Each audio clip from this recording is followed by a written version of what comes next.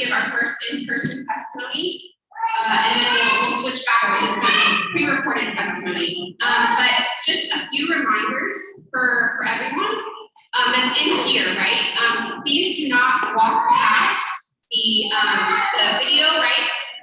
In front of our beautiful our members of the tribunal here, or walk past the witness stand. If you are providing in-person testimony, please make sure to speak clearly and feel free to go ahead and pull down your mask.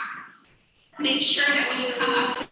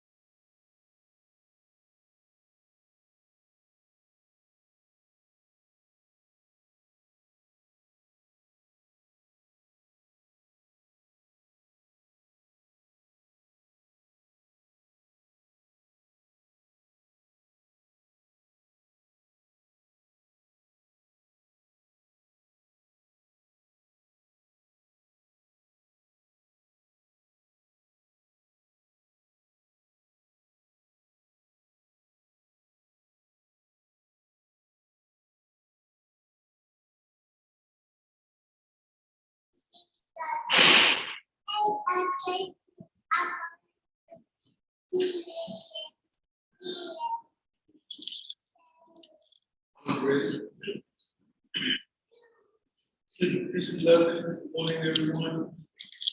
Let me first thank everybody for coming out to the First International Peoples Tribunal. Please note that this is a public event and will be recorded and shared. All contents being presented today is for educational, entertainment, and charitable purposes that will not produce a profit. The views expressed today are not a reflection of the Miami CIC office. I had to say that first, okay? So again, good morning to everyone, glad everybody's here. It's not about who's here, it's about you being here. The people that's here right now, and everybody that want to be here and express their desires by showing up. I'd like to thank my two jurors that showed up. But before we get started, I have something I want to share with you.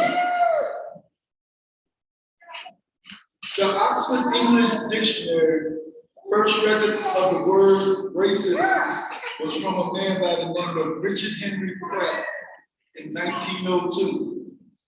Pratt was also the person who came up with this famous phrase. This is why we're giving homage to the Native people today. Kill the Indian, save the man. Kill the Indian, save the man. If you ever get a chance, look up Carlisle Institution. It's a place in Pennsylvania. It was used as a place to strip our Native brothers and sisters of their culture, their styles, and everything. You'll see pictures of children being ushered into Carlisle Institute in their native dress. And then the next picture you'll see is them with their haircut and in European attire. I don't think a lot of times we realize that the countries and the places that we live inside what is now called the United States of America, the type of violence and the type of mental psycho conditioning that went against our brothers and sisters. We just take for granted. We come to events like this and we just figure that we're privileged to be here. And we don't even think about the sacrifices, the murder.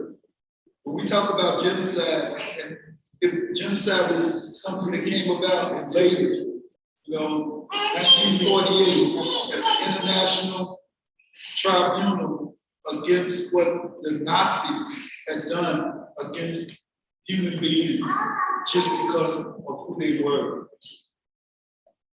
When we think about things like this, we ought to take a minute and reflect about what civilization has meant to some people and what civilization has meant to other people. Civilization to the Iroquois meant their destruction. Civilization to the Senegal, the Chickasaw. So many different people were here, and some of those people are not here anymore. And we take this for granted as we get into our cars and go home, live the life that we have lived of luxury. And we don't realize, we're standing on sacred ground. We're standing on the first climate environmental protections. Because as you were here, we have expert testimony. We'll talk about that. Look, baby girl.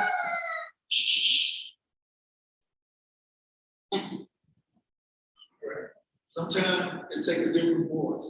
Baby whisperer. But anyway, I just wanted, to pay, we have to pay homage and we have to celebrate life, but we cannot celebrate life without understanding the history of where we stand today. And I know we can get up here and read about different things, but I want to speak from the heart today when it comes down to the Native brothers and sisters. Now, sometimes I hate to use that term, but I'm talking about the indigenous people, the original, if you want to say the original Americans, So let's just take a few minutes and just quietness and stillness. Let's think about that, brothers and sisters. We can't turn back the hands of time, but at least we can let those spirits that are still here know that we appreciate them and we're still fighting for this earth.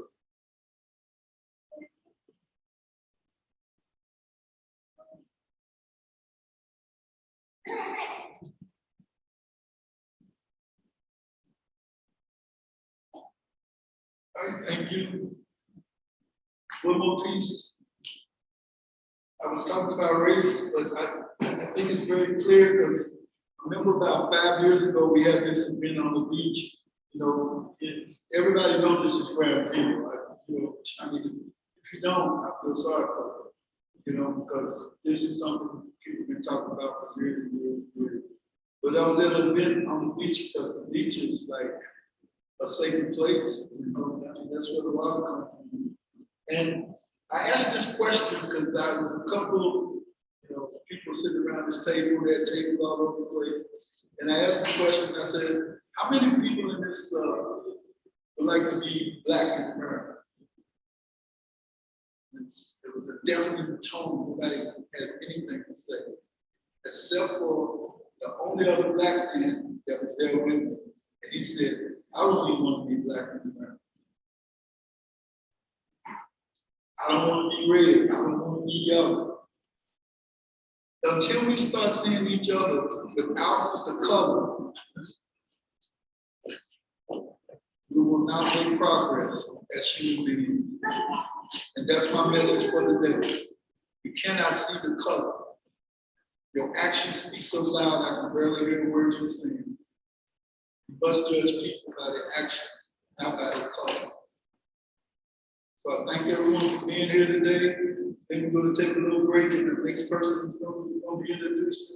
In my view, it's very, very important to this movement, this environmental movement, and to the movement of humanity, period.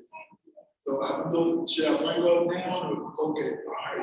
So the founder of the Clio Institute, 2020, one of the most Time magazine, most influential women in the world, in my view, not just in the United States, but in the world, and a champion of all people is Caroline.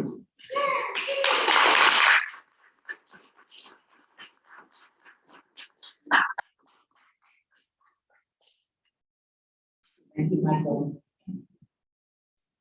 So my name is Caroline Lewis, Caroline, Lewis.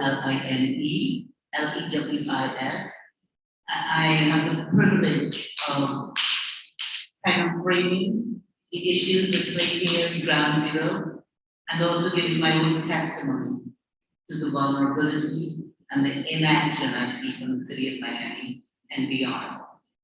So, quick history, I'm a science teacher and a high school principal by trade. In 2010, when I founded the Clio Institute, the goal was to build climate leadership in every single person we meet, and to have everyone develop that sense of urgency and a sense of agency. What I can do is different from what a banker can do. And what a banker can do is different from what a frontline community member can do. So I just want to paint this picture. 2010, the climate scientists are having a hissy fit. They know I'm starting a nonprofit, and they're saying, Caroline, you better focus on climate.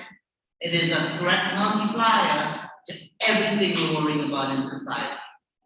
And with a social justice lens built in to my soul, I was born and raised in Port Spain, Trinidad, a third world nation with 40% African, 40% Indian, and 20% everybody else. And so my soul is all about making sure that in this climate fight, that the scientists understand the justice issue, and that the justice community understand enough science, just enough that they can advocate very strongly in their own service. Because the last thing we want is people with passion who are not informed enough to advocate in their own interests. So we are really big at building that climate literacy and empowering people to find their voice and share their voice. Not calling any names, but I know Nicole in the audience there is more than ready to do that, find a voice and share a voice. So, quick story. About 3 or 4 years into the Clio Institute, I looked around at what we were doing and how we were doing it. We were very happy that we were bringing a lot of people to the table. It was a very lonely tent when we first started, and today it's much bigger and much fuller. But back in about 2014, when I realized the frontline community were not coming to our events and our film screenings and our panel discussions and our workshops and our art competitions, I realized that we had to be intentional. We had to go where the people are. We can't wait for them to come to us. And if you are familiar with Miami and you look at the Alice report, you understand that the climate crisis is much more about human infrastructure than it is the actual infrastructure. We need attention to both, but we cannot put all the money into raising roads and putting in storm surge break and not understanding how the people are dealing with it. So I went to one of our funders in 2014 and asked them for a small grant to go out for 6 months into communities of color and really engage them on this issue. And of course, the funder listened very politely and then told me, no, that's not what we fund, Ms. Lewis. And I literally had a temper tantrum. I said, well, you are a liar because your website says this is what we do. And if your website says you're sharing the community voice, then I'm telling you, I want that voice amplified in every nook and cranny. Long story short, sometimes a temper tantrum works. So we got the first grant and we went out into 4 communities: Little Haiti, Liberty City, High Ground, Shore Crest, and Sweetwater, low-lying areas. And we did 4 things in each community. We listened, we had listening sessions, and Cleo took all our partners with us. We took FIU and UM and the GIS scientists, and we took city and county staff, anybody who wanted to be a part of it. And we went and we listened. Sometimes we had to go into the community 2 or 3 times before we could find people who wanted to talk to us. After the listening session, or during the listening session, we created an agenda for a town hall. And we picked somebody in that listening session to help run the town hall. Because you don't want to helicopter in and tell people what's going on in their lives. You want to make sure that you're giving them the microphone and that you're listening.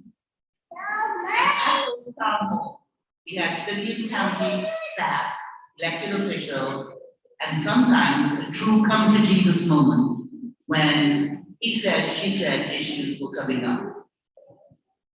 And then we did a training, a climate 101, to help people in these frontline communities become climate speakers. Because they have to own the information to be able to tell their story with accuracy, with passion, and with solutions on the table. After we finished that 6-month to 1-year project, let me tell you the outcome of what we found out. Every community, City of Miami, Dade, every community said, we want to be much more prepared for emergency. We do not want to be the next Katrina. Help us. Second thing they all said they wanted is help from sea level rise. Those in the low-lying areas wanted to know why Miami Beach had all these pumps pumping the water off their street, but they didn't have pumps, and then the water was sitting there forever. Sea level rise to people in the high ground, Little Haiti, Liberty City, different. They were really concerned about their perception of very aggressive gentrification. They have developers knocking on their doors, telling them they're in foreclosure, looking up the public tax records and wanting to buy them out. And what we said to the people is, you have the right to sell, but I want you to be an informed seller. And what your property is worth right is not obvious from the tax record. That's not obvious. So giving people information so they can make informed decisions is really important to us. And then the third and fourth things they wanted was education. They wanted to know why they didn't know water. When we put the map of Miami-Dade County up for them, and we showed the inundation levels of the 2 feet of sea level rise, and then 4 feet, and then 6 feet, and then 8 feet, you could see the people in the audience recognizing their communities are still dry. And there was a collective, that's why they want our problem. That they understood elevation. So making sure that people are educated was the first thing.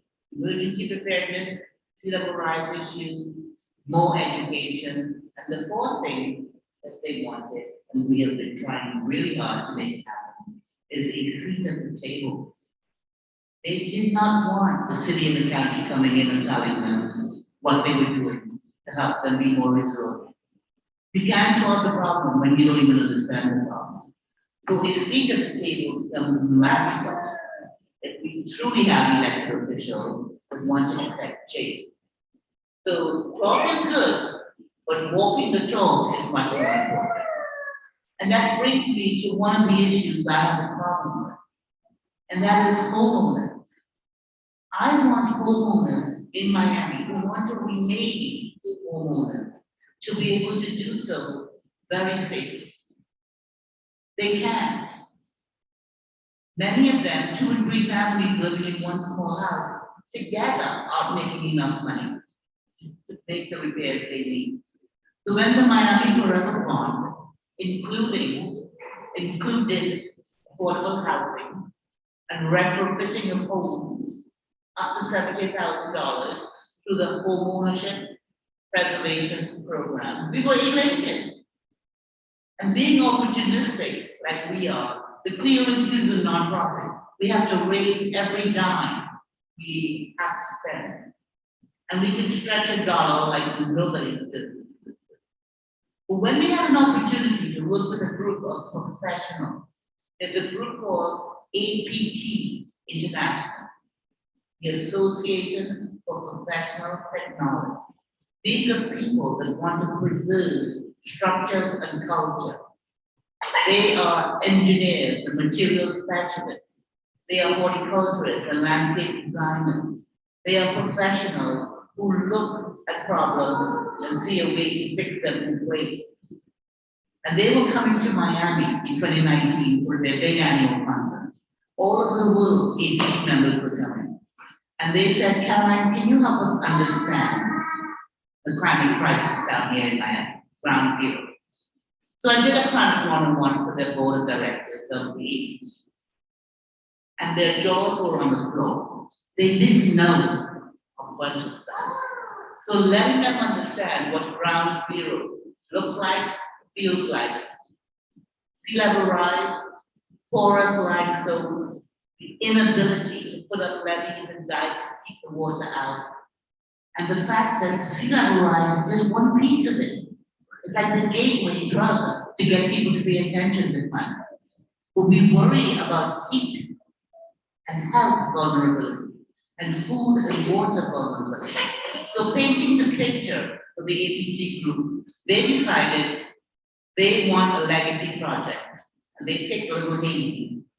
And we worked with History Miami and we worked with Sedalco to identify 10 homeowners in Little Haiti, owner-occupied, who would qualify for these grants. And these scientists, these engineers from APT came into that town 3 times to work with the neighborhood, to understand how to help them recognize the envelope of their house, the roof, the doors, the windows, what vulnerability looks like, what the drainage pattern around their home looks like, how we can help. We work with the city of Miami, outside of Duran, with me. But here we are, years later, a literal documentation of what these homeowners can do and how to address the priorities. And nothing has been done. So, while I can applaud good intentions, and while I can really applaud good plans, I need to see action. We need to move much more quickly to address the vulnerability of the people who are trying to stay here as safely as possible for as long as possible. And until we understand that our elected officials are public servants and serving the public means really going into the nooks and crannies of society and understanding vulnerability. Everything from homeowners telling us, can you help us fix the bus stops? I said, what's wrong with the bus stops? They said, well, there's no shade, and the buses are late, and it's getting hotter. And I'm trying to get ahead of a headline that says 15,000 deaths in Miami because of the people. That's what happened. So when we talk about vulnerability and human vulnerability, we have to put our money and our time where that vulnerability is. Because you cannot tell people, go prepare for a hurricane. That's privilege, to be able to buy food and medicine before and after a storm. When the Zika virus came out because the mosquitoes were here, and Zika was associated with pregnancy and problems, I looked at that as privilege because I have 2 young daughters. If they were pregnant and Zika was in town, they would be on a plane to their aunt in Connecticut. The average person in Miami can't do that. So when you look at elected officials in the city of Miami, truly understanding vulnerability and acting, it is not enough to have good intentions. It is not enough to say you will fund this. It's tying up and delaying the getting of those funds to the right people in a timely manner so that there is hope that they can not just have life, but a quality of life that they can embrace and make them more productive members of society. That's when we all win. So here's to much more action, much more quickly, getting it to the right people. Thank you very much.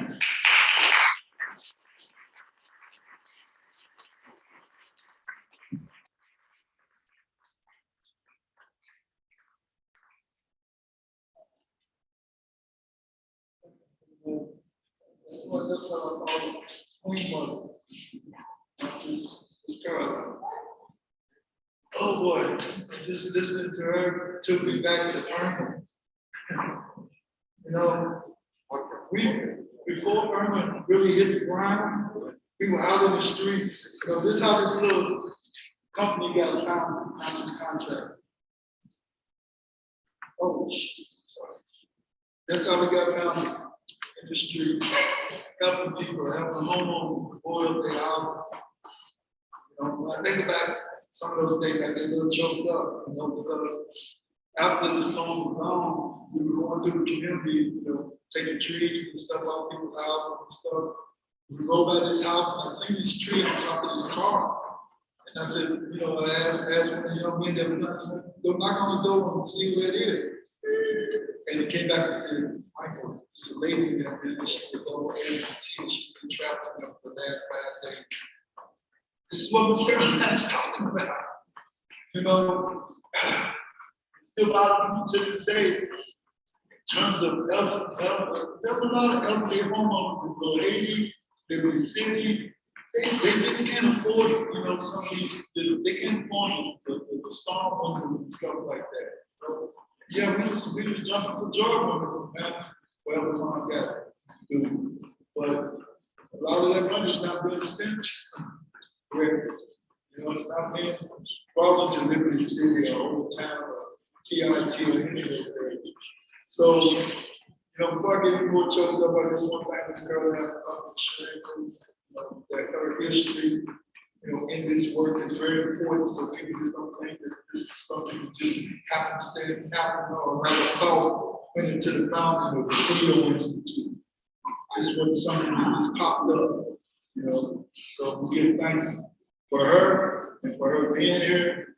And at this time, I think we'll take a little break and get ready for the next one. Okay? All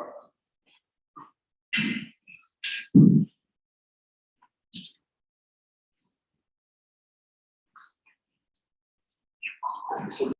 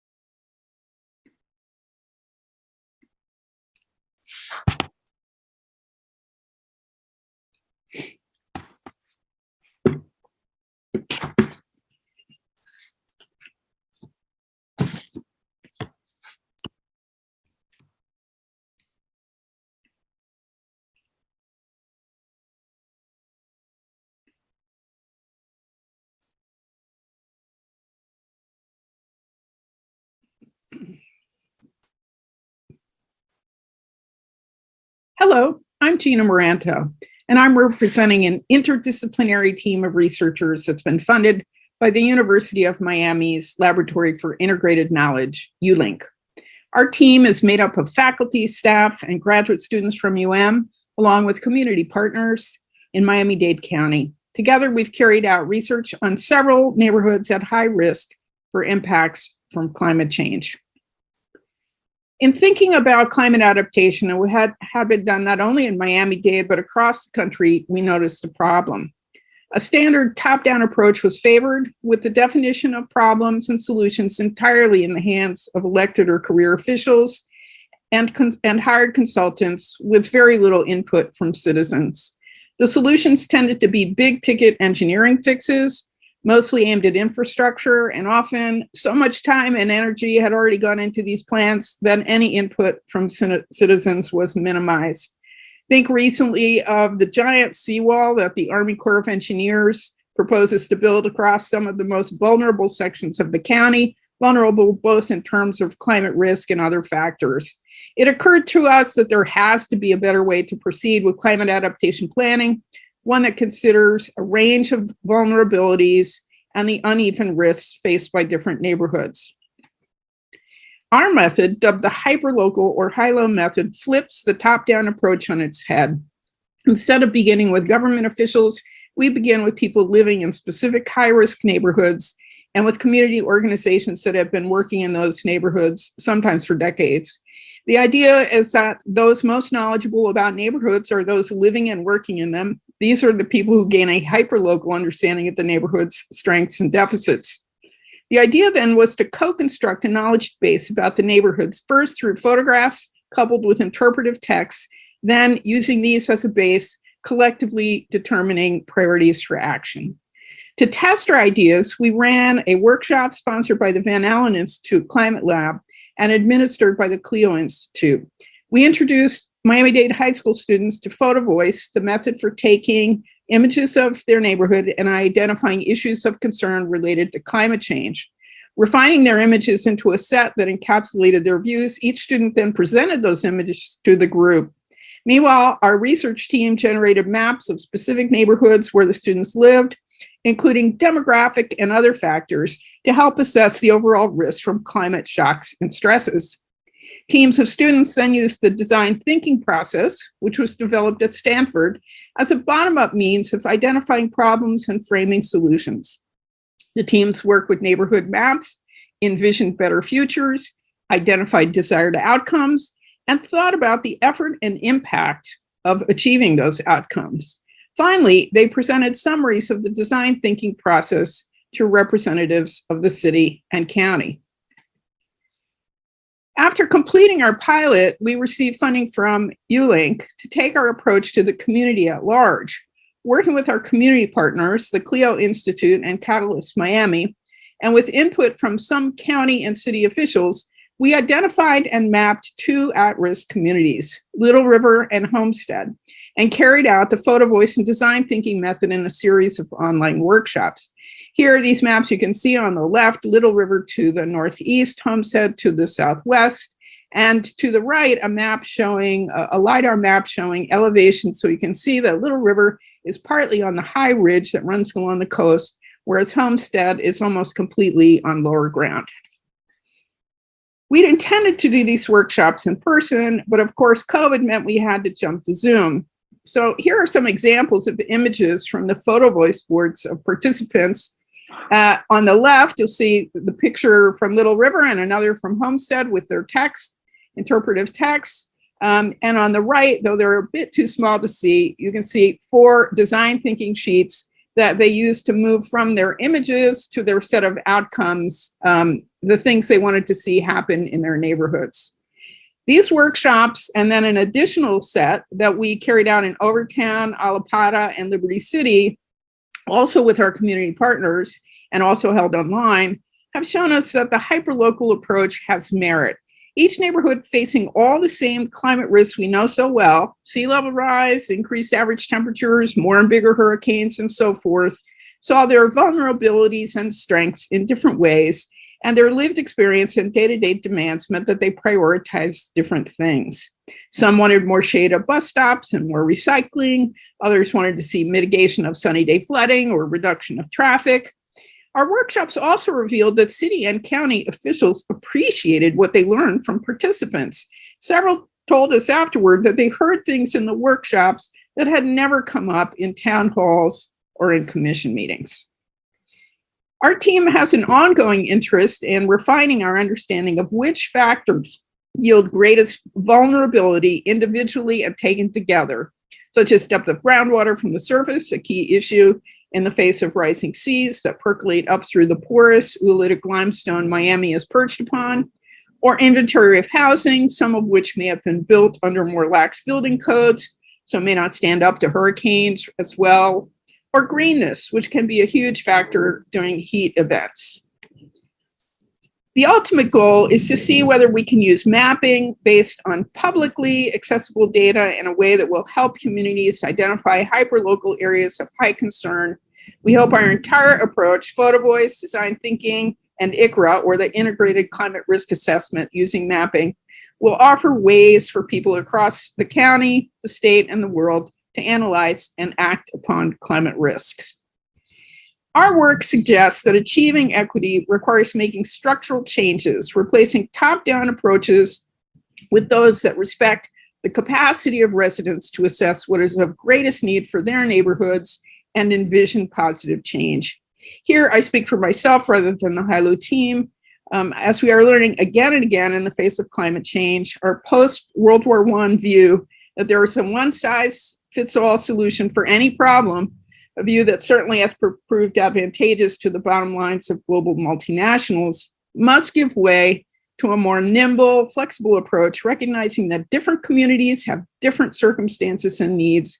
Governments must find ways to build hyperlocality into their structures and policies in order to achieve greater justice. Thank you so much for your time. If you'd like to find out more about our work, you can visit our HILO website, the URL for which is given here. Again, many thanks.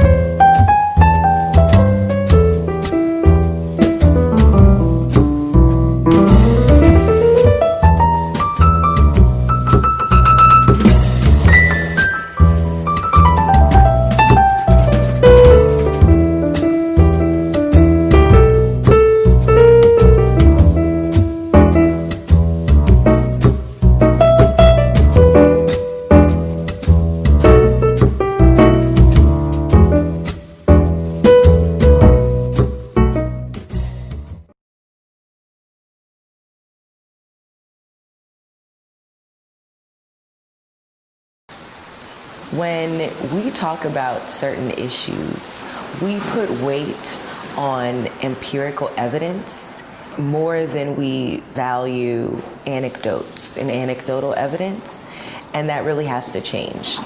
When someone is telling you about a phenomenon, your answer shouldn't be, we're not sure. And with climate gentrification, it's been a couple years since people started describing this phenomenon. It shouldn't have taken this long to go, well, let's look into this. We have heard from community members living in Little Haiti specifically, and also Liberty City, that they get knocks on their doors and offers to sell their home. And those offers will often be cash offers that also come with a period of time where they can have free rent in South Dade, so in Homestead, for example. So that's something that we've been hearing about a lot, the pressure to sell your home and then also to move to this lower elevation area that's more susceptible to sea level rise. So the difference between gentrification and climate gentrification is that gentrification really only relates to housing.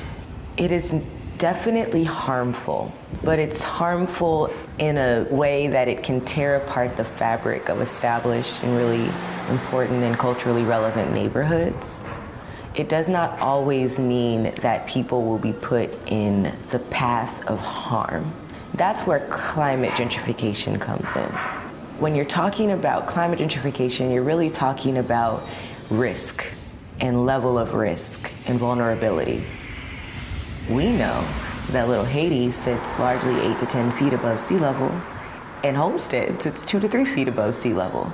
So yes, here's an opportunity to buy more properties and to short-term increase your value and your net value, your assets. However, when we get another storm, when sea levels start rising enough, if anything were to ever happen to Turkey Point, Homestead residents are going to be considerably more vulnerable than Little Haiti residents. This is years in the making of people understanding this property, the area where it's located as far as how close you are in terms of proximity to the beach, downtown, the airport. So it's a hot zone, hot location, and the climate aspect, we now know that this is high elevation. We know that when the Hurricane Irma came, the beach got flooded, downtown got flooded, but TIET didn't get flooded. We talk about climate gentrification in Miami when it comes to sea level rise, but climate gentrification could also be proximity to wildfires or an area that's prone to mudslides. So things that just put you in harm's way or moving you closer to being in harm's way. I really think climate gentrification is just adding on a layer on top of traditional gentrification or displacement. Here in Miami, climate change is probably the greatest issue that we're facing in terms of threats to existence. Caroline Lewis from Clio Institute always says climate change is a threat multiplier. It kind of adds on additional stresses onto what are already critical issues for our community. In the history of Miami, Miami Beach has been the primary demand driver, right? Everybody wants to be close to the water. So traditionally, those areas along the waterfront, including areas along the Biscayne Bay and downtown Miami, have received most of the development activity over the last 30 or 40 years. Today, that shifted a bit, and now we're seeing more northwest movement. They're seeing a lot more development pattern and development activity heading towards the northwest. So we're seeing significant redevelopment pressure across Miami's various neighborhoods. In Little Haiti, for example, between 2000 and 2013, we've seen a 70% increase in the number of households earning over $100,000 per year, and a 20% decrease in the number of rental units that are affordable to lower income households. We've mapped some of that redevelopment pressure. We're actually able to visualize it through our mapping software. So we could show you how many properties in Little Haiti, Little Havana, and Alapata that are currently owned by a company. And some of the results are really striking. In Little Haiti, for example, 22% of all single-family homes and duplexes in broader Little Haiti are owned by some type of company. To give you a sense of scale, it's only 6% countywide. So Little Haiti has more than 3 times the rate of single-family homes and duplexes owned by a company than the rest of Miami-Dade County. The neighborhoods that are currently the case studies, if you will, for climate gentrification as a phenomenon are Little Haiti, Little Havana, Liberty City, Alapata, Overtown to an extent. These neighborhoods are historically of color. Black and brown folks inhabit these neighborhoods, and further than that, they are socioeconomically challenged. They've been historically disinvested in by the city until just recently. And what is unfortunate is that these neighborhoods are not only historically of color, they really are cultural epicenters that you cannot find, not only in other parts of the city or the county, but also in other parts of the nation. We took the initiative to clean up our community. What makes up a community is the people, the land that they stand on, and between that, what they are able to create with each other. And if you look at that angle and you see that there's more people in terms of demographic moving into a community, and you're starting to see, because of the land itself that they're taking away, they're also changing the culture and the lives of these people. When you take the land, you take the nightclub that was here. You know, you take that, you take the daycare that was here. You know what I'm saying? You're taking something that's dear to them. So the causes of gentrification are extremely complex, and it's hard at this point to make a determination of how much of an impact sea level rise is having on Miami's redevelopment pressure. I don't think people are leaving Miami Beach to move to Alapata. To me, that would be the definition of climate gentrification, where people are migrating from a low-lying area, and by virtue of what they're expected to pay or what they were paying, they move into another area and affect the pricing. What's actually happening is Miami's growth is just driving people to those areas because they tend to be areas that are accessible to the employment centers, accessible to public transportation, and accessible to the other city infrastructure that's developed downtown at a lesser land cost or at a lesser development cost. The city is undergoing a lot of development interest, right, in many parts of the city. There are areas of high elevation that are undergoing high development interest, but also lower lying areas along the Miami River that are just that next wave from downtown. We're tied for third as the fastest growing city in the country. I don't think that developers are going out with a topographical map and saying, I'd rather buy this site because it's 5 feet higher. I think that they look at the site specifics of development, and if they're in a low-lying area, they have to contemplate what design am I going to have to employ to be able to get the correct insurance rates and to be able to build this in a sustainable way. So I do think that developers are considering elevation in their decisions. I don't think they're seeking sites intentionally just because it's on the coastal ridge. I think the developers are actually just looking for larger tracts of land to do projects, and we're running out of truly vacant sites in the other areas of the city that you would normally purchase. So you either have to buy an existing building, be prepared to demolish it and redevelop it and so forth, or you can buy, for much cheaper, land in some of these outlying areas. For me, it doesn't necessarily matter what the intention of a specific developer is. I think it's a clear fact that people are being gentrified out of their neighborhoods, and that if they're moving to an area that's more susceptible to sea level rise, that they're going to be more climate vulnerable, and that's what climate gentrification is. And I really believe that's what's happening in Miami-Dade County.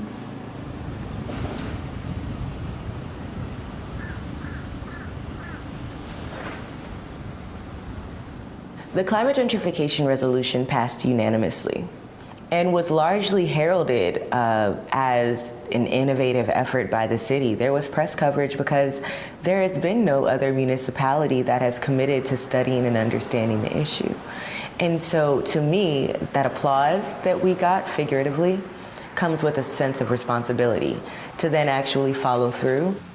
We are acutely aware of the fact that in Miami, gentrification is an issue. And that said, it serves, in our opinion, no great purpose to focus exclusively on climate gentrification as such.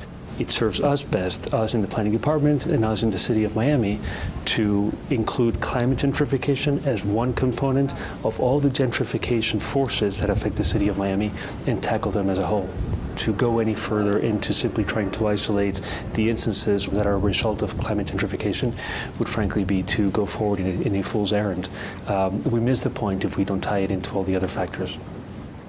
Given that it has been almost 1 year and we are no closer to having the intentional solutions that we wanted as a result of this resolution, I cannot say that the support is there to really make inroads on this issue in a timely fashion. I don't think that there is a lack of will to address the issue, but I think that there is a lack of understanding. And there is a lack of understanding just how pressing this is and just how pressing it could be if left unaddressed. I think we're in the early stages of really assessing all the factors that attend and that influence gentrification generally, and I'm frankly not in favor of moving forward in a rushed fashion because there is much data out there that we need to obtain, and we wouldn't want to miss to really inform good, sound policy long term. At least from the planning department standpoint, the long-term outlook is always the important thing. And we don't really have years to waste. There are residents that are being displaced right now. There are neighborhoods that are being hyper-gentrified right now.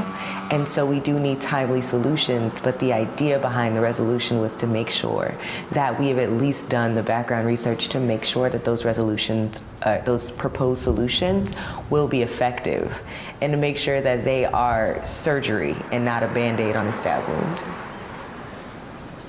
Whether or not you believe in climate gentrification, gentrification is happening now, displacement is happening now. The people that have been in Miami for decades, that really have built this city and made the city what it is, can no longer afford to live here. They're looking at places like Broward and Orlando, and then when you add climate concerns on top of that, it doesn't help alleviate this at all. We need to really start protecting our residents. It's very easy to ignore this as being an issue, a poor people's issue, or a Black and brown issue. But it's everybody's issue. This city is a beautiful place only because of the people that inhabit it. And so it's really on all of us to keep our city beautiful and to keep our city vibrant by keeping our city diverse and making sure that we are protecting those among us who have just historically been pushed around, who have historically been disenfranchised, oppressed, largely so that this city could become what it is today. We need more investments from the government, and we also need more understanding from private sector that's coming here to understand what's going on with our community. It's not just Highland of elevation, there's culture here, and there's beautiful people here. There's a strong force in terms of having to be resilient. I know there's a lot of IEC investors who are not selling. They've taken that decision to not just only sell, but to fight back to who they are, right? Not necessarily but fight back with saying this is our community, let's beautify it. So my vision and our vision for this community is a resilient one by thereafter we all still here. It's not one of a somber and people are gonna get washed out. And the fact that I'm here, that itself is such a strong statement to this community.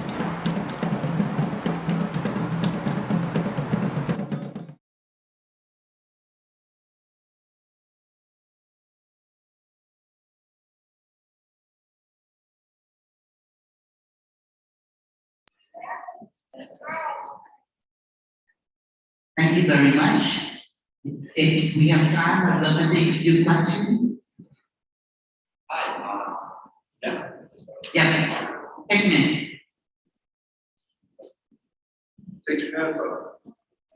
So, Hi, my name is Angel Montalvo. Thank you, Michael, for bringing me in, and thank you to everyone for being here. My question has to do with transportation, but it also has to do a lot with just like livability of the city. So I've noticed that they've been taking down trees, which makes it so that it's really hot in certain areas, and there's a tendency for it to be in communities that aren't wealthy. So I was hoping that you could talk about like what effect like not having good coverage like from trees, the canopy, and how that affects like, different communities in different areas. Yeah, canopy cover could be the great equalizer if it was equal. When you look at Miami-Dade County, the canopy cover ranges from 10% to 38%. And it is directly correlated to income on the high end and to skin color at the low end. And when you look at being a nerdy biology teacher, when you look at the value of land, not just the beauty, it's the fact that they help break up the heat island effect.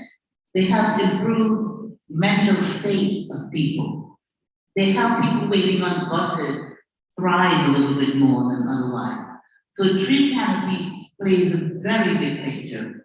And the city of Miami, while there are areas within the city of Miami, like Courtroom Grove, that have a very high dense tree canopy, too many of the other areas at the 10, 15, 20%.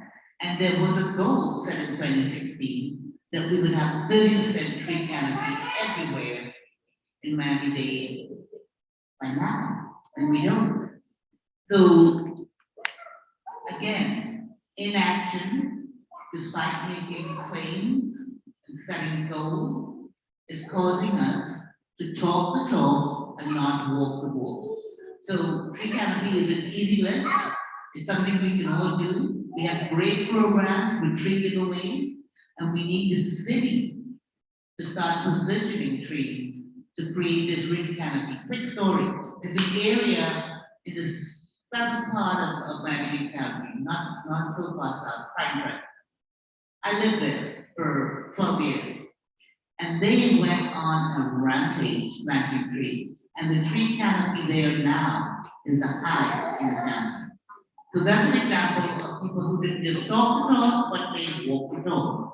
Time to get that right. Heat is a big issue. Tree canopy is one of the solutions. Requiring air conditioning in all government subsidized homes is crucial. Where do we get off having a building code that requires heat when you build for low-income families, but does not require air conditioning? So one of the things that I think the city of Miami can do, talking about ingenuity and all of this, is let's get a solar powered wall unit in one room of every home in Miami-Dade County. So the energy burden isn't increased, but the ability for the people living in these buildings to not suffer the adverse effects of intense heat, windows closed up for safety reasons, asthma increasing, make sure that we're addressing heat every way we can. I hope that answers it.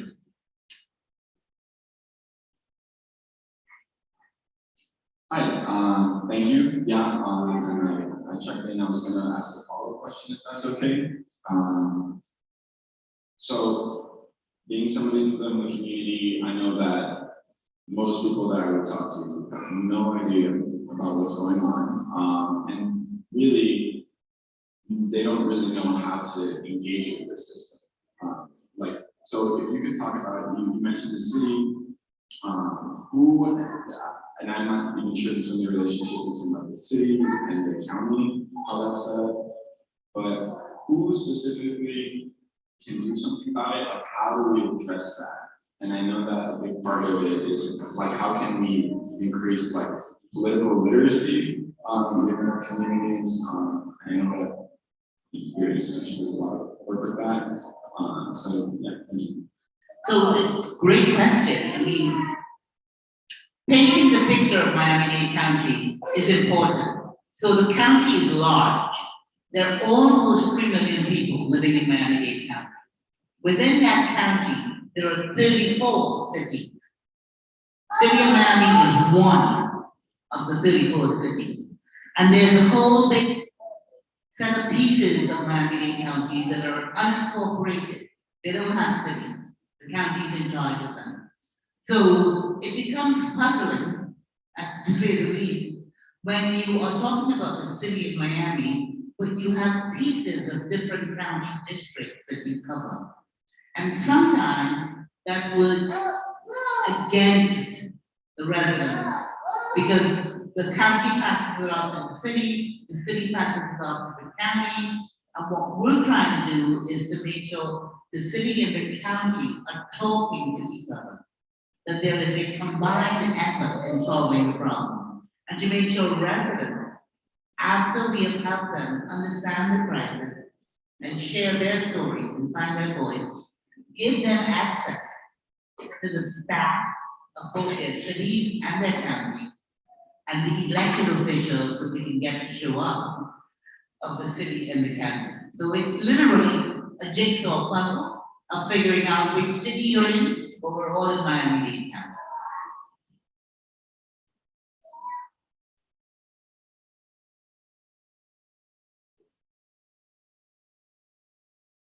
All right.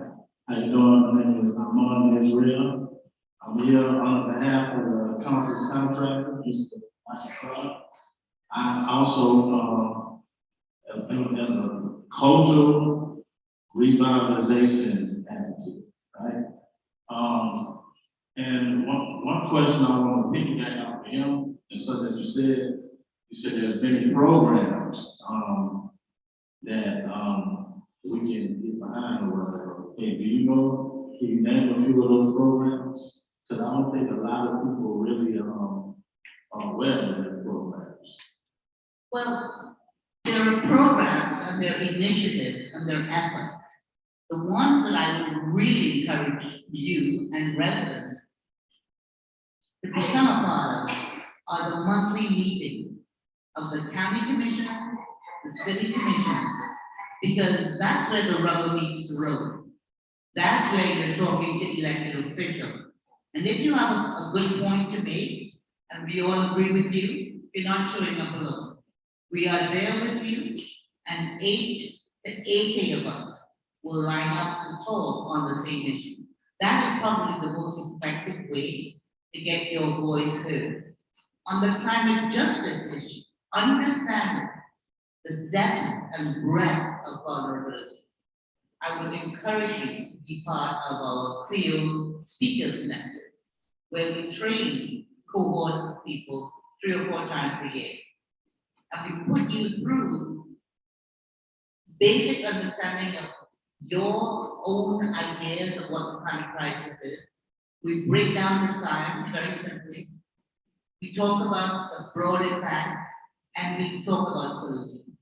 And then we give you tools to advocate in your own interest, to write letters and so on. And then we ask you to practice. We give you slides. We give you a coach.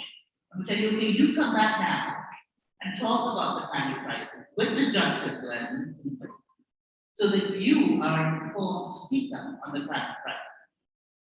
You know, somebody mentioned about political literacy.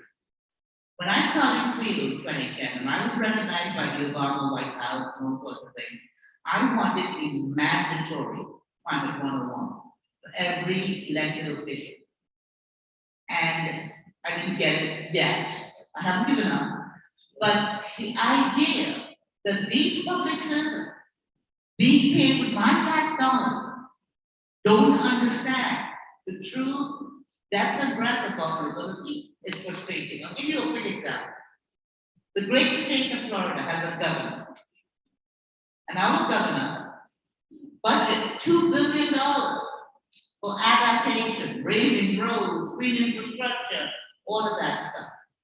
At the same time that he's funding adaptation, he is banning, preempting any city or county in the state from setting carbon reduction goals, mitigating the crisis. And what we try to do is we try to say to people, the climate crisis is like an overflowing bathtub.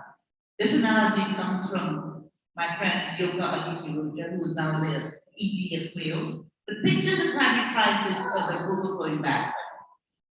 What Governor DeSantis is doing is allowing us to buy nice fluffy towels and put down more and more towels to stop up the water, but refuses to let anybody work on turning off the faucet.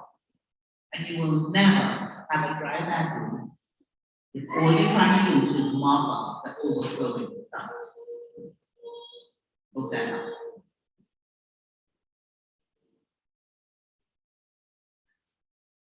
So, I mean, clearly I have a lot to say, and it's been a real pleasure. I hope the testimony today does 2 things. Informs those listening, and especially our elected officials, and those in charge of the budget, to understand the scope of vulnerability. And if you tell me you do, you tell all of us, when you listen to the stories we told, that you're doing something about it with an urgency that is required at the point in time we're all in right now. We can't just put it on the shelf or talk about it. We have to do it. And it's going to take all of us insisting that it gets done and gets done quickly. So I'm happy to be a part of this tribunal. I hope we have the impact that we deserve. And I hope we can all live as safely as possible for as long as possible in Miami. Thank you.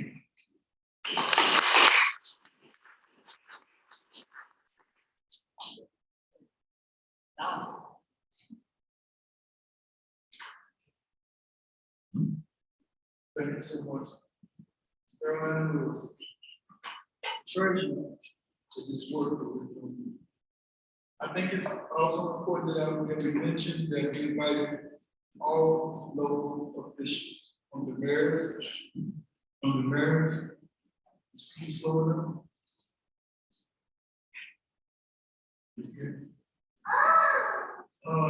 We sent out invitations to Mayor Suarez, all the city councilmen, the city attorney, clerks, all the public officials that we possibly could think of.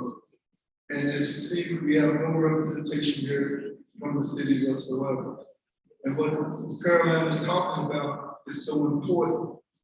We need more civic engagement from our communities, and that takes education in settings like this, so people understand that they have a right to go to city council meetings. They have a right to question what the mayor is doing.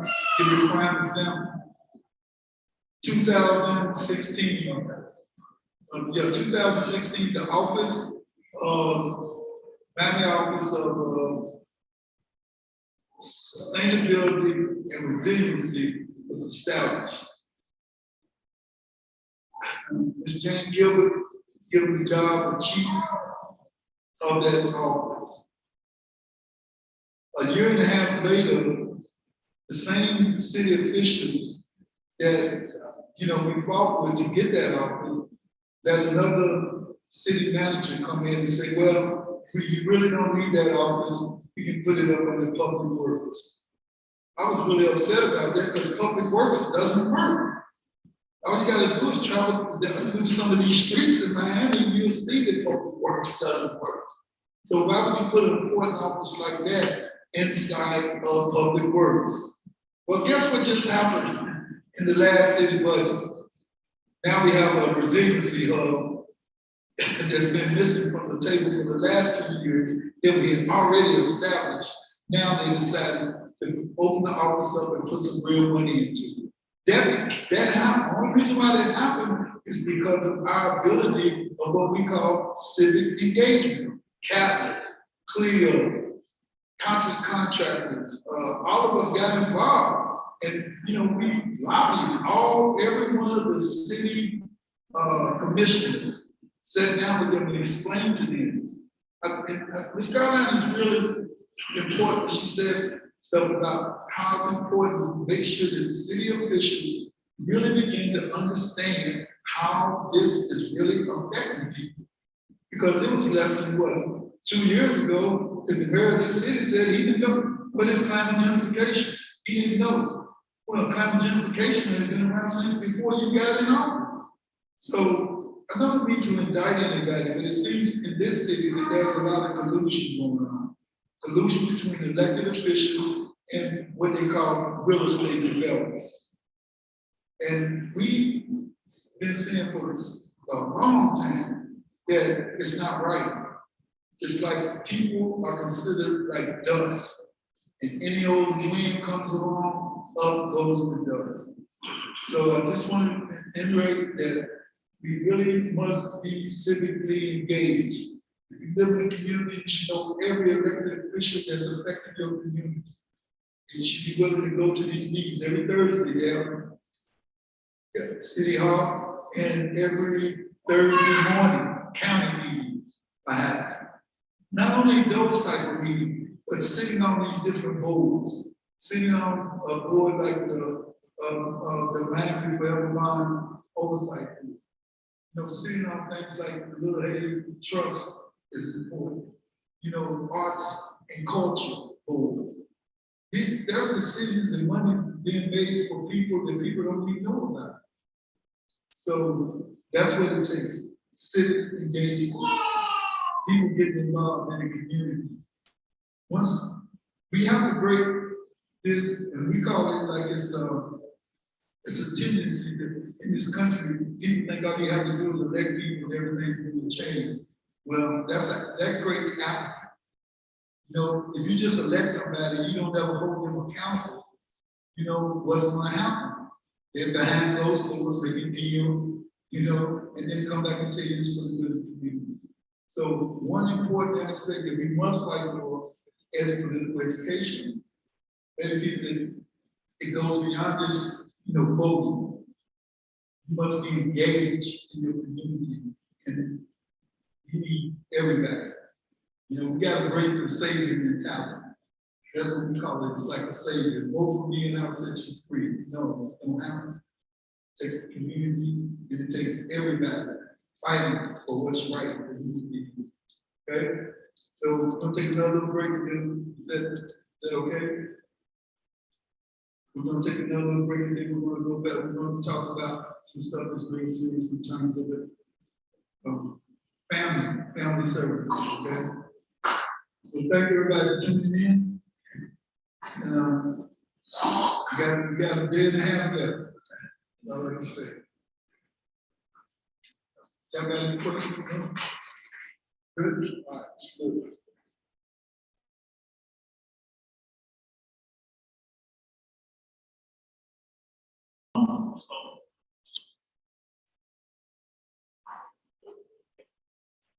Let's go.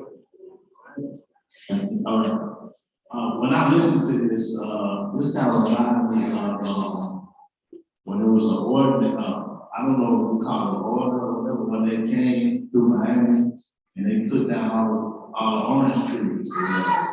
Well, how do you feel about that? This is pretty much the same lines of what's talked about? Well, they claim it was packed from some universities. They came from South America.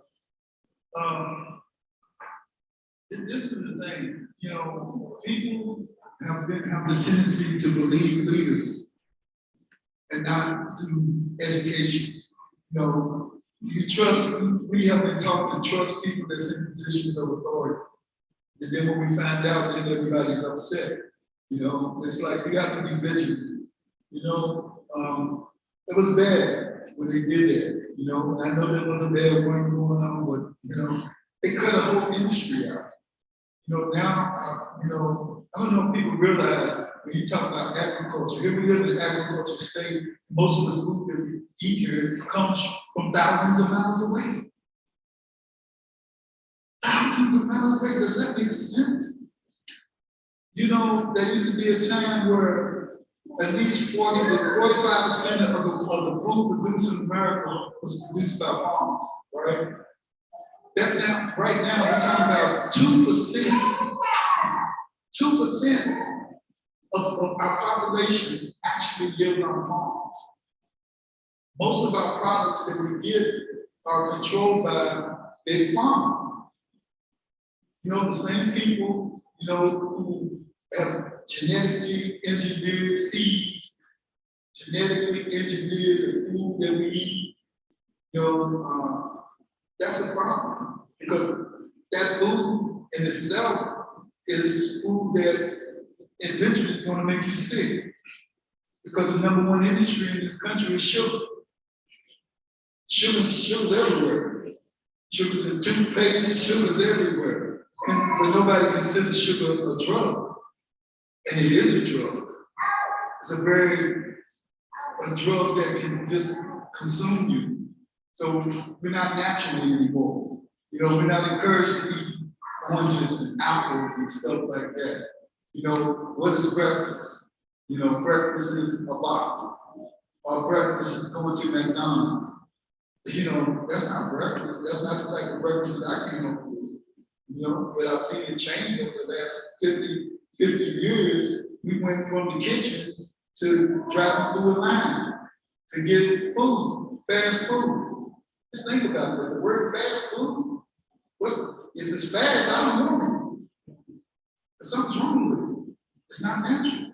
So we deal with things. I hope I'm not going on too long. I'm okay. All right. You can take up everything. But when you ask those questions about food and how they are taking control of what we eat, that's alarming. The same people who are going to give you some medicine when you get sick is in control of the food. That doesn't make sense. That should be alarming to me, you know. But, you know, same thing with our water. Think about it. You know, 2% of the world's water is drinking, but we treat it like this is going to last forever.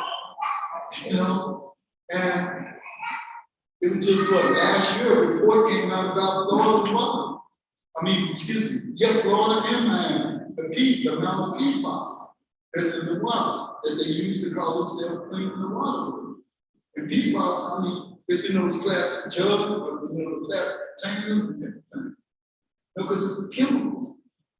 So we have come dependent on chemicals that are not natural for us to have. Because we made up just like the earth. 70% of the earth is water, so is our body also too. You know, so if we're going to treat the earth better, it starts here first. It starts with us. Each individual has to come to grips that we have about outside forces to control our lives. And we have to go back and understand that the next generations that come along are going to have a chance to enjoy the earth. And, you know, like we always say, this is a red emergency. This is the red emergency. So I'll take any more questions, but I just thought that it was important to talk about civic engagement and how important it is and why it's everybody's responsibility to educate and encourage people that, you know, ask them, you know, what you're involved in. You know, you find 100,000 people in church on Sunday, but you can't find 20 at the city commission meeting.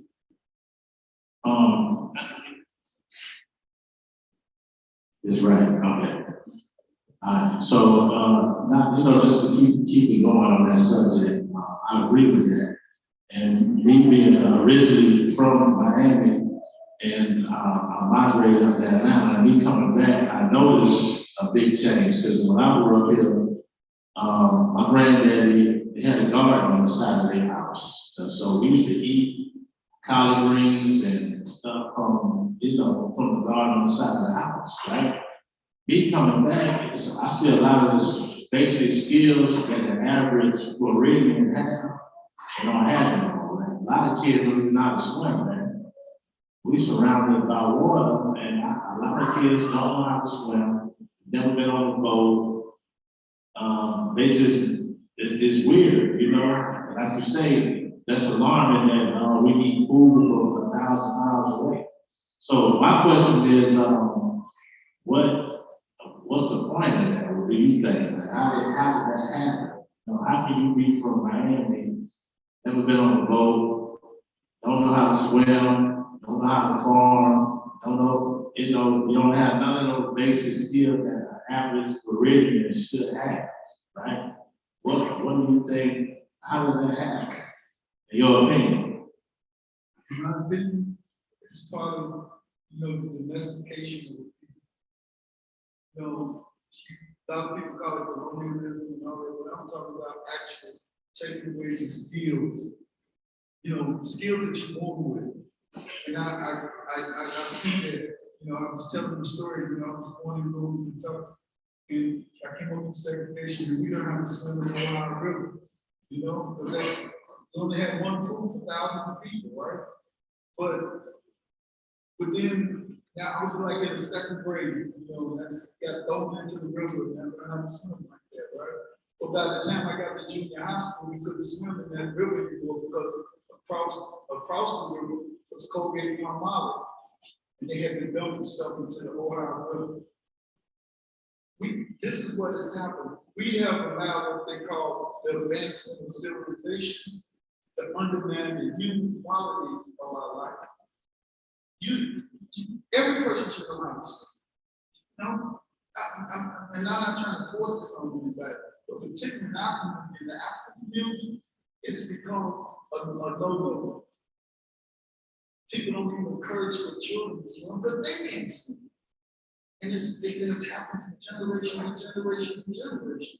So once again, it's introducing people to things, right? And opportunity. You know, there's a great organization called I think the name they donate to us. They help make the masses that we get out in the schools and stuff. I'll think of the name. But they have a whole program, aquatic program for children, you know. And I'm just trying to get people to say, I want my child involved in that, you know. No, they don't even know what about the water they might find. What happens if they're around, you know, not around, and they're exposed to the water, and now they don't know how to. So what they do, they just drown. It's tragedies that we can stop just through education and opportunities, giving people the opportunity, giving our children the opportunity to swim, to learn how to swim. You know, there should be free swimming in Miami. Free swimming classes. People should have to pay for that. You know, because we live around the water. But we live in a system that everything that is quality of life, they put such a high price tag on it that it scares people away. You know, I was looking at one of those classes, they were like $500, man, you know, just to go around and swim. I know people have to have a salary, but the lifeguards and people like that. But why those things are not included into the budget? People, we paying taxes, you know, our money is being spent, in my opinion, in ways that we have to correct, you know, for the next generation. Why swimming is not encouraged in school? Why it's not a course taught in school? Why every school in Dade County don't have access to swimming pools? People think that's where it started.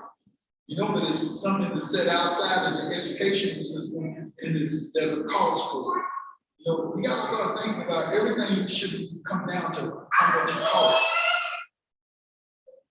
Is it necessary for our children? Is it necessary for the future? So I could go on and on, but I'm not going to take up too much more time. Unless somebody else has something.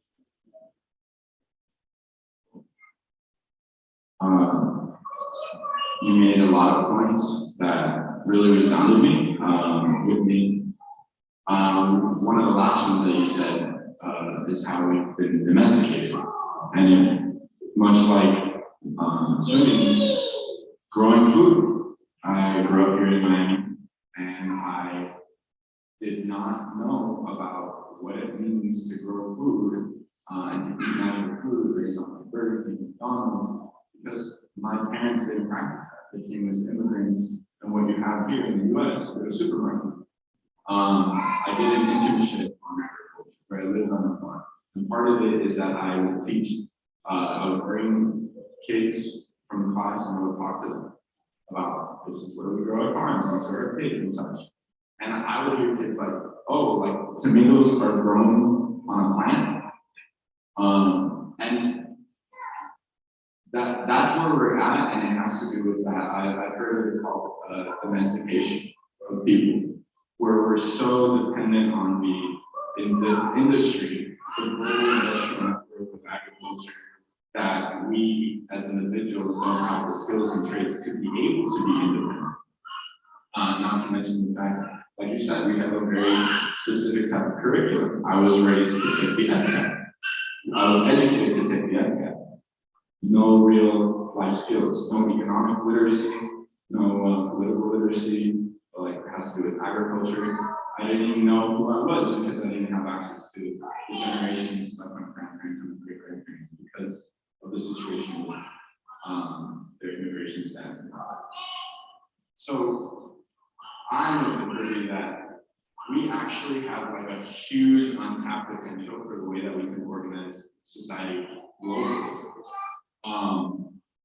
We have barriers, but they can be overcome, right? So one of the things that I think would be helpful in this kind of setting for all of us, because we've heard it all before, but we're trying to parse it out for our communities, is what would actually be possible if we were to get our collective acts together and organize and are able to imagine having like a bunch of you on the county commission, like, okay, write a check for all these neighborhood programs because I'm tired of having to beg for scraps when we should be in the leadership positions.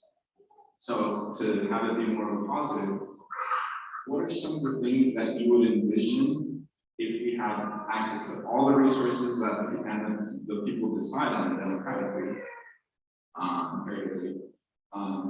that you can see? So you mentioned, for example, free classes for swimming. What about agriculture in school? How do we get independence from these international industrial things? Because everything from our clothing to the food we eat to the buildings we live in are agricultural products. The wood, the fabric, the food, the animal stuff, so on and so forth. So how can we incorporate like that population to see? Because we're always like, oh, we have to, what is the most that we can get out based on the situation? How can we see beyond that? How do we, what are some things that you think would be possible to be implemented? If you didn't have any issue of what we could do, we probably were on board. One thing we have been doing over the years, I've been doing it for a long time, is advocating the changing of how education is taught in our schools. We have to change our culture. You know, we can't keep going on breaking and pillaging the earth. And then, to me, it starts with education. It starts in the school system. And I don't know how many people were of the Green Haven project or in overtime. It's a project that dealing with urban farming. And they just had a big program the other day with celebrating how many children have went through that process.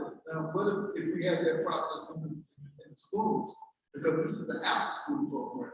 If we actually had that in the school, because that would have a different, our children have a different outlook in terms of where food comes from. Because you can ask most children where food comes from, they tell you three things, the Publix.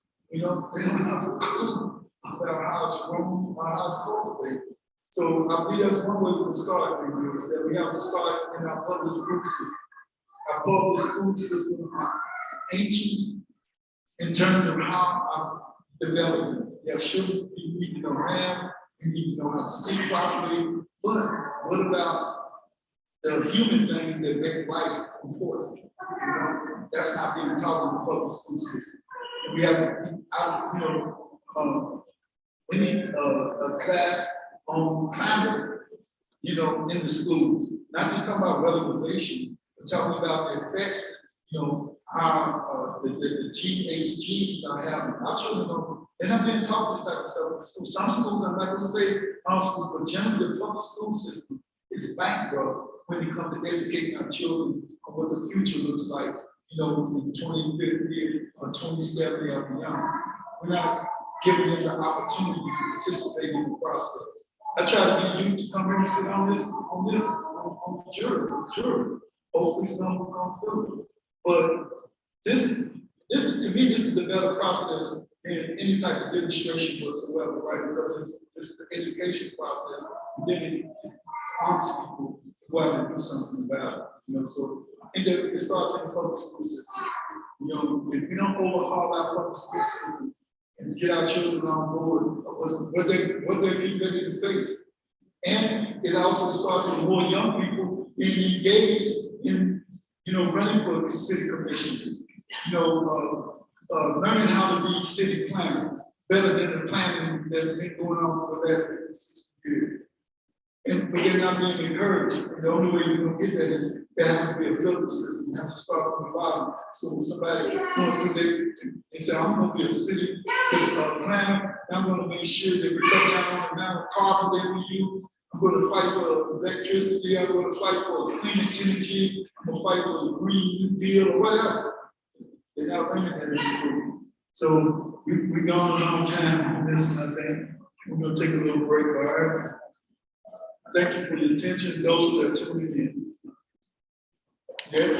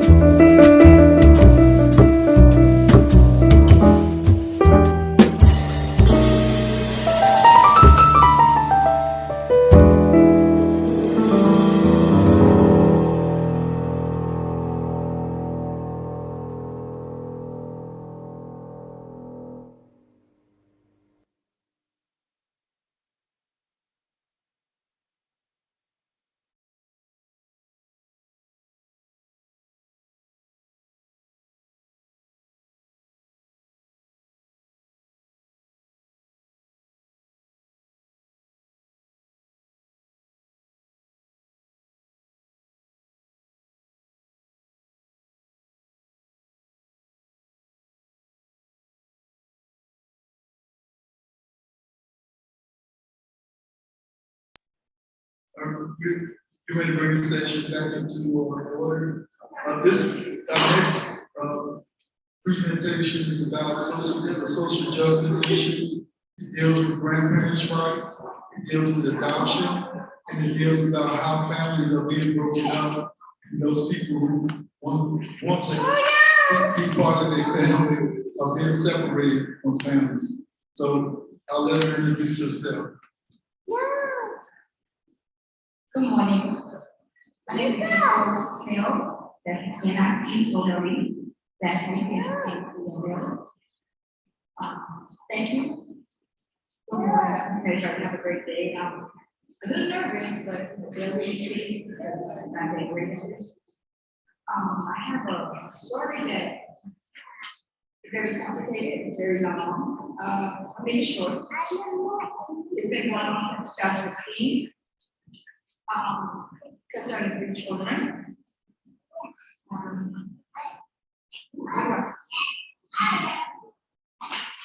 So, first of all, I'm a grandmother, a mother of 5. One of my children is out, in the street, she has mental issues. So these are her kids that I'm talking about right now. So 3 of them I do not have. I once had custody of 1, but wasn't informed properly. She was taken. I never got it back. And I've been in court ever since 2015. I never missed a date.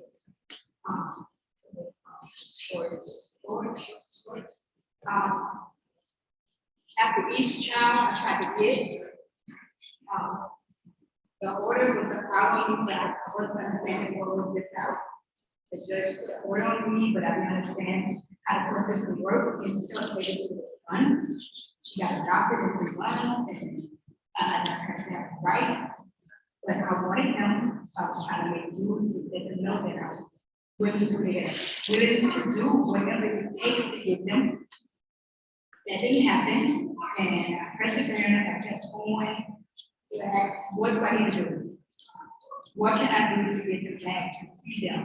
That never happened, but until I got the 3rd child, the 4th, I got the 4th one back there. I got the 4th one with the new judge. After 3 years, he gave me her to start assistant, concerned and loving that was, and gave me that. So I got the number 3, 4-year-old, the 3-year-old, she's 3 now. It was not her 3 years ago. This is number 5 is the little one. I haven't got everything. I put in foster care to a doctor, but I am a foster parent. I'll let you guys know that. I didn't want to do that. So I'm in the process of adopting her now. My story is kind of, it's weird, and I don't really know how to put it in perspective, but I really want to have a story. And it's just tragic to me because I'm a family person. I love my family. I'm very emotional about my family. So,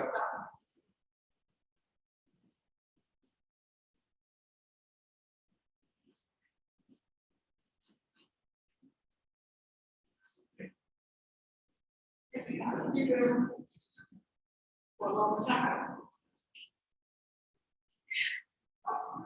it's a long time. Don't care me. So I'm sorry. I'm okay. Just the thing about it is hurtful. I haven't seen them.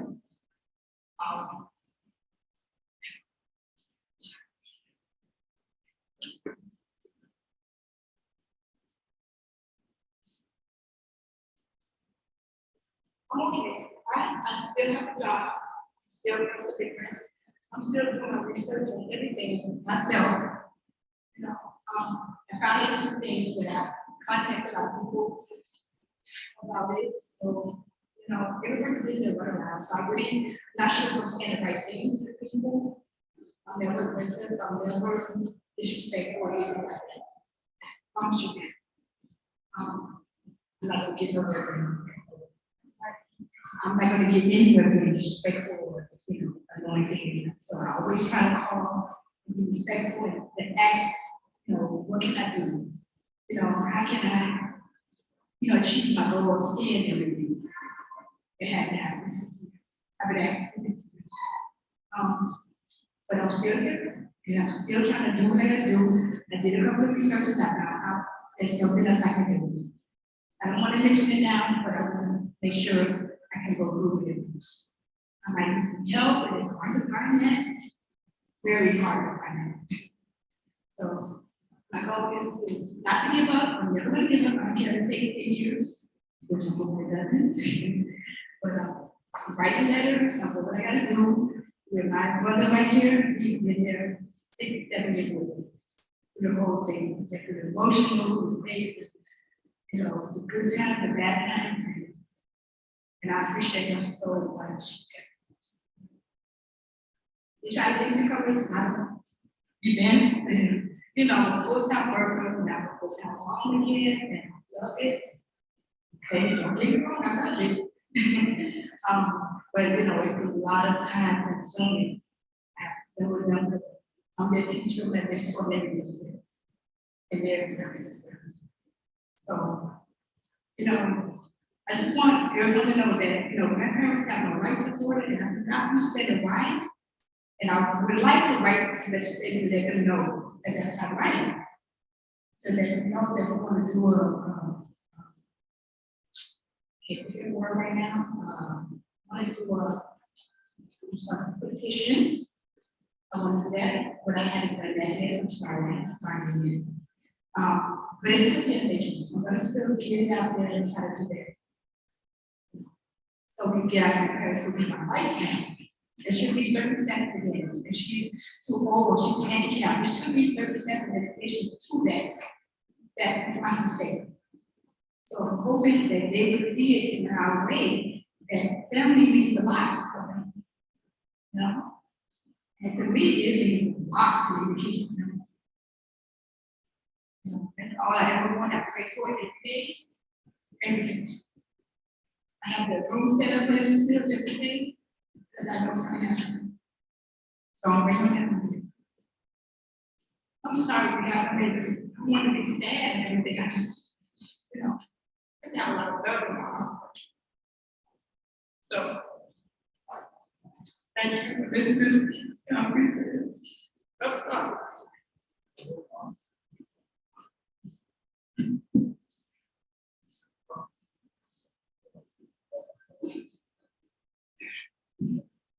If I can qualify this a little bit more,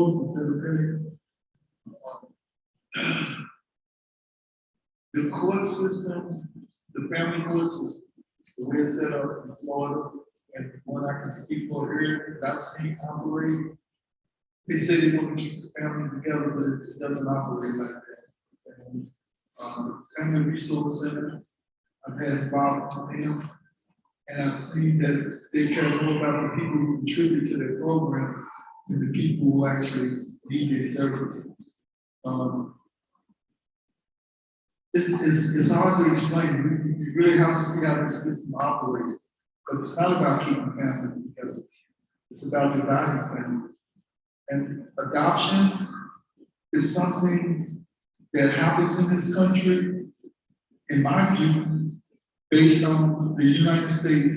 It wasn't until 1988 that they finally signed the Genocide Treaty.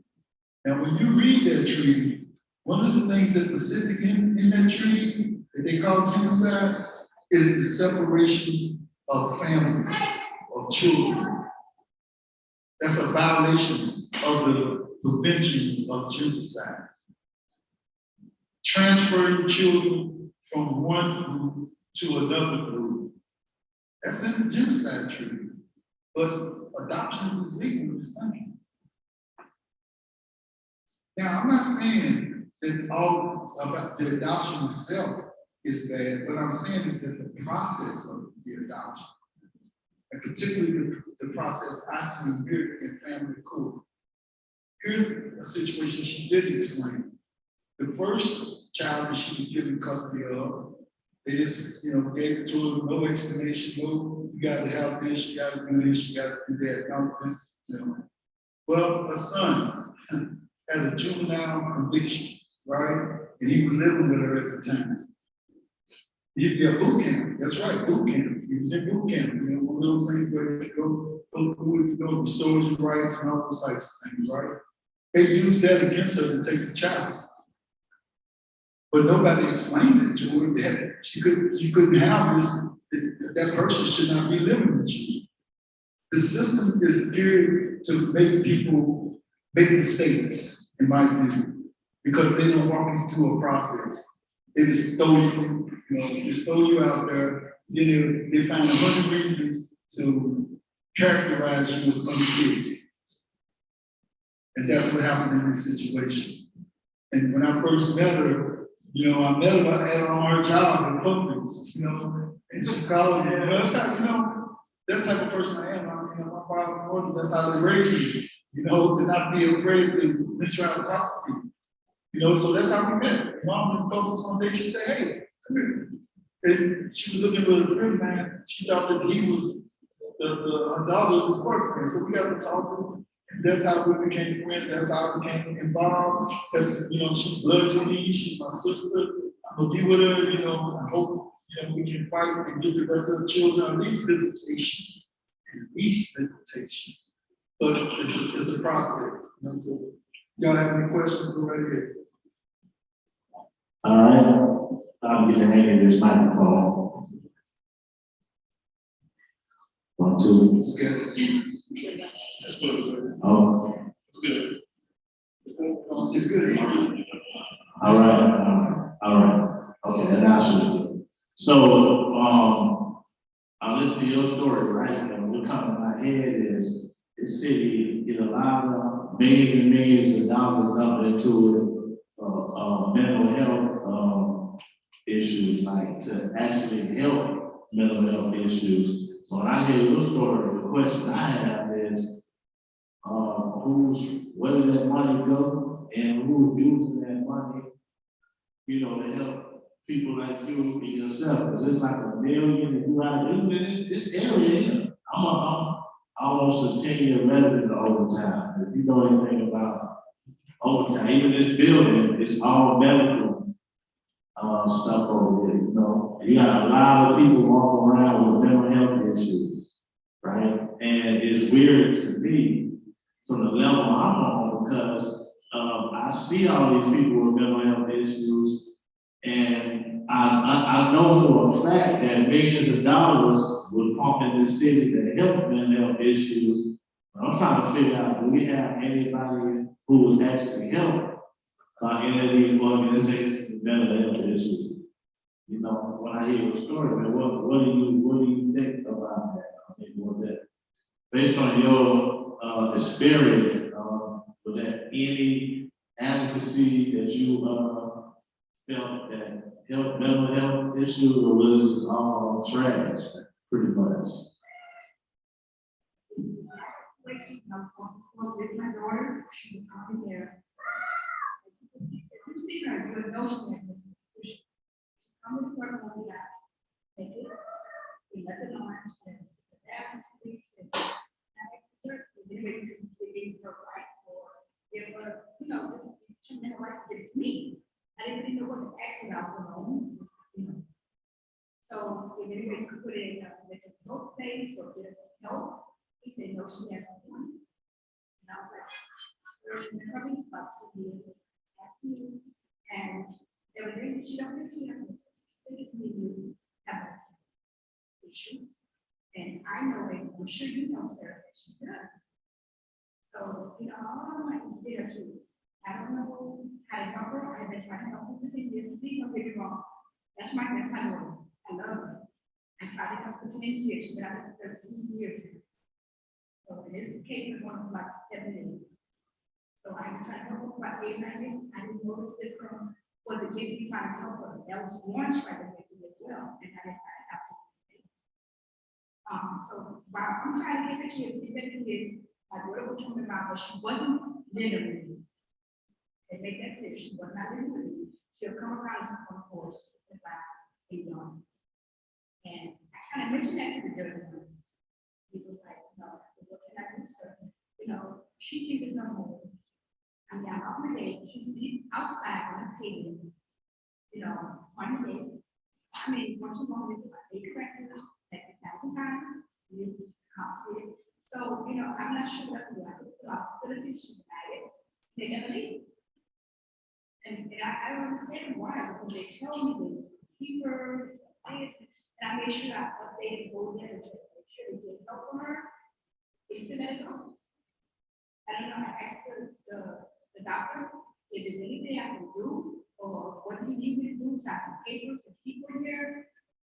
They said she has no issue. And I understand she's been there like, her crisis is more than 5 times. So I figured out so many times they lived from people, but that wasn't the case. I tried to advocate and all that. No one would help unless she wanted to. She's not saying. Her daughter is a classic example of why it's important to explain to our girls. You know, this happened on her mom. The night after her mom, she was back to sleep. And we're talking about somebody who's busy everything.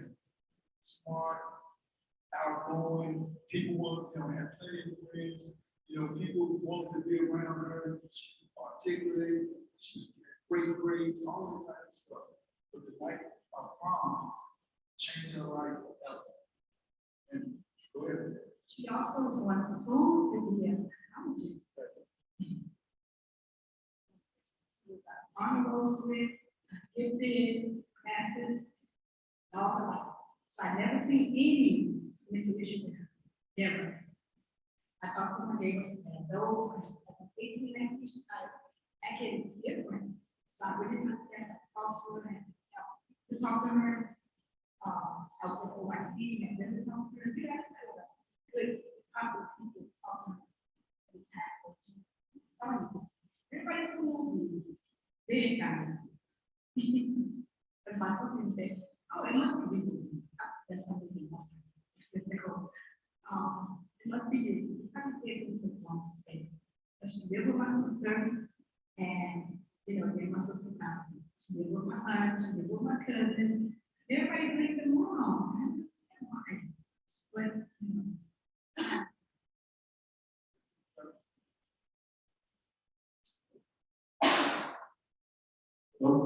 Okay, I just want to know what's the name of the judge. No, Should I say it? yes. Yes. Judge Allen. You know, I only people knowing. I mean, when I first met him, he was a very nice, sweet young man. You know, he was always saying this, grandmother, I see you. I never really said anything. You know, like in the 27th century, grandma, now I see you. You know, now this freedom, this life, freedom, this now. And you know, the years passed, when he gave me severe custody, and I asked him, why did you get severe custody, sir? Why not? Well, let's get right. No, I felt the process, so I went with him. I didn't have any representation the whole time. We came on his side, everything was changing, like another year or so, I kind of, this is the first one that I don't have. She said, so everything is simply new. They asked for bills, they asked for this, they asked for that. You know, I produced anything they asked for, I did. You know, so I'm not sure what happened. I think they had a whole new on me. And, super. My son moved out, he was in. I gave him the lease because it's 54 checks. I never got back, I never saw her, and I asked them, you know, can I see her? You know, I wasn't informed, I didn't know it wasn't on paper. Can you please give me a chance to see her back and move to things I can do? So, and you know, I didn't know about transcript at the time, I didn't know, you know, a lot of things I didn't know that I'm finding out as I can, you know, looking into everything. You know, it's a lot, it's just so, it's so weird because I'm a very loyal, trusting, honest person. So, you know, I'm always give my word. I tell you something, I'm mostly going to do it. I'm going to get it done. Only way I don't get done is when the girls are asleep.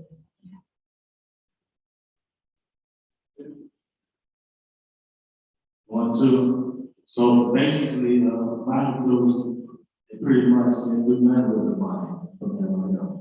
Based on your story, it's still very hard to, the process is still very difficult. So really nothing changes, pretty much. And like I say, I'm a resident of Overtown. I see people with mental health issues get mistaken for being crackheads and stuff like that. They really just have mental health issues, but they end up having to go through the legal system. So, like, my question is still, where is our money? No.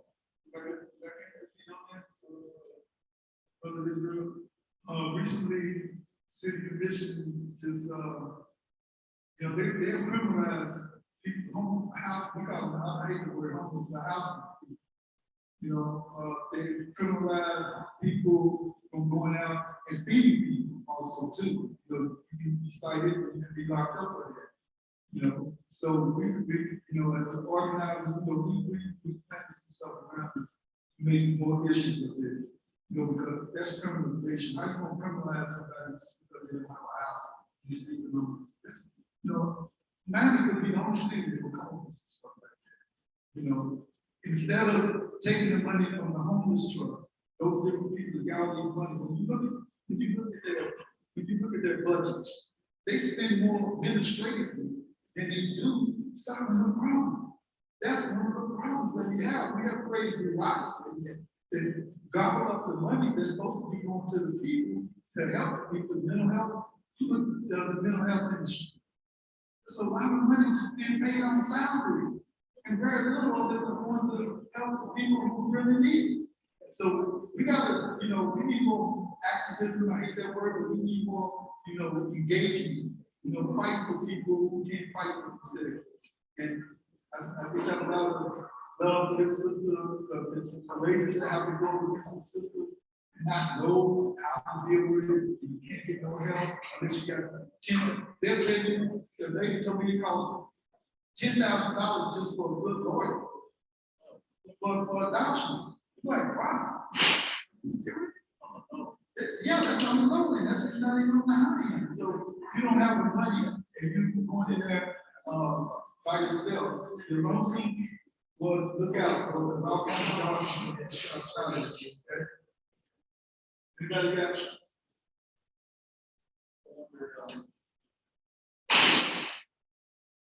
There's no blood on it. She's running.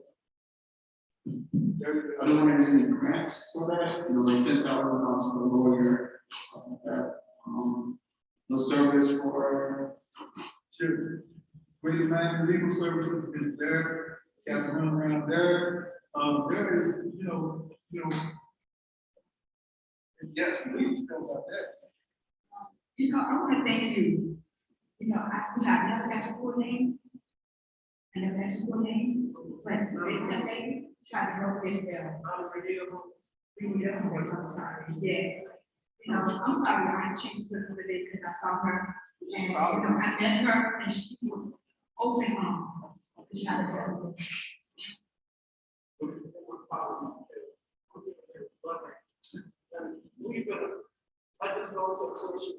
I'm sorry.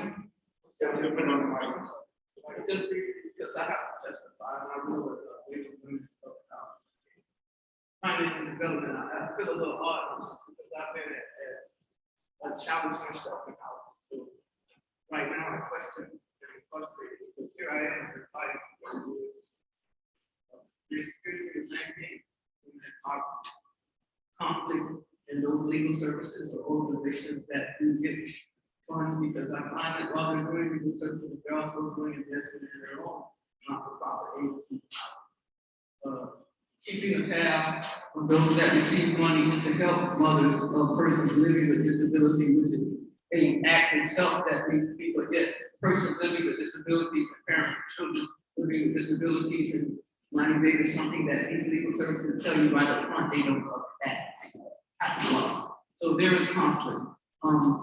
Having housing issues for persons with disability in conflict with those judges who now invest in mental health facilities a couple of blocks up, who've already received $1 million and yet it is not open yet, and now we're beginning to back up a little bit to create corrections. Being the advocate for dignity, where women and mothers are having babies in jail, and they haven't been out of jail for longer than 9 months, so they've been in jail a lot longer than 9 months. Dignity, bringing respect and integrity back to consideration, health and safety of women that are incarcerated, and mothers that are incarcerated, with babies born in the system, or even adopted in the system. Having been a woman myself that went through the adoption system, we're very lonesome with this level. People are quick to call mental health issues what is just typical stress, variation, anxiety, sleep deprivation. So be careful how we use that word mental health ourselves. But there is tons of funding available, and in 90 days, holding them accountable is knowing that they gave away $9 billion to commercialize and privatize corrections. And also, you've got to keep the system. And so Judge Fine is a judge that we've sat on their pews, many women that don't even know the women that were there before they did call through. She didn't have the opportunity to have us there, because a lot of us, like I said, are volunteer providers. So you're welcome, my sister. What makes you strong makes me strong. What hurts you hurts me also. But you're tired, and it's okay to say you're tired. I heard you apologize 10 times already. What? Don't, not ever again. Don't you ever apologize, my sister.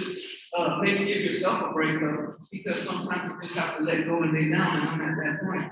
But I found Michael. I found a few other brothers who I could talk to. I could be weak and at least I could put my head on their shoulder. So I'm gonna say, don't apologize anymore. It's okay to be angry. You're not crazy. They must be lost their damn mind thinking to separate a mother from a child or a grandmother from a legacy. The biggest gap in services, though, or those legal services, and asking the county or the city to help situations or provide documentation or give public information as we requested as advocates, legal women, Mama Project, Dignity Project, on behalf of these women. So finding attorneys that are not limited on the topic of transparency, sunshine law, good government is number one. Finding those that are not in conflict with homeless and housing too. Now the city has woken up last week and asked, you asked some questions because I watched them carefully on policy. They wanted to do a tent. That tent we did initially on our own, and recently some of agreements that was here locally, and legal women are volunteered right at the church over in St. John. But again, that's you partnering with not-for-profit development agencies that are looking to put victims and anybody in that poverty level, regardless of their motherless children, whatever, and put them into your housing that you have in Overtown. So there's a conflict of interest, there's a lack of accountability, there's lack of transparency, there's sunshine issues on the case, there's conflict of interest for the attorneys of not-for-profit organizations, and I hate to say it, but I gotta keep it real. So you got a bunch of attorneys, and when an attorney tells you, hey, we do housing too, that's not what her issue is. In the court system, they have a mental health program, but it's supposed to be sending people up to this building. $9 million already invested, it's not there. So I'm a real detailed data person, because this pattern and trend of violating the civil rights of mothers and children of incarcerated mothers, or abandoned children, or children who are even, I guess you could say, born as a result of a violation of their mother's rights, rape, or whatever it is that those correction officers and people are doing. But you now want to be in charge of it. So you got all this money for that, but you got no money to provide interim help. You have no attorneys to deal with the classified. They classify children and mothers in the system, but what do they do with the classification information? Because it's almost triple on the number of women that are entered. They go in there and they say, are you LGBTQT? Say, mom. So you get that plus or minus that you're asking, but my question is, what are you doing with the data? So why did you sit there and quantitate and qualify people to look at their criteria, then you do nothing with it to say this is where we need to put the services, the funding, and the priorities at? I always thought persons living with disability. So the Homeless Trust prioritizes that classification criteria for those men that are veterans, but women that come back with mental health or PTSD are large and huge. One little small office somewhere in a private organization of fact that they don't monitor. These are facts. I'll give you reports if they like. I don't mind sharing them. But getting people and a group of you to oversee it. Judge Fine asked me one time, and I'll close with this. He said to me, he said, Because mom stood up and the dad goes there, dad gonna beat the hell out of mom goes there and goes to his house, and a bunch of women, the traffickers all across the street over at his house right now, show you some pictures if you want to see. But, and so dad said, well, why are you persecuting her? You don't stand up, okay, sit out. And Judge Myers, we just see spend all these times we sit on and goes back to everybody. Is you having a mental health breakdown? We weren't so kind after that. So the attitudes and behavior of some of the people that work in the system when it comes to folks that are telling stories, maybe even you have a problem right now because of 10 people. It seems like I'm bouncing all around. That's part of the trauma, their lack of ability, their availability, their accessibility, their education, information, their prioritization or lack thereof prioritization of the funds they got, and also federal funds and all that supposed to give to, so people are given a priority. We do that for veterans, male veterans. So we have not looked at our own system. We have not held our system accountable. It's not you. Stop apologizing. It's them. And the way that they treat African American women, the way or African Americans or even poor Latino when they translate mental health versus PTSD versus just people that don't have no respect or they're out of control is important. I just want to add on that. If this city has that money to do 10 operations, will they have a civil rights tent there? Will they have legal services there now because they haven't had them there in the last 2 tents? Will they hold accountable their own people that give them the money with concrete measures? Will they stop categorizing this lady? Can she hold judges accountable for the statements that they make in their case? And is the Guardian ad litem the only one, a not-for-profit organization, that says that they're to reunite families, going to deal with this issue? These are just some of the things we came up with when we were helping.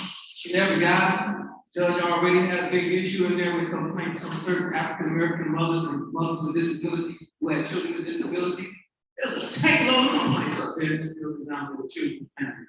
Who has the tenacity to involve that and the bars or even the Florida bar license to get them to get that information?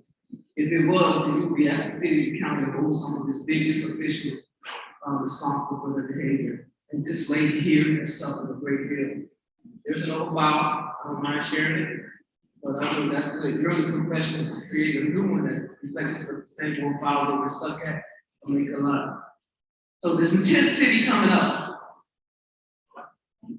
Make sure you make the difference in the 10th city. The mothers that are trying to get their home and children back, the mothers that are challenged by that. When people walk up in parks, we need to have attorneys there, and we need to have advocates there. You can ask for the rights and apply for the rights and ask for the resources, but if there's nobody there to enforce it, make it work. On that,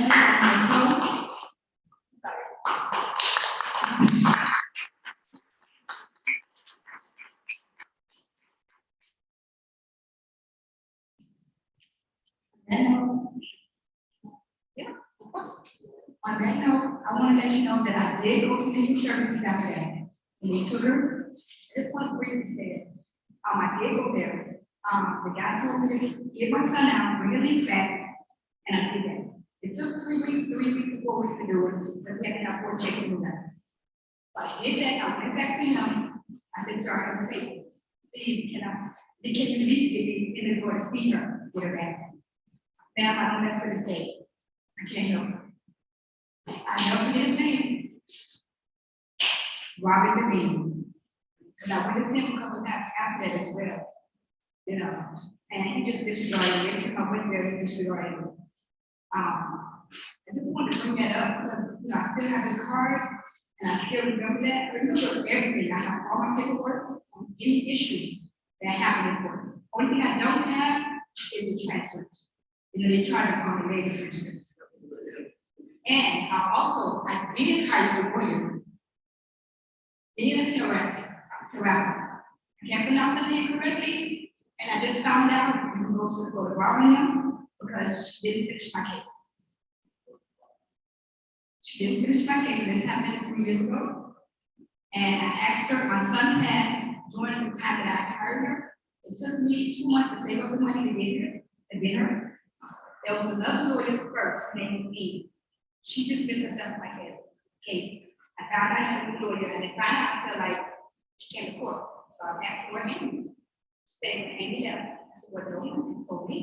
So I just accepted it because I don't know how the system works. So I got her, unitary, she did a great job. She did a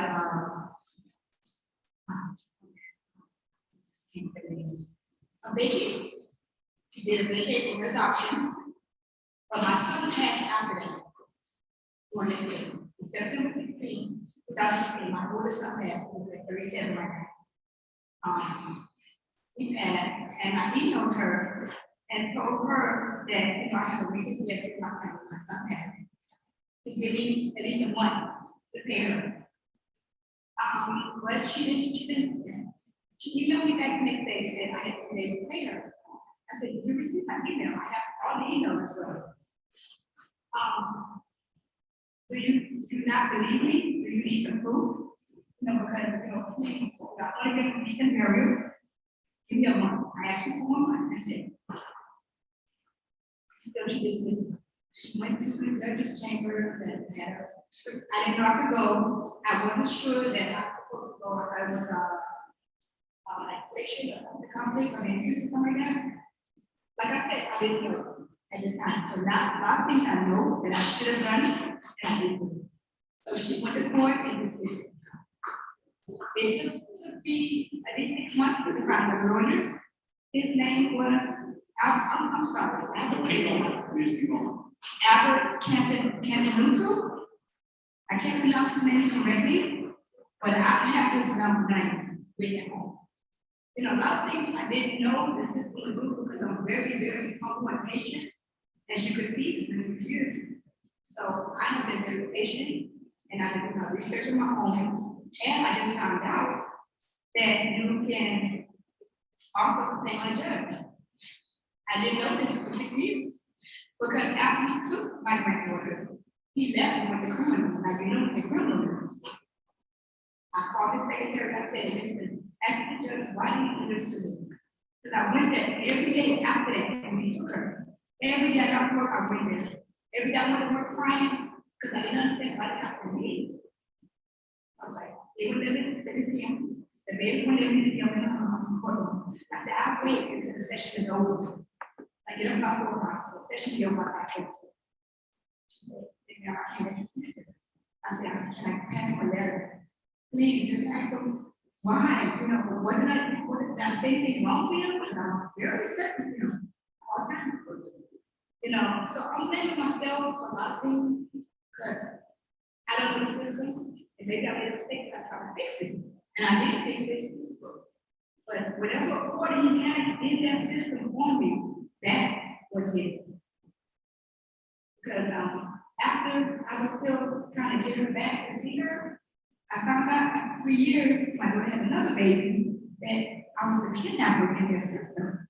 So I went and got my fingerprints done, and I wasn't a gave them that. I have everything. I have 2 cameras at home. I have everything from 2014 to now. I've written letters. I have written letters to be reconsidered. I have went to the commissioner.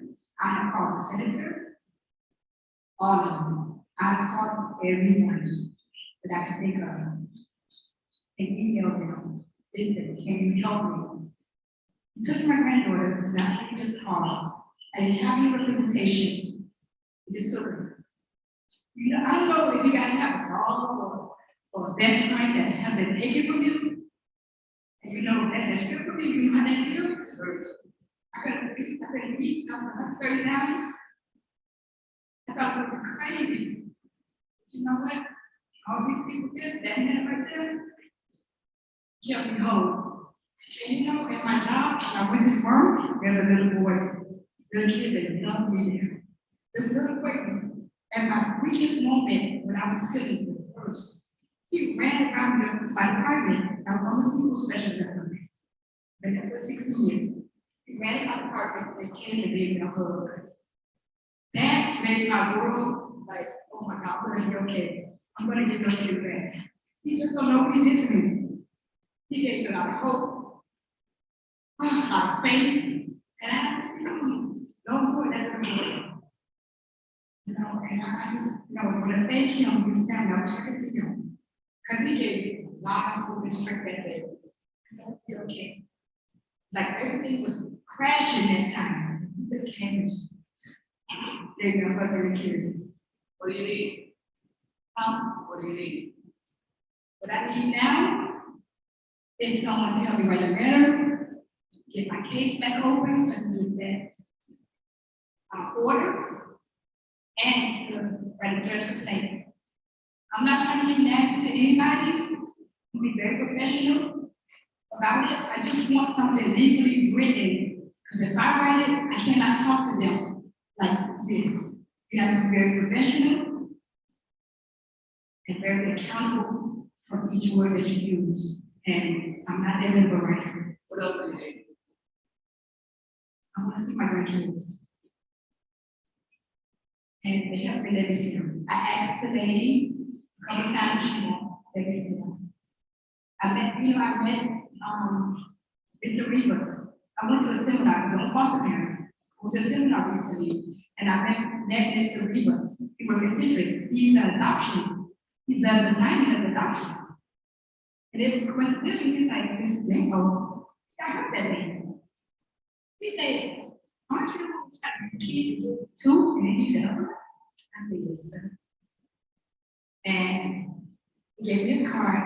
He asked me, do you see the kid? Do the kid see each other? I said, no, sir. I haven't seen the kid. I said, there's Mr. Martin. I said, any way you can help me out to use Jacob's film? His card? That's what I did. Has anyone said to you about the case that you have, so that you will, He started looking at it.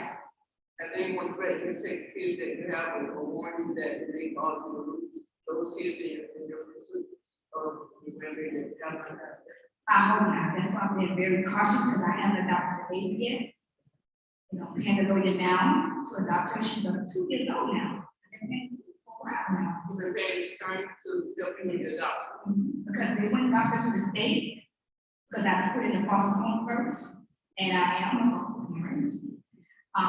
And I didn't want to do that, because I didn't want no confusion, so I kept her. She's doing well. She's healthy. She goes to school. She goes to shots, everything. So I think I really want to consider that full time. So that's what I need help with, and it's hard to find someone in the state of Florida to deal with.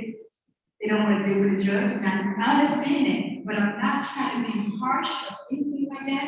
I just want the fact known, because I have my past, and I never been disrespectful. I never said anything wrong to this judge or anyone in that system. Has anyone accused you of being disrespectful in that system? No. What's the demeanor when you attend these courts? Is there any liaison or any support system for you there? No. Does your job, I know you work there and you do a great job. I mean, I come back around the stores just to go there. I ain't doing no commercial public, but you my public representative. So I know where to get my seafood from, just in case you're in the area, stop by and see it. So we have to get the seafood there. Anyway, and thank you. What type of support will you utilize around the activism? And he's a good brother. He's my male ego too, right there. That man. Amazing how we come together.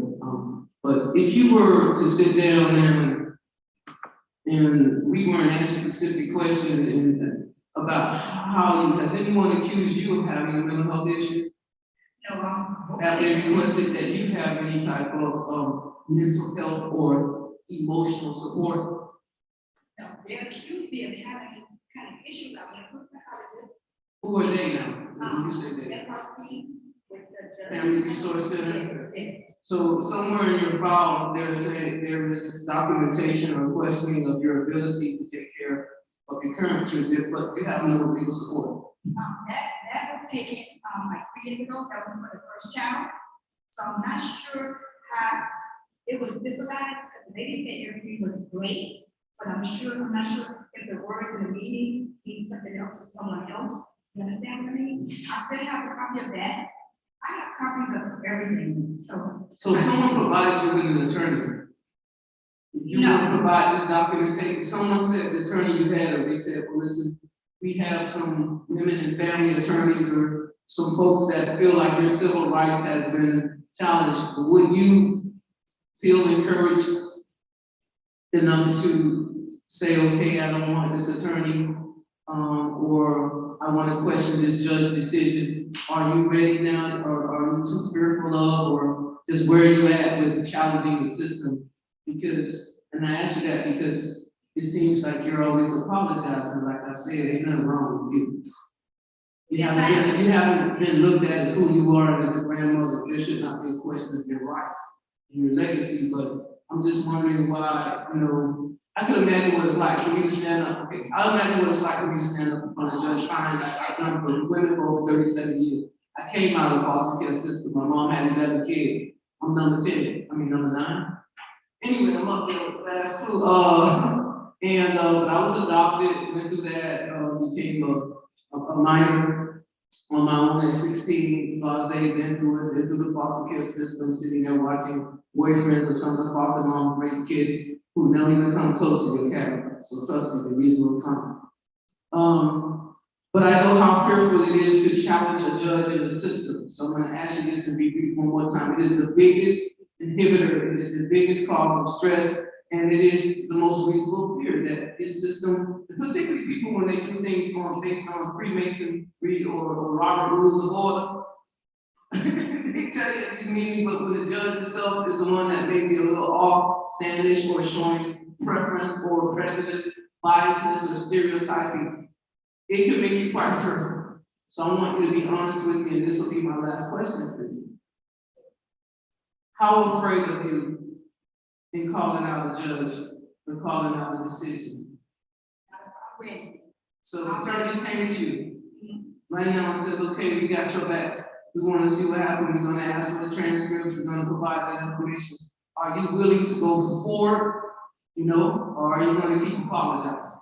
I'm willing to go forward. I'm ready. I am ready. And I'm sister, I've watched you. This is not something that you're doing wrong. You can't fight a system. Look in that camera and tell them exactly that you need this and that they invest in themselves. Because attorneys can sue, but they get caught up with, oh, we don't want this expenses or we could lose the case. The thing about lawsuits and stuff. That's a conflict. So I could imagine that if I wanted to take that one step that we as African American and or innocent immigrant mothers go through in the system, we need to know that there's a sword for a sword. But nobody wants to pull a sword and then you cut your own tongue. So I want you to convince them and tell them, sister, that has been the only thing that you haven't had. Is someone to fight the bar system and the system the way it is. Because that's all we need is a court of law license. You've done everything from dedication to inquiry, to help, to be humble, to for years to sacrifice, to actually pay someone in the system. I say that it's time to step up, but nobody wants to fight for us and get thrown under the bus too, and they can't. So I'll ask you to do that, to let them know when they put out that you're not coming off as a victim of a victim of a victim, but that you are a fighter and a survivor that's willing to take a chance that they offer to you. So my next question will be, who is the attorney that you have available in systems like us? That's my next question. I've been looking. I went to the bar, I walked around, big corporations, and they run over, they look at my case, nobody will do it. The guy told me, it's gonna take 1 year to complete that. That's what attorney told me. Now, if you have 1 year to get those keys. And I agree. I wish I then knew that I could have complained to the judge. It took me 6 years to see that from someone, I researched myself. No one told me. I would have been there a long time ago. I would have ordered myself at that time. Because only thing I need is the order and the complaint. If you can show you that order, if you got your suspended, I'm probably out there. I'm upset, I'm furious, and I'm just disappointed by the system. Because I know the type of person I am. I'm not here to be disrespectful to anybody. I just want the truth to be heard and known. And it's all right. We can get that report that you wrote out for me, to stipulate me this way, degrade me as a mother, as a parent, as a taxpayer, as a homeowner. I have everything it takes to get taken to you. I'm not scared to come out here and bring it They my blood, they mine. They're gonna get fed, they're gonna get taken care of, they're gonna bathe, they're gonna get everything they need from their grandma. Me and faith in Jesus. So that's all I need right now. Someone out there willing to help me, please. I am not scared. I'm going for any judge. Let them know that I'm here. I'm going right there for it. Because I even called him a couple times, the secretary. I stopped on that, so I first came home. I said, ma'am, please, can I get his email? Because I want to email him, asking why did he do this to me?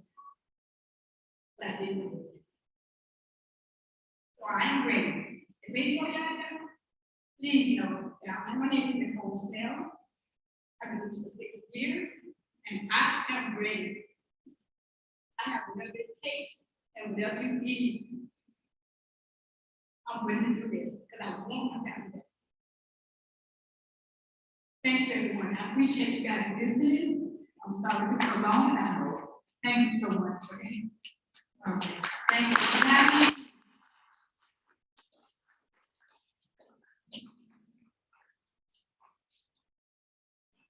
Take a little break with that.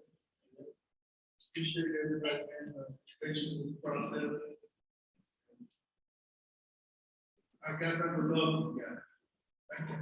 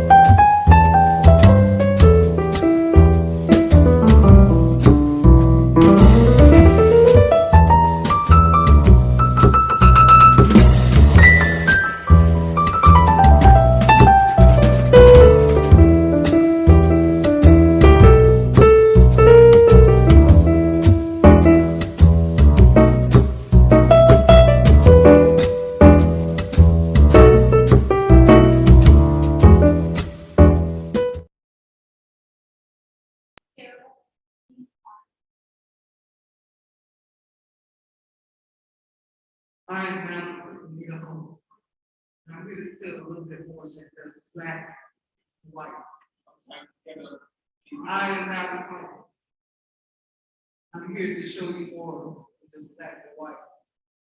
Because there's been a bill and a separating gray line when it comes to talking about environmental protection, health and safety, quality of life, and the quality of housing in Miami-Dade. I'm here to share with you my situation currently as an individual and as an organizer of women in the African American inner-city community. Executive Director and founder of Wave of Women from the Housing, Education, Finance, and Development. 59-year-old resident of Miami-Dade. My dad's Hispanic, my mom African American. My mom had 11 kids. In my lifetime, although I've been adopted into the foster care system and became an emancipated minor and have done a lot of moving, I'm still having housing issues. But what enlightened me more was the health issues and the safety issues that come about for the most disparate population and challenge individual class of folks. When we talk about affordable housing, just what is affordable, I paid a lot more.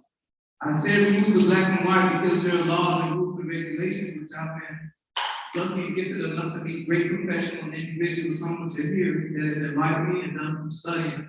But in my advocacy for women and myself, I find enforcing that black and white with the laws and regulations are very difficult. You'll note in front of me a few notes that I got, so I might move around a little bit. But I know the question always remains for me every day that I wake up where I live, where is affordable housing? And how affordable is it? Right now, we're currently in front of the CIC.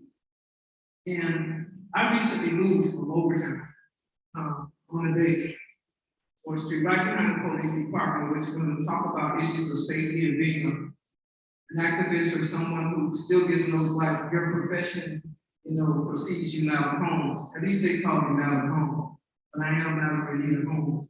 And my mom had 11 kids, maybe even 12, but 11 of us that survived birth for a single mom in Overtown. We moved further up to Liberty City, and I've been a couple of places. And where I am now is caught up in this, and the place is not so affordable.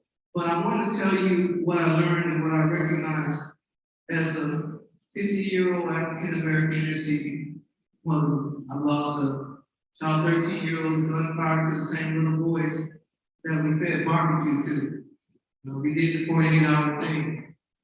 I lost a 16-year-old son of mine, gunfire right next to a dog house on Broadway Avenue. Nothing to do with this situation, but I wonder how many folks we're losing. The symptomatic of where I live in the situations is not just violence as we see in these neighborhoods or where now it's so important to build unaffordable housing, is that we have an underlying issue of toxic injustice. And you heard people deal with issues of red, black, and green in the name of African American communities and organizations that are saying they're pushing it. You might even see some tomorrow. But why aren't they here today? Because the disparity is real. A symptomatic, we have highways in neighborhoods where there is a lack of quality air, who have not noticed the one thing that you should do before you build anybody's house to make sure we have a right to clean air, a right to clean water, and a right to know.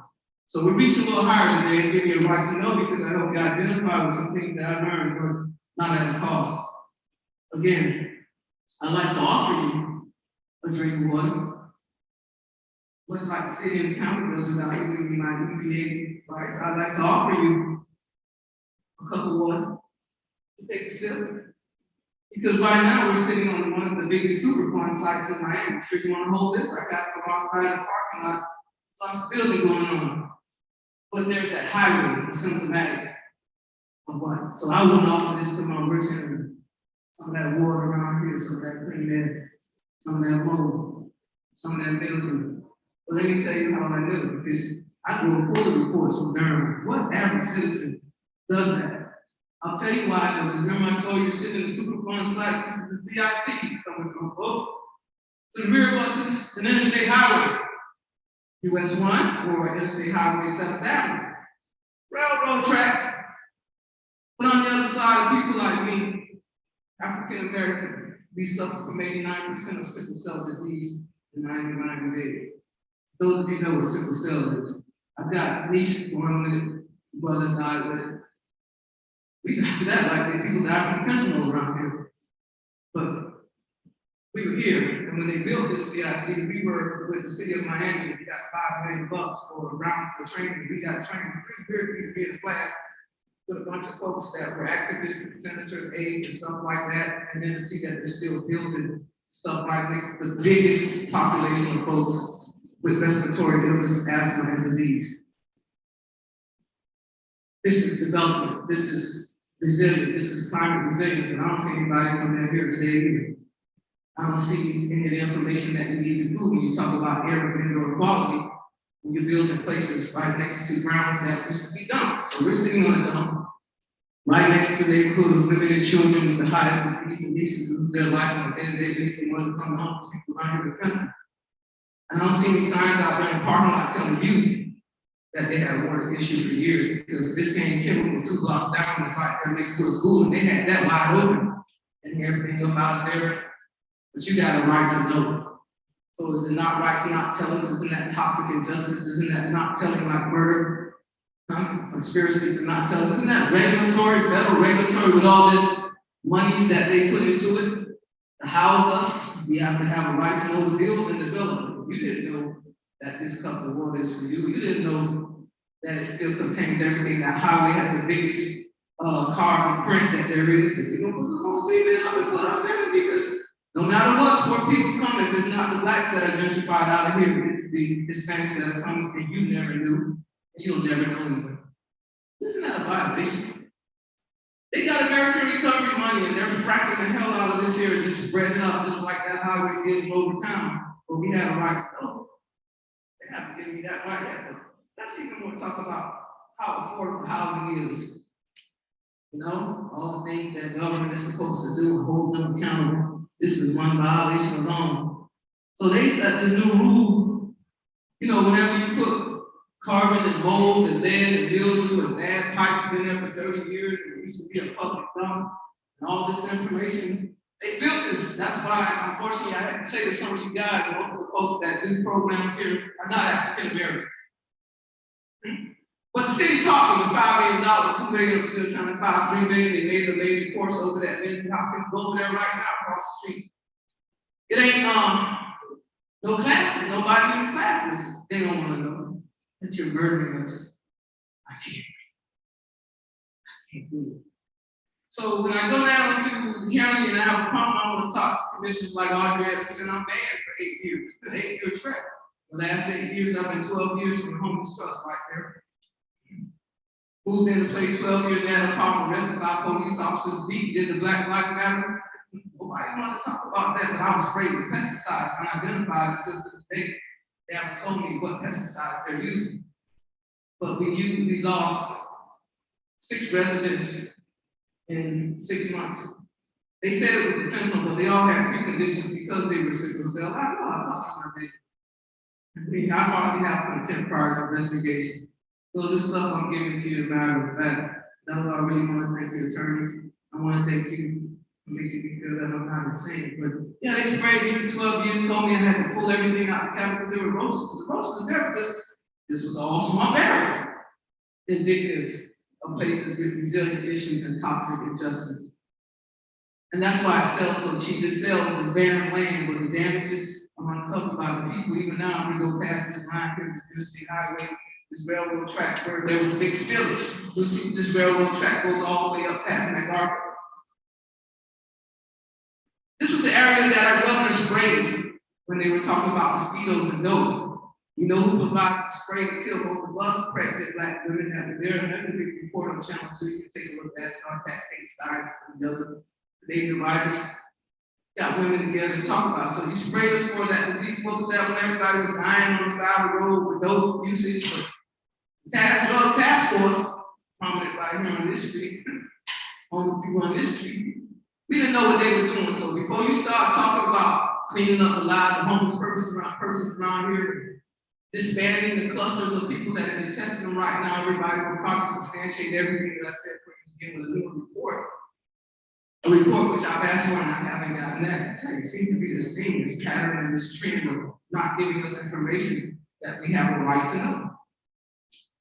Evident that they described that most of this disparate housing and poverty and these environmental hazards that have happened, like the big spill on the railroad that comes all the way out of Broadmoor, 37th Avenue, 79th Street, comes all the way east along Interstate US 1 and the railroad track right there behind North 2nd Avenue and First Avenue comes right back around here. Choo, choo, choo, choo, choo, choo.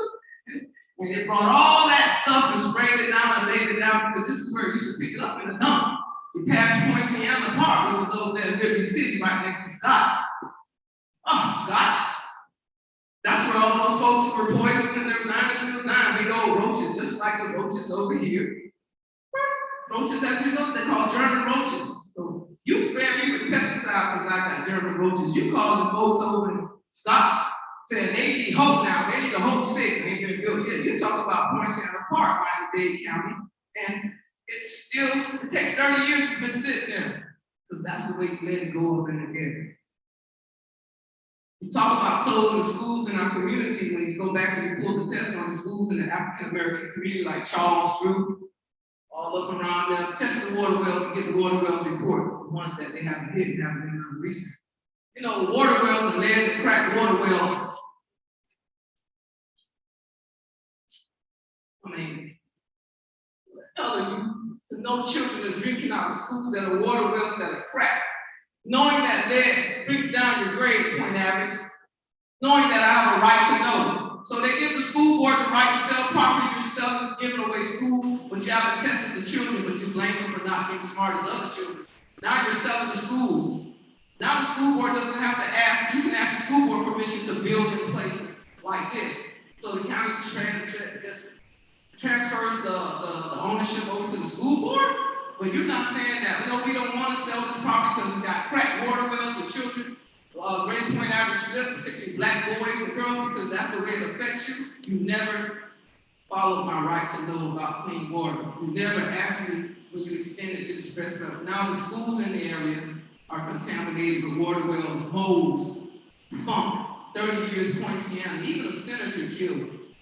You know, not Frederica Wilson, but we remember Gwen Cherry Park, just blew over there. 30 years for it to dissipate into the air, and now the practices here in Overtown is the same way, and now you want to be that way in El Portal next to MacArthur area. You're bringing Wynwood. Wynwood had a gas company. It's still over there. I've got pictures for you. The gas company bottled mosquitoes, mold, mildew, plastered over it, but you didn't clean it. So how are you assured that these buildings that you're building on top of old dumps that never got cleaned up next to waterway, interstate highways with the highest carbon print, et cetera, et cetera, et cetera, et cetera. Is that so affordable for me to live? Does it cost you that much to tell me the truth that in 3 generations that will be wiped out that's still here, the ones that have cluster screws, the cancer? I invite somebody to pull up on their phone, Poison by Jay Taylor, the article by the News Times magazine, 6 kids dead in 6 months because they transferred the dirt from this part to there. I hope I'm not going too fast, but I'm about to live through this information. I had to dig for this information. I was denied rights to public buildings. I was denied by even Commissioner Audrey Edmondson and by Governor Harder the right to talk about it or to ask, but this is supposed to be published information. Because I recognize that dirty sand and recycling companies like the one coming out to transport all the way from Broadmoor, but we talk about in that story, which is Jay Taylor and Poison. I want to know why the health department utilized the health department in Tallahassee to give a report about something that's happening here that we haven't had. I want to know why the police department, which is on a gas station at Northside, right next to the railroad track, next to the interstate highway that traveled past us, that came through airports, that came through Willwood, that came over here. You never told us about the dump in this village. Oh, hell, we arrived at the same place. They even told you when you come on this property that it's a former dump. We passed that point.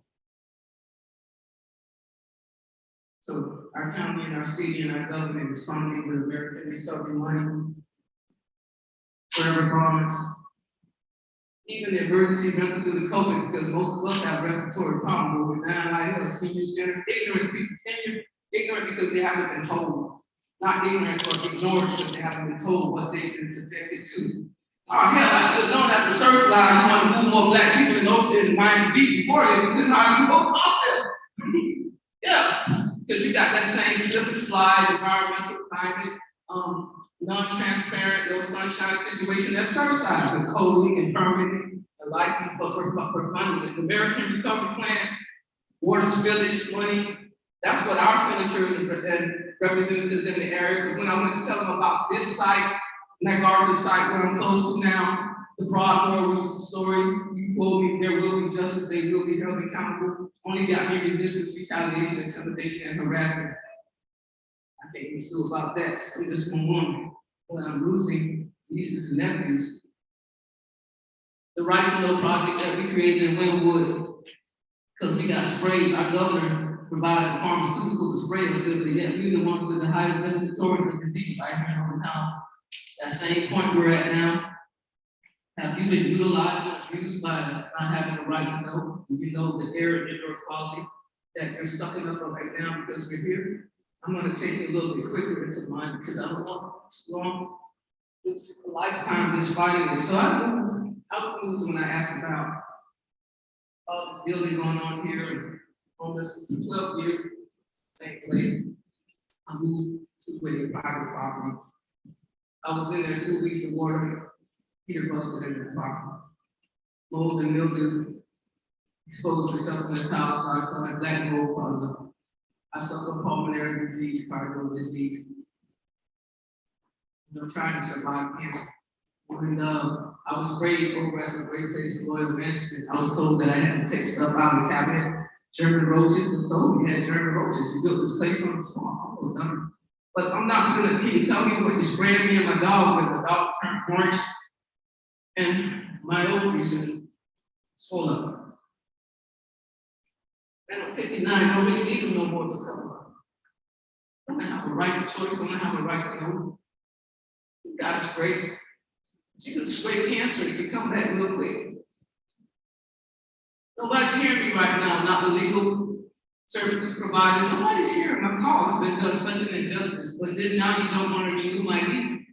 And I'm not going to move into a place that's killed people and is still killing people silently. It's murders.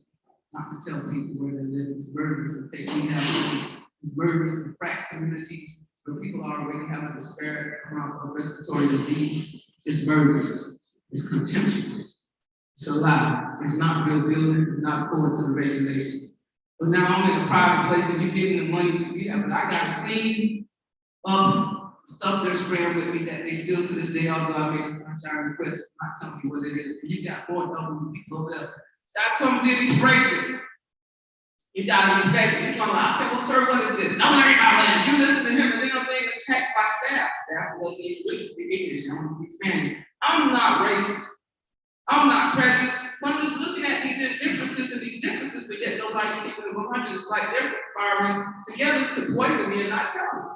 So I moved this out. 12 years is long enough for everybody in these services to say, no, we don't do that. We don't need that. We need to see a civil attorney. Legal services doesn't take care of that stuff. It's a conflict of interest. Half of them are already doing training services for those that at the homeless trust right here. You really think they're going to let me reveal the fact that people are doing unregulated building and development without proper analyzation of some of the chemicals in the area, not providing required reports based on the funding source? Feds want them reports. Clean water, clean air. But now I'm in the building, you're not telling me what pesticides. I'm looking all through the night while I'm sick and I'm going up and my insides are burning because I'm taking stuff that really ain't made for a human body. And one of my African American Institute is down with cancer at such a high rate. We don't know. But you want me to go clean up the cabinets, you spray them, come back in there 5 hours later, don't tell me what you sprayed, then you want me to clean that up, empty the bucket, bring it out. Don't tell me to wear no gloves, and then the guy that sprayed it cusses me out. But they're still doing it over there. I go over there and I talk to the residents. Oh, that's too big of a class action suit. You can't put them out and put them out there like you did the people in Scott's Project, and they're going everywhere. But if I owe rent, they find me. You can't find the people in Scott's Project. If I got a point with Jackson Memorial, you find me. If I got to be at the drug clinic for the fentanyl, you find me. And I ain't got no address. I guess my address is going to become my tag number until I moved into El Hotel. I moved in 2 weeks ago, mold was climbing up. Now I'm being evicted, my lease has been terminated. I may lose my housing choice voucher. My dog was stolen while they were there 22 times. I've lost phones, good thing I keep videos. I'm not like the average citizen, like the mother that was here taking care of kids and trying to secure information. I'm being evicted because you want to terminate my lease. Why? Because you're letting me in for 4 months. It's March, April, May, June, July, August. What month is it? Oh, September. So there's a lot of like stuff. I'm paying for the mitigation of it, although you have tons of money from the city and the county to mitigate it. ERAP is supposed to move me out of it. I don't qualify as articulate as I am, demonstrative as I am. So I can imagine what's happening to people that are mothers that are going through, like my sister that was here earlier. If you're living in housing that's bad, you're trying, like, got a kid with a respiratory problem, maybe even something, because actually when you're taking mold, it can give your mental health a situation, it can make it really bad. That stuff starts attacking you. If you know the microbiome in your gut attack you when you're not eating right, it gives you brain disease, illness, lethargicness, sleepiness, drowsiness. You can imagine what it's like. I talk a little short because I've talked to so many people that want you to talk fast and they cut you off or they yank you out or they throw you out the building because they don't want you to know rightfully what is the truth. Just like you all sit right here with me today. You don't know what your indoor air quality is. You don't know when you wash your hands if they change the lead pipe in the building. They did this building because they got the big grant. Oh, by the way, when we graduated, they didn't let us work on the building. At that time, they had oil spill. We got oil spill now, we don't know who that oil belongs to. Why do we always know who wants to develop our community and what they want for our community? But when we ask them about what's underneath the dirt, which ain't soil, it's dirt, we don't get to know. Why is my federal government, I'm asking you, President Biden, you're giving away all this American recovery money for them to crack LPL to my neighborhood, crack my crib. Every time they come, I feel like they just let this stuff loose, like that mold in that room right next to me. Every time I turn on one central arrow, I'm throwing out, oh, you should be glad you have extra rooms. I should have extra rooms. That's one room that's incubating mold, and then that one unit that's sucking the air out and putting it back out. That's owners that have property. They do even worse. Let's go to another level, not educating or regulating property owners or property developers or new investors. Because once you inherit that land, you're still responsible for cleaning it up. Is the county telling them to clean it up? I don't know. Is it helping us to move to a new place? Do we have inspectors that are trained to do inspection on air quality? No, they hire some company. And this company, lady comes in, she's got no mask on. She's got a dog with her. She's private. She doesn't. I know more about air quality control, clean air, clean water, mold, and how it's done than she does. So who's regulating, educating, and informing them? So now, you got places around here like that old folks home over there. Take a look at it out the window. If you look around the window, you can see dirty air. It's coming from the expressway. You know, this is a hell of a carbon print. We know there's intense heat. These are most of the college kids that were living square, they didn't have air conditioning. You wonder why they're hanging out in little restaurants. It's AC out there, it's hot as hell. It takes 2 days for a puddle of water to dry it on my floor, right in that room with spores. What's going on? They left the towels wide open, I started coming up to them. I said, well, let me do it. I got trained well. They said, no, you can clean it up, but you won't clean it up. Is this intentional murder?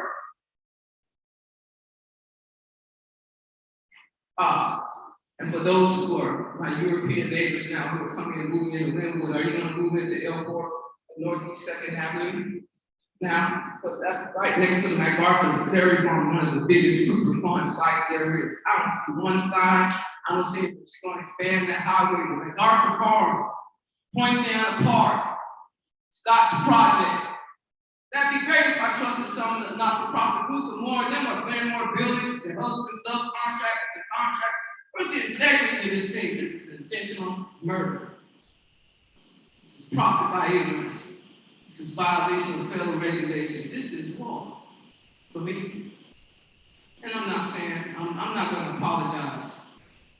We got a red, black, and green like we had a Black Lives Matter, okay? I want to know why some black folks are running red, black, and green campaigns between educated people. My people perish for lack of knowledge. And when I say my people now, it ain't just a black thing, because you're moving out African Americans and moving in Hispanics and Europeans who don't know either.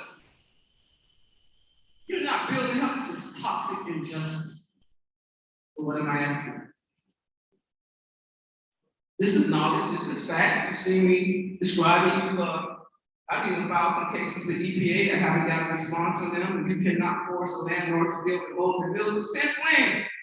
If you got an EPA, if they test the indoor air quality, what are you testing it for if you're not going to enforce some type of minimum or maximum?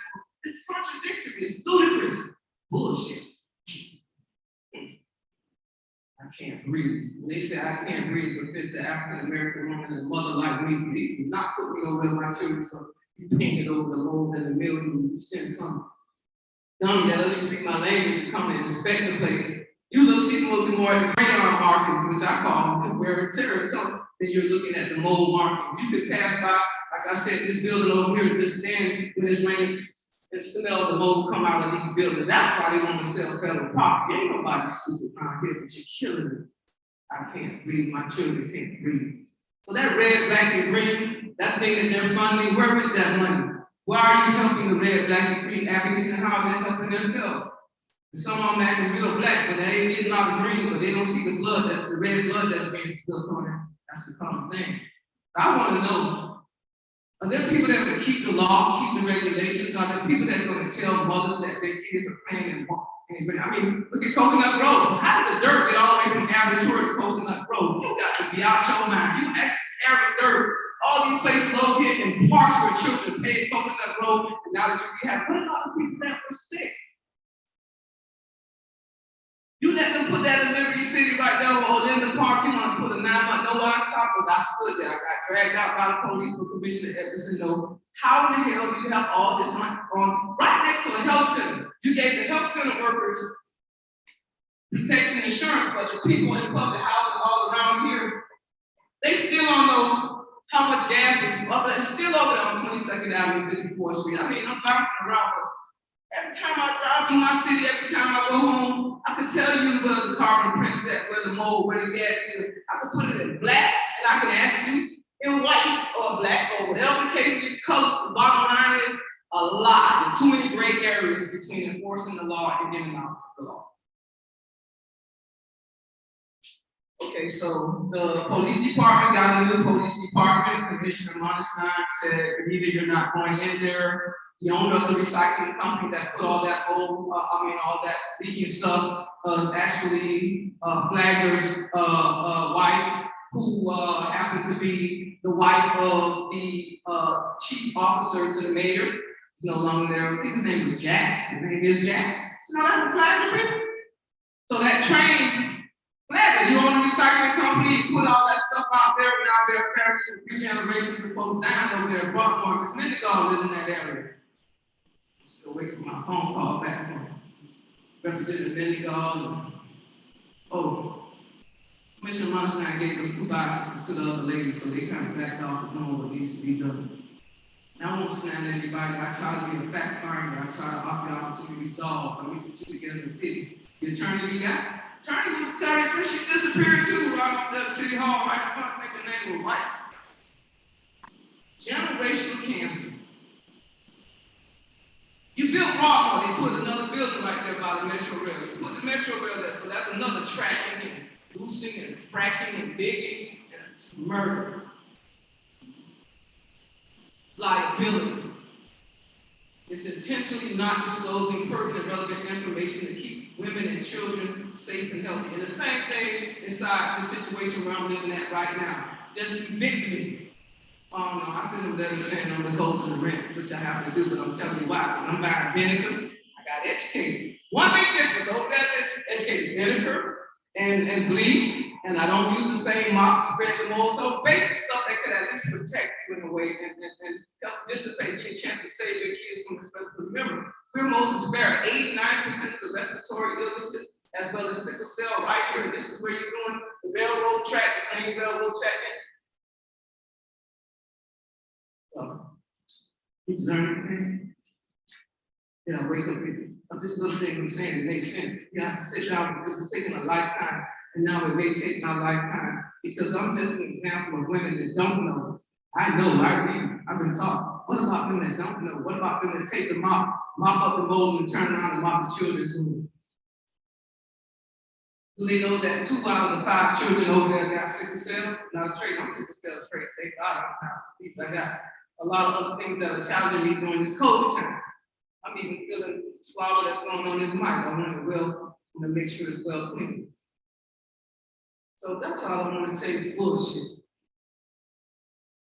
I'm not some indigenous person that throw it off the land. That would make me feel even worse. But now you're bringing people on murder and sending them somewhere else to bring more people to murder. And it's not discriminating because it don't matter if you're a European paying $2,400 for something I paid $1,200 for. Don't make a difference if they're paying $1,100 and I'm paying $101. We all have a right to know. We all have a right to clean air, and we all need to act. Because they're really hurting people and killing people. They're intentionally doing it, because once I give you proper notice, whoever you sell this land to is responsible for cleaning it up too. But yet, you call the health department, they say, I'm nothing to do about the mold. I'm looking for a new place, but every place I've been, I can smell the mold. It's a good thing. Maybe my environment, I bought a van, it's not exactly in there. I want to be an environment, I would park somewhere where all this is going, and I would give great notice.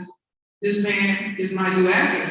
My tag number is my new address. I see students doing it now. They're converting their vans and their home and they're parking in school lots. You know, I don't know how much they're gonna be harassed, but because marijuana is the big thing. Get smoking weed, then the whole damn parking lot gonna be on confiscation and do it. I mean, I'm just saying things that you gotta consider. But if you have to make your address, your phone number, you might be safer, might be cleaner for me. So I'm preparing myself for that. That my tag was for me and my animal. But when they came in, they put mothballs in my garden. I live in the food desert right over that part, so I have to catch 2 or 3 buses as a person with disability. Don't let the stronger parents fool you. I'm challenged in my health. I'm challenged by the heat. I'm challenged by the landlord. I'm challenged by housing that won't do anything, but I have to make the mark because I have a support animal. When you put mothballs in the yard with my children and my support animals play, you are uneducated, intimidating, harassing, retaliating, about to get your ass whooped, trying to kill me and my children. I put both boys in the house. Excuse me, I can keep it in for you. How many moms you got in here? Should I say about spank your butt? I said, no, I'm gonna whoop your ass because that's murder. You put poison, you go somewhere and you buy something. Not only you think that I'm unintelligent, but apparently the knowledge of law and quotations and requests for information, the regulations are doing so. Maybe you'll take me seriously when I say I can't not kick your ass and you jeopardize the health of my children. You will take me seriously about this murderous, contemptuous lack of leadership, lack of transparency. So, I don't like to apologize, so they're having a natural human response to what has been unfairness. If I was a mother out of Coral Gables, I have a lot more resources going on right now about a drink of water out of the tap. It gets too easy to just overlook and hear people tell their stories. This should be an action, because I'm sure taking some actions here. And I'm grateful for you. Because you're not sick, you're not trying to quiet me down, you're not denying me access to the public buildings. Myself and Mr. Muhammad, although taught by the city of Miami with the Brownsville grant, have been denied access to public hearings and public buildings. These are my basic rights as a citizen. So just how affordable is it to live if you're poor and you're African American in the city? Just how much is it easy to deal with? Just what's happening? Is it a conflict of interest to receive monies for crack? Build more roads for more people to come in for us to ride out, and you are not telling the truth. Are we that stuck on building that we forget that you have to build human beings as well? So I'd like to thank the Clio Institute for educating me. I know all the right words to say. I'd like to thank you all for coming in here, and I can imagine why it's not that many people, and I see why it's not that many African Americans here too, because it's too right for so long. We don't do environmental injustice, but we do toxic injustice. But it's caused by bad land, bad silk, bad guns, and bad leadership. And I really want to thank you from the bottom of my heart. It's been some sanity. May your children always have clean water. May your children always have a breath of fresh air. May your women's ovaries and their right to be birthed and their right to clean, may it always be protected. But until we see some change, we're just all potentially murdered. If you want to live in the city of Miami, Miami-Dade County, or if you're coming out of public housing, or if you live in the highway railroad track in the city of Miami. Remember, the red is for the blood. We all be red blood. But if it contains lead, potassium. I mean, all those things that Michael could probably name for you right off the top, bad. And we all, even just by sitting here today, have the potential to be poisoned. Or may pass that on to our children. I'd be pretty pissy upset if you invited me to come to your house and you knew that the food was going to over, and that the water tastes like water, and that the air we breathe is triple, quadruple what the rate the air would be. You are an exception today. You already noticed. Now you got your warning. What are you going to do with it? What I'm asking for is your help. You need attorneys. At least I should not have to move because someone gave me more. It may have been poisoning me more now. Our doctor says it first. My animals with swollen lungs and all that, and I'm looking for a house. This is the way we do justice. This is the way we do housing, and this is the way we do proper notice in construction and development. These are the questions you should be asking our leader to protect me. Thank you so much. My name is Madam Home, Way over in Public Housing, Education, Finance, Development, Mama Project, and Dignity Project. Be careful what you drink, and make sure you be careful about what you breathe. Raise your hand. Question?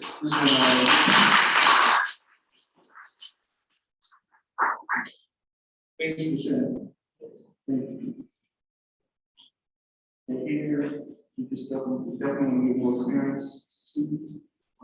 People are watching, definitely want to get more clarity. And I just want to do a recap of what was said. So basically, right now, we're talking about the toxics that are happening in homes, especially in Black homes or homes or anything. Here in Miami, we don't know what's going on out there, right? And that's basically the same. Yeah, we were saying that land usage, land use, land regulation, land use regulation, and proper notice on the clean water, EPA rules and regulations, clean air. These laws, regulations, process, and rule transparency and sunshine is not being utilized the way that it was put there for our protection of our health and safety. So yes, we're saying right now, overdeveloped communities where they're doing a lot of transitional transportation lines and so forth that people aren't doing proper notice. They're doing land development, improper land development, improper noticing, improper zoning, improper permitting, improper inspection, because there is no actual notice. How do I know all these things? Darn, but you see any darn reports? So we're saying that the government is selling land and selling sickness. They're developing land but not developing human health. They're impacting the health and safety of women and children on the playground because they don't have no oversight and accountability. That's what I'm saying. I heard you mention they said that nonprofits are also more investing in construction and stuff like that. If you would just give me an overlay, how many CDCs now are doing property ownership for management? CDCs that now have properties. I mean, I ain't giving you no bull, I'm just keeping it real. I mean, CIC was built for commercial programs and then not-for-profit programs and organizations come. That's good. It was supposed to be for some of the local ones. I've been running waves since I've been out of housing in the Weeder in 1999. They ain't gave me a space over here yet. I'm training as a Brownsville technician to do the test and then give me a job over here, but I'm over there every day getting certified. I'm asking you to tell people that we're here. Take me the home advisor, put us in the pool that we have, a special pool in the city, so that when we go to inspections, we can keep it real. They say no, so it must be some underlying mafia, we gonna keep up quiet kind of deal going on in here. You know, poor people's land is sold for 5 cents per square foot, but then it's sold, you paying $100 per square foot just to move in. Okay, really? City, you have these committees. Committee, the climate committee, how many black folks sit on there? Man told me at the museum, say, those people in the highland, it's nice over there too. The highland, you go out there, you look up towards Liberty City in the north, you can't see because the hill is up. Ain't no flood going on over there, but it is sold. That's where the most mold and mildew. Most of the land to be recertified over here is older than 1976. It's time for that 100-year, that 40-year recertification. They want to tear it down. But when they tear down all this older than 40 years old, 100, they ain't telling you about the lead pipes. Like I said in school, so what are you doing? What is the EPA and MPL and all the rest of them doing without giving these reports? You're killing people. It's selling cheap and it's a lot, but it costs a lot more in health because it affects some more than others.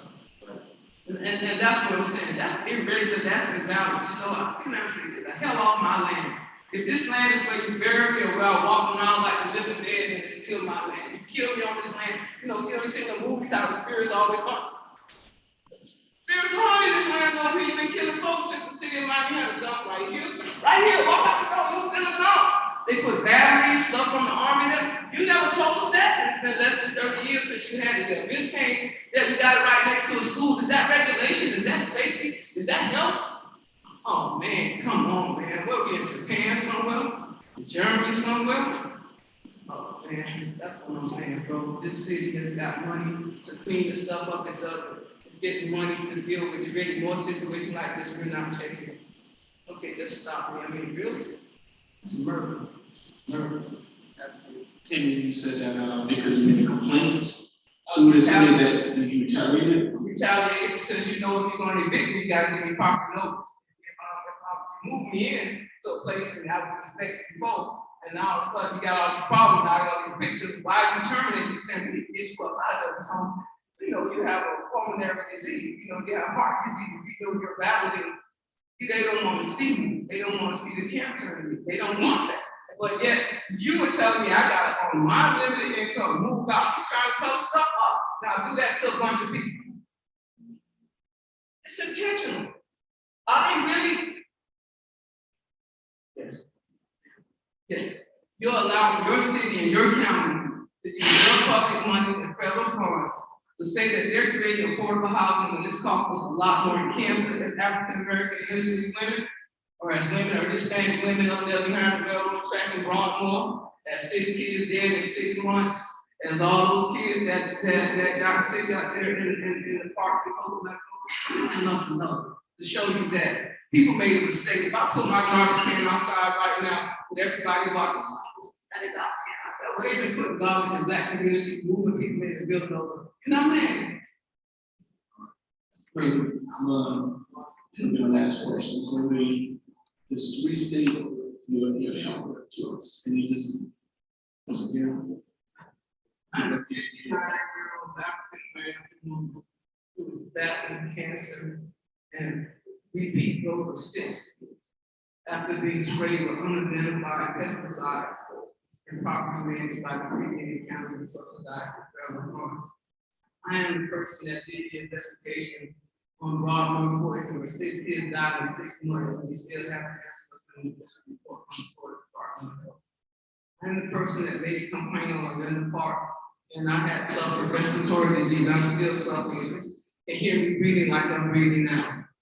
So I'm currently fighting cancer, pulmonary disease, cardiac disease, and I can't breathe where I live. And I'm stressed out because now with all of this situation, even my animals are sick. And so with this situation, I have no legal protection, no legal defense, no extra monies. And I am angry. I'm angry. Because at least I know, at least I'm certified. Don't certify me. Tell me you know what the signs and symptoms of the disease. And then put me and my children and my grandchildren, my neighbors in the same situation. And tell me to leave it so that I can get lost. I'm suffering a lot from my health. I just can't breathe that well. I can't sleep that well. And I can't rest because I'm being retaliated against for making a report. Question, what do you need now? I need protection. I need you to watch and see. I need smart lawyers to tell me what are some of the things and policies that I don't know that I haven't by stand up at the University of Miami Law Library or the St. Thomas Law Library. I need you to send me stuff. I need to have a conversation. I need somebody to help me sue or hold them accountable. I need to be able to make that report to my state representatives and inquire as to why there is no answer, why things are being done this way. I need mothers to be educated. I need you to help me put together those workshops on Zoom like I'm trying to do now. I'm just so tired. Sometimes I just can't breathe. I need AC. I need air conditioning because I'm so hot. When I go home, I can't breathe. I can't afford to pay my light bill because I have to do the whole house in order to do it. And then Maybe an air purifier. Maybe it's a job. You hire me as a person with disability because you think I want to die. So I can earn the money to buy all the things I need. I need you to see the children that can't sit in their own houses because it's too damn hot. I need you to know why black boys and girls are being picked up out of parking lots by the police because they're hanging out in McDonald's because I need you to document that, take a look at that, protest that, care about that. Then I want you to fight with me like it's your kid, like it's you, like it's your mom. But most of all, I want to fight cancer. Can you help me fight cancer? You want to even come that close? I'm not fighting for losing battle. I lost my mom to cancer. I lost my sister to death from sickle cell. I need help. I need you to ask questions like that of my government, of my leaders like Keon. I need you to ask Jeffrey Watson that. I need you to ask my mayor that. I need you to ask my city manager that. I need you to ask landscapers that come into my neighborhood. Why are they cutting the trees and stuff? Because that's all I got to keep things cool. And they're actually killing the weeds. I need you to ask MacArthur Dairy, have they made their report? Because that would smell real sour over there on all that semen. That's a lot of things you can do. Don't ask Biggie Bump because I'm an action person. I want you to do what the law tells you to do by at least giving proper notice. All right? I want you to ask City of Miami Housing Economic Development, why are you putting me out? But it's the landlord that didn't do their duty. I think that's enough, huh? I want you to fight to dump to the last breath like I do, like it's your children. Actually, I don't even want to fight. I want to know about all that have been lost already. They're the ones who try to protect because their life matters too. It's been justice done. So I want toxic justice. And I want it done in a not so toxic way. And I don't want to lose no more just to win the rest of them. Because I don't want you to think, because I'm a black woman, I don't have the ability to take care of my kids. Just because I have affordable issues. I want you to tell me I would right to be angry. Because my children are dying, my children are suffering. And you put me into a situation where I have to choose between their health and their safety, and that's wrong. I want black men to start caring about their health. So that way they know when I'm talking about things like that, I ain't trying to make it hard, it's real. Damn, you want to put your tough, scary hands in fire, I know, because my children are burning up just sitting in my spot in the home. I'm asking a lot more than what I've been given, and I know you consider me a lot more than what you consider me to be as a woman and a mother and a taxpayer. That's what I want. I want justice for all the children that died and all the ones that sit across their minds and the mama can't let them out. I want a lot. Is that asking too much? Am I asking too much? I want to be treated the same way you treat women in Coral Gables. When they come and make a complaint, I want an attorney that's got more guts than 10 attorneys. They got more money. I want a real legal people in the document God. I want you to have more AC than I got in my pants. And I want to breathe. That's what I want. I want to breathe. I want to hold Miami-Dade accountable. I want to change in the system. I want to change. I want transparency and sunshine. I want women and mothers to gather together right now and get all they can and with all their breath scream and yell, no, we will not live in situations like that. We will not live in buildings like that. We will not let you build for us. I'm sick of people count me in, with some type of survey and petition talking about we build this shit for them, I want to build for my dog. Got me messed up. I want them to know I'm angry. And it's okay to be angry. Because my children deserve the same thing. And women and mothers don't stick together and still keep going past us on situations and building housing that we die in instead of living in. If we get a chance to even move in. Don't ask me no questions, because I know what I'm doing. I know my purpose in life. And that's why I need to leave my children the hell alone. Because if you're not going to give them what they need, please don't ask me not to fight you. I said to the damn police when he said he couldn't breathe, and I'm saying it to other people when they do shit that's choking the life out of me. That's what I'm saying. It's war. And I ain't dressing up like this for nothing. It's more comfortable. But you can fight this type of injustice in pumps and the dress. So ladies, wipe your brow. And don't be no lady. Fight like that contractor and his worker do for that job and tear your stuff down. And make him build it like it's for a woman. Instead of building it like it's a dog cage for somebody to move in. I got children, not puppies, dogs, snakes, cats. and big old lizards and running out there. I just want to do this one time. Will you lift that up for me, Mike?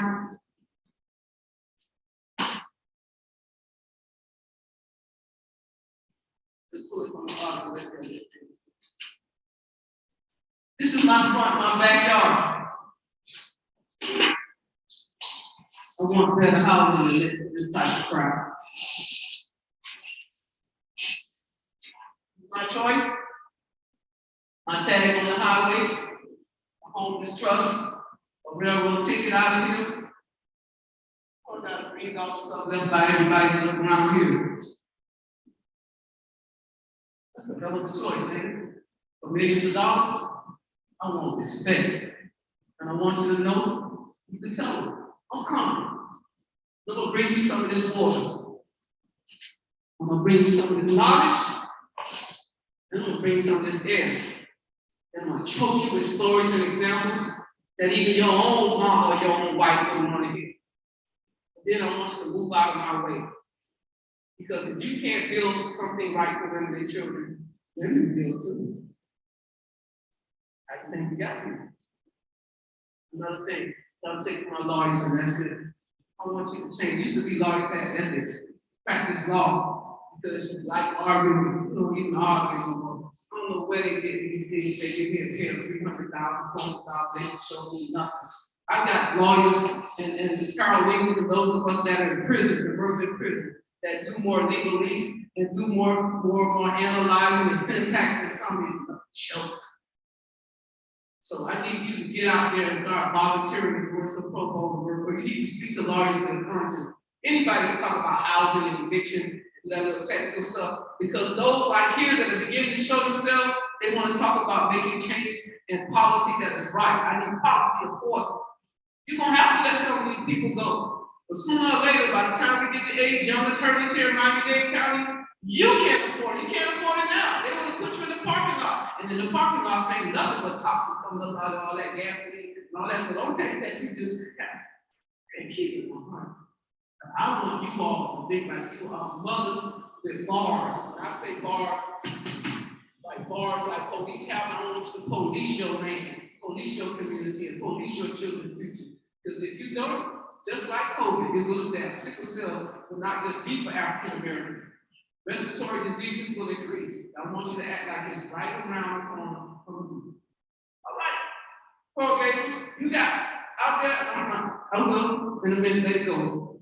But what happens when they start putting 2 or 3 or twin globes on top? You can't see the sky. You got a right to see the sky. Oh, don't make it more happen, ladies. Men get to a point where they just want to build. I don't say I'm picking on you, baby. I know you build babies and you're pimping ain't easy when you're a natural man. I don't mean like some of you guys here that I know that you deal with corporate America every day and job clients. So your mama boy, you can be so proud. But it's time for you to do it. This is a women's issue. You know, for me, as far as I'm concerned, because what they're saying is they're building housing that's safe and healthy for women and children. Hold them accountable, ladies. They think women don't build. I think there's a large portion of civil engineers that are women, particularly some of those returning from Afghanistan. You can tell the truth about the resources. I need the industry, hold the industry accountable for some of the materials that is due. SPNL, everybody else that did no stuff. But even here, CIC. I should tell you the truth about the land. CDC, stop being CDCs that want to acquire lands and then sell them. I ain't calling no names. Don't think I won't call you out. And stop asking my people, what's your situation with your legal problem when you aren't here negotiating and mitigating stuff, or you are mitigating the damn a mold and mildew that's in my closet, or underneath my towel in my children's park. That enough? Yeah, I could go on. I kind of agree with you keep going. I do have a question. Yes, sir. On the indirect. Okay, touch nose will give you too much. I don't do the touch nose. I don't want to fight somebody either. More knowledgeable than I know about this housing, especially in Miami. Coming out, getting for Adrian. If you have any questions. Adrian from Smack. Yes, I want to go to the but I wanted to inject something into this process that I didn't do earlier. We want to talk about genocide, the definition of genocide. Passed in 1948 and signed in 1958. If I'm not mistaken. Okay, hold on just a minute. This is a long story.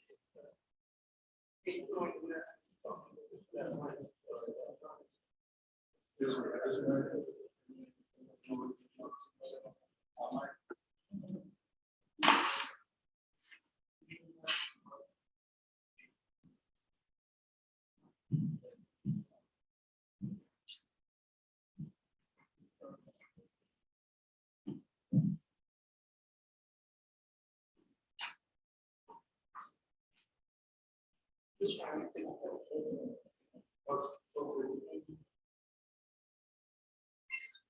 You got an extra glass of water? Just take it out the pump in the back. Okay. Maybe. Have some. We're doing all right. Okay, here we go. Definition of genocide.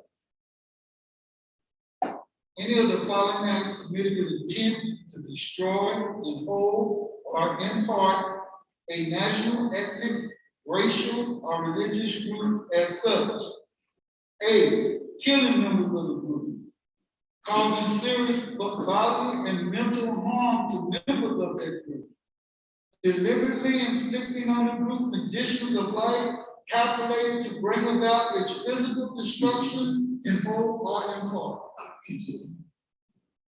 In whole or in part. Imposing measures intended to prevent births within the group. E, forcibly transferring children of the group to another group.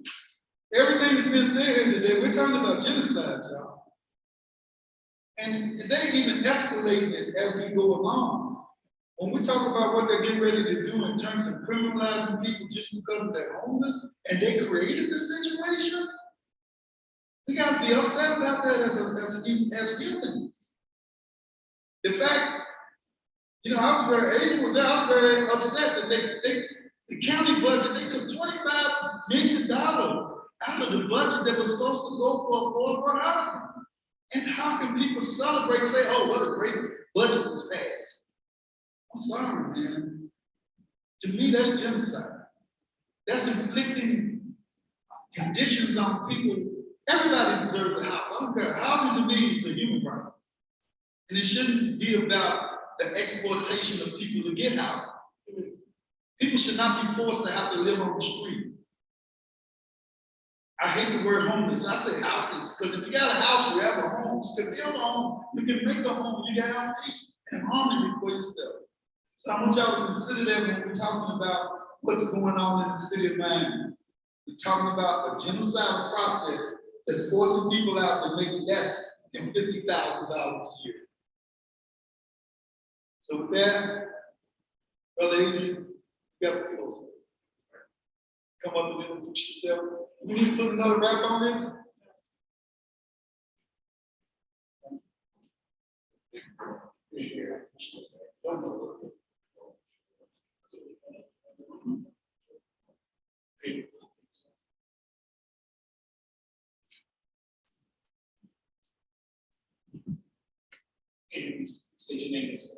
All right, good afternoon, everybody. My name is Adrian Madriz. It's spelled Adrian, Madriz is Madriz.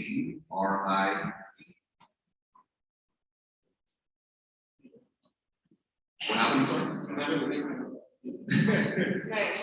And yes, let's smash. Did you have some opening questions, or did you want me to start with an opening statement? I'll just start. Just start with an opening statement. Okay. So it's truly an honor to be here, to be talking to all of you today about an issue that is extremely important to me, gentrification and housing justice in general. For those of you who know what SMASH does, it's a community-driven developer of affordable housing, and we build power through the community land trust model for housing justice in Miami. And I don't want to get into a whole presentation about SMASH. I welcome you to our website or our Facebook page which we've outlined a lot of really cool projects and programs and priorities for the next few years. But I do want to share a little bit about myself today. I want to share a little bit about my personal story and about why it is that I consider this issue to be so personally and intimately important. When I was in high school, when I was about to graduate, my parents found out I was gay, and they didn't like it. They didn't like it at all. My home environment became a very toxic place. I'm a very spiritual, very religious person. I've gone to church. I'm not going to say I've gone to church every Sunday since I was born, but I try to make a point to go at least as much as possible. And so it's very important to me. Very important in my relationship with God, and very, very important in my relationship with my parents. And both of those things were turned against me at a very critical time in my life.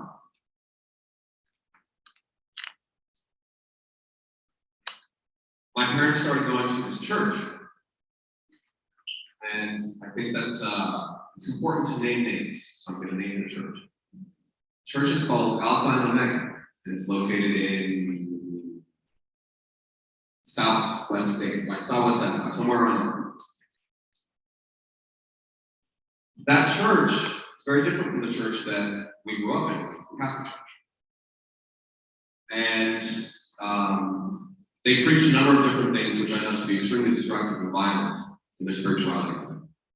Among them, the prosperity gospel, that those who do enough good works for God are blessed by God with actual monetary gifts. And that homosexuality is a grave sin against God. And that there is no such thing as a good Christian who is also a homosexual. And so those ideas were ingrained in me over and over and over again.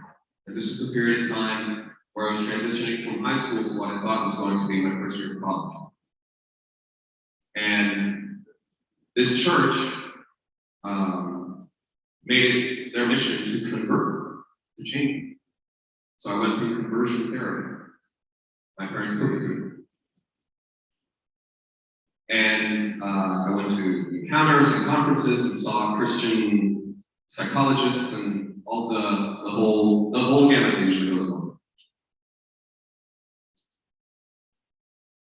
When it was clear to my parents that I wasn't going to change, I wasn't changing as quickly as they would have liked. They said, you can't go to college. You can't go to college until you change. I really wanted to go to college. Really, really, really bad. I was very blessed my senior year of high school to have gotten good grades. And I was accepted into my dream school, which was the University of Michigan. And my parents said that I wasn't allowed to go until I was completely straight. At that point, it became very clear to me that my parents, as loving as they are and as much as they care about me, weren't doing things in my best benefit anymore. They weren't making decisions in the right state of mind. And there was a great deal of brainwashing that happened. And I, despite the fact that this was being inflicted upon me, I very much got with the program for a while. And I said, you know, I have to change. I have to go from gay to straight. But when this happened, and my parents told me that I couldn't go to college, the brainwashing just kind of flicked on. At that point in time, I was friends with a good number of people from my high school that I can't thank enough, that really opened my life. And I told them about what was going on. And we did a conspiracy. against my parents, and we conspired so that I would be able to leave my house without them knowing, and I'd be able to live independently. And I would just run away. And so I did. And in the middle of the night, one night, it was like 2 o'clock in the morning. A couple of friends of mine snuck into my house, and we gathered a couple of my belongings. And I don't know how we did it, because I lived on my room was on the second floor of the house, and the stairway to go downstairs was very creaky and noisy, but somehow we made it out with nobody even knowing we were gone. And I left behind my phone, I left behind some notes to my parents. And I was convinced that was the last time I was ever going to see them. And that every decision I was going to have to make from that point forward was going to be 100% of my own power. And so a couple of days went by, and I was living with my friend Pedro. He was living in this trailer with his family in this trailer park called Palmanova. It doesn't exist anymore because it was destroyed by a hurricane. That particular trailer was just a few strong breezes shy of complete collapse, so that's where I was staying for. And somehow my mom shows up. I don't know how she found me. She didn't have my phone. She didn't know who my friends were. She didn't have the phone numbers. But I think it's a testament to truly the power that a mom has for her son. That she really scorched the earth to find him. And she left no stone unturned. And she did. And she found me, and she was arrested. And she told me if I didn't want her to end up in a mental hospital, that I would go home that moment. And I said, I'm sorry, I can't. I just don't trust you. And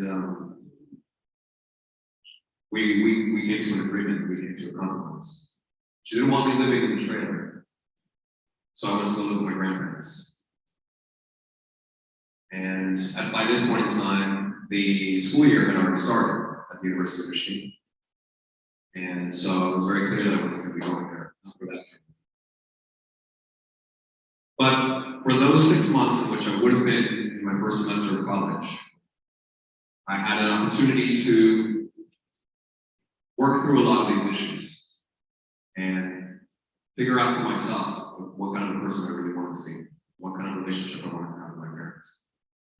Eventually their stance softened, and they said, we're not going to change you, we're not going to accept you, but we're going to accept what we can't change. And they let me go to college. But the entire time I was there, I barely spoke to my parents. It was very, very tough. It was very, very tough time. Why do I bring up this story? Well, I think it's pretty obvious that this has a lot to do with housing. The reality is that I faced a significant amount of struggle when I was living away from my parents. And my inability to have any kind of independence from them, any real independence from them because of my housing situation, made my options very few. If there wouldn't have been shelter, there wouldn't have been a program, there wouldn't have been any lifeline that I could have latched onto at that time. I think that the experience could have been different. Obviously, I survived. I'm very thankful for it. But there are many who do not. And that's what the experience really taught me. As uncomfortable as it was, by the way, I have a great relationship with my parents. I really do love them and adore them. They are my world.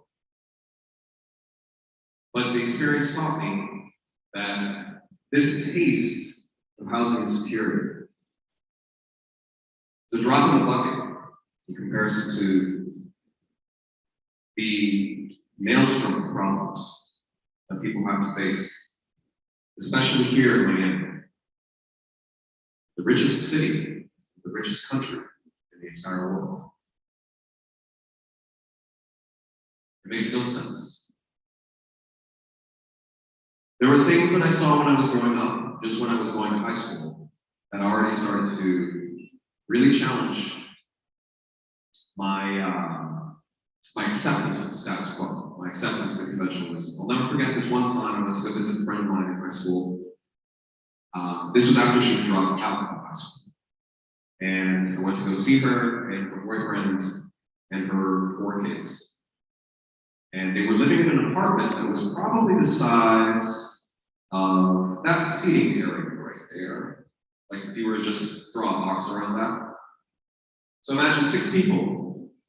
It was like 8 dogs living in that size of space.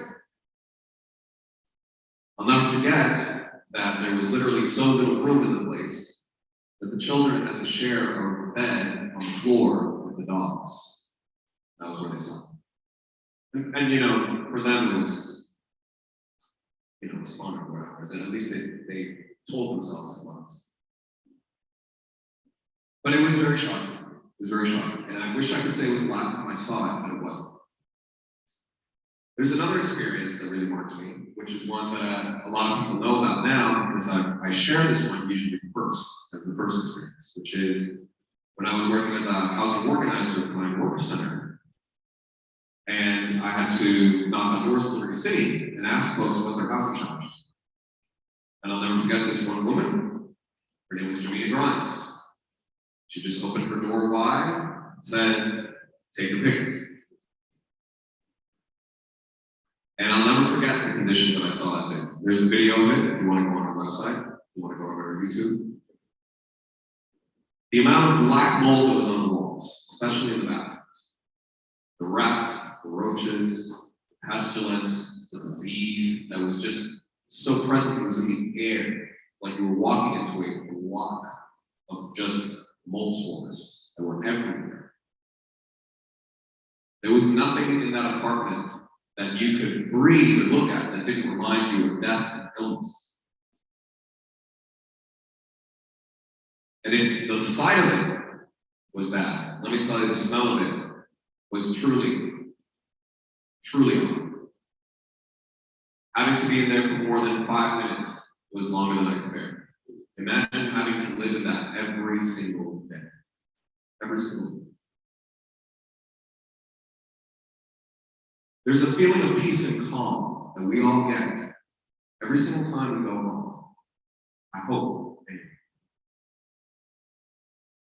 No matter how shitty your day was, no matter how many different things you had to go through, no matter how terrible the onslaught of capitalism was and racism and patriarchy was that day, you know that at the end of the day, you can come home to your warm bed, your clean sheets, your clean AC, and you have sanctuary. At least for those 8 hours that you're there, sleeping.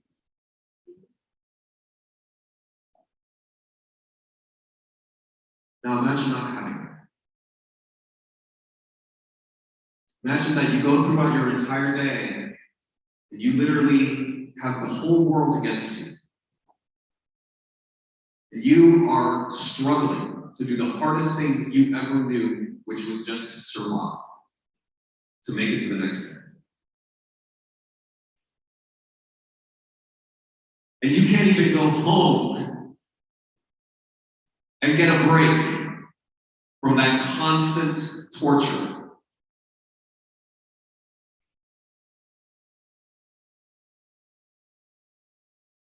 We just heard from Renita Holmes,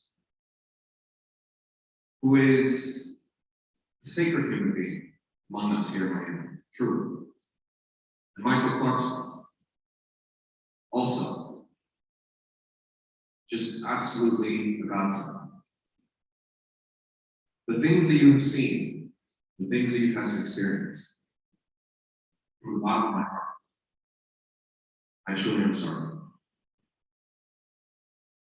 That's not what you deserve. No one deserves it. I lost a good friend of mine this year. Lost is kind of an interesting word because he's still alive, but his mind is gone. This year, after what has been a very difficult pandemic, he found himself, after his rent was raised, living in a trailer, alone. And then when his rent was raised again, he lost his job. It had hit a wall that he'd been trying to avoid his entire life. He ended up having to sell crystal meth and engage in prostitution just so that he could pay the rent. And then he became addicted to meth.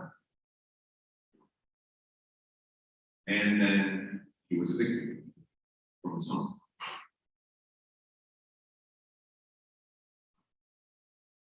And the only thing that I could tell him as far as where he could go to find a place to live was to go to the nearest mental hospital and to Baker Act himself. Because there is literally no other option. Sometimes people like Commissioner Joe Arroyo will get up on their stand or the dais or podium or whatever, and they'll wax poetically for hours about how the homeless are homeless by choice, and they just make a business out of it. They're going out there and they're panhandling, and it's more lucrative than if you were to actually get a minimum wage job. And there's no such thing as people not being able to get into a shelter. There's plenty of shelter available. People just choose not to avail themselves of it. That's what it says. And I have to wonder if he's ever once in his life, ever tried to get shelter on an emergency basis in Miami-Dade County. Because for all of you who have, you know that you might as well be looking for the Holy Grail and the cure for cancer at the same time.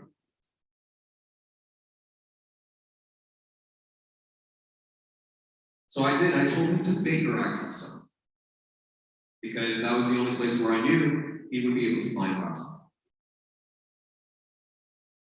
And that's exactly what he did. So he's now been shuffled around between 3 or 4 different rehab centers and programs. And he's on so many drugs, I can't even tell you how many drugs he's on. The last time I spoke with him, it was very clear that the person I knew was no longer there.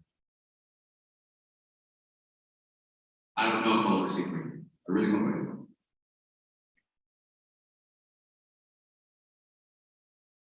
These are the kinds of experiences that we have to go through because of an economic challenge that we have in this county. The rent is simply too damn high. Everywhere you go. So the only things that people can afford, if they can afford anything, are living in slums, living in trailers, living in extremely insecure housing situations, or they go on the street. It is a complete and 100% consequence of our flawed economic system. A system which is 100% built on and worships at the altar of capitalism.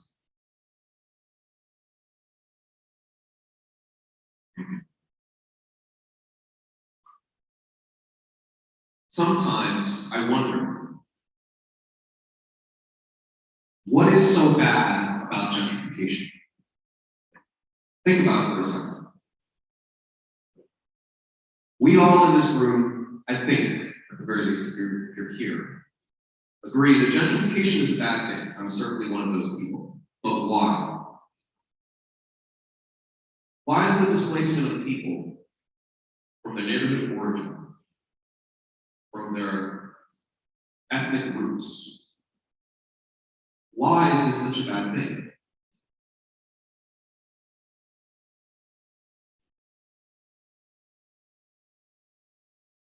That's a question, by the way, so if anyone wants to take a stab.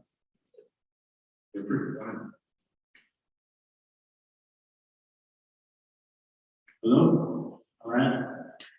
Once again, my name is Brother Israel. I was affiliated with council contractor invited by my group of clubs, so I want to thank him. For me, I think gentrification, I don't know what the true meaning of that word is, but I think change, nothing wrong with change. I think the problem with when it comes to changing the community, they don't involve the people that stay in that area to be a part of the change.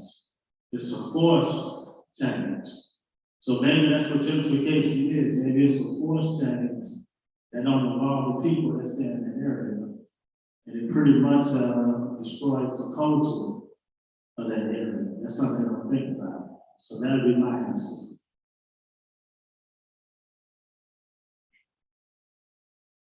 That's a damn good answer. I agree with that answer. Why is that answer not good enough to protect those people? That's a good question. I think that's $1 million question. My thing would be because it's a capitalist society, like you said before. Took the words right out of my mouth, Israel. Took the words right out of my mouth.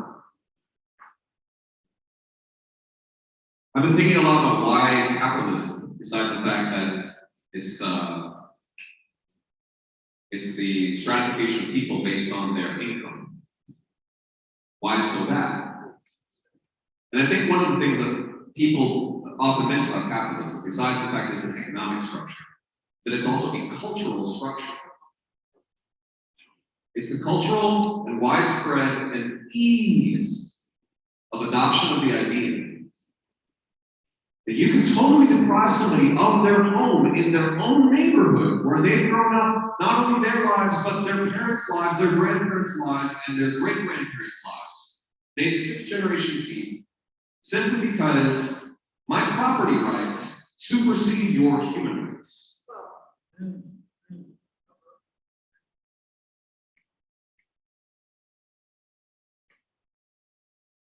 That's not a question that economics can solve.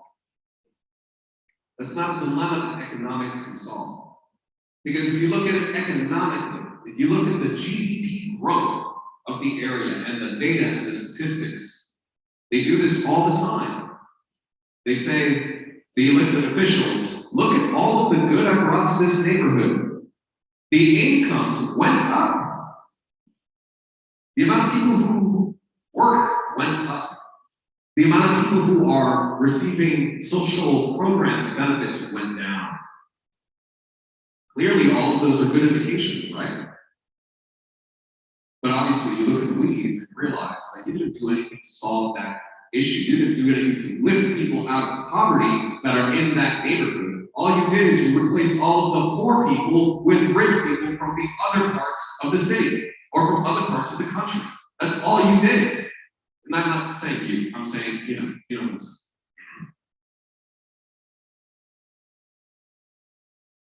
For us to combat gentrification effectively, it's not a question for me about what ideas are better, what economic system is better. For me, it's a question of values, beliefs. Fundamentally, there are people in this room who have a shared set of values and beliefs that are very different from the majority values and beliefs of Miami-Dade County. Let me give you an example.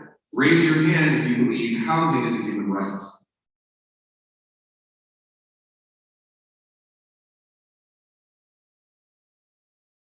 I guarantee you, if you go to, let's say, the Beacon County, or if you go to the Miami-Dade County Commission, and you ask them the same question, you won't get a majority. You won't even get close. That is a radical idea that housing is a human right. Everybody deserves a home.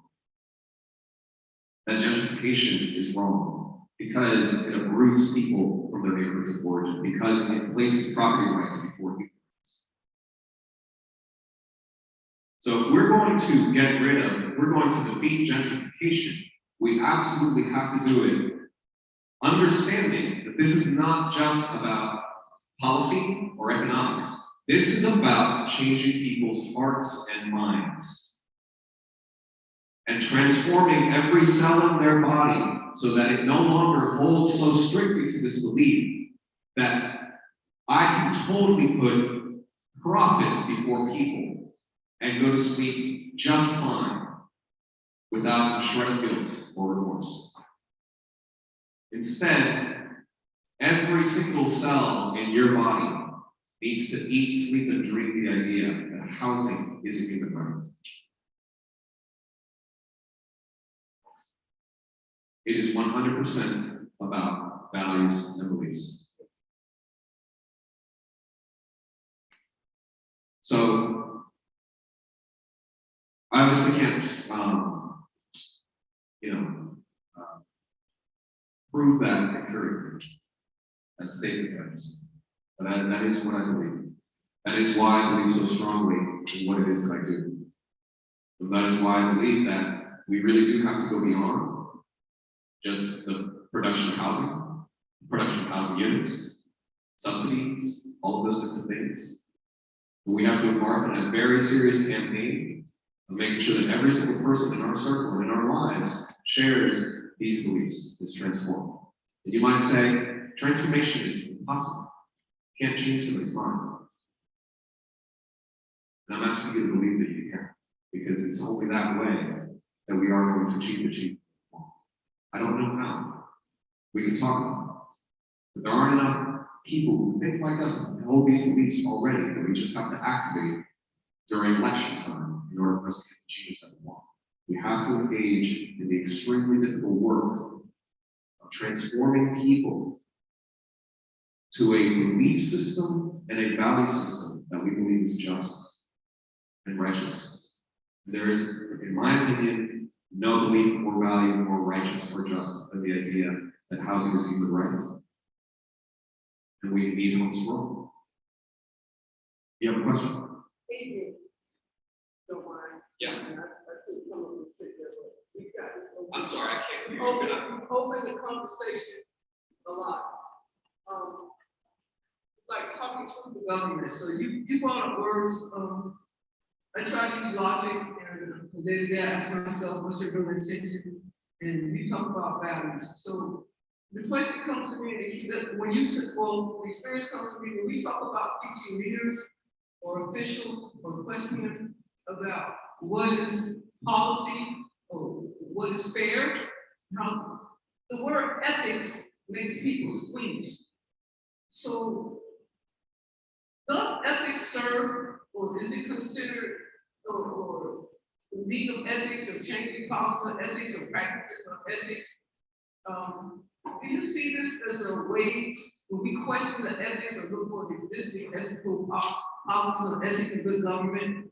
Do you see this as a potential tool or strategy or method to actually change the way that they feel about that, or the way they practice, or what they do? You see, people, when you see things laid out like that, and it's common sense and it's knowledge and it's murderous versus it's practical versus economics. Doesn't the word ethics come into question? If we question ethics about different practice and policy or housing or etc., do you see that?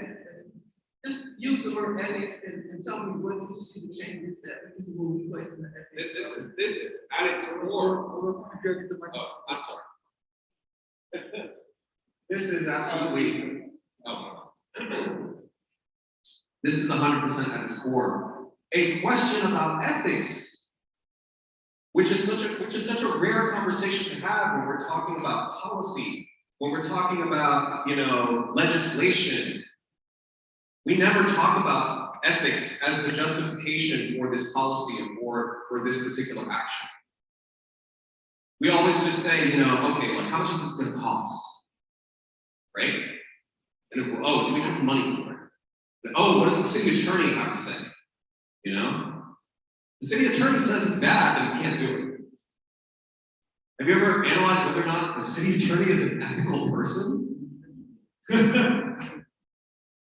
Why is it that we can't ask that question? I don't understand. If I were to go in my 2 minutes of public comment, I would question the ethics of the city attorney.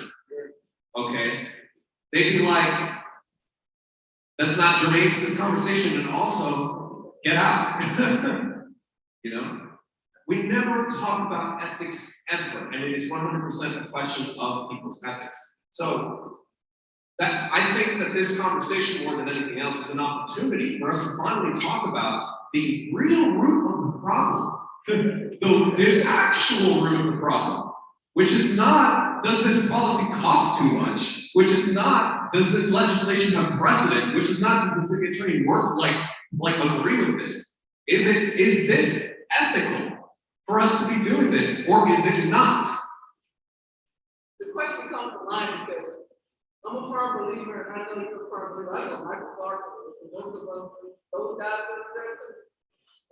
ethics is the word they utilize. That's another. We don't question the leadership ethics. Recently, we saw Commissioner Carollo question the ethics of the chief of police.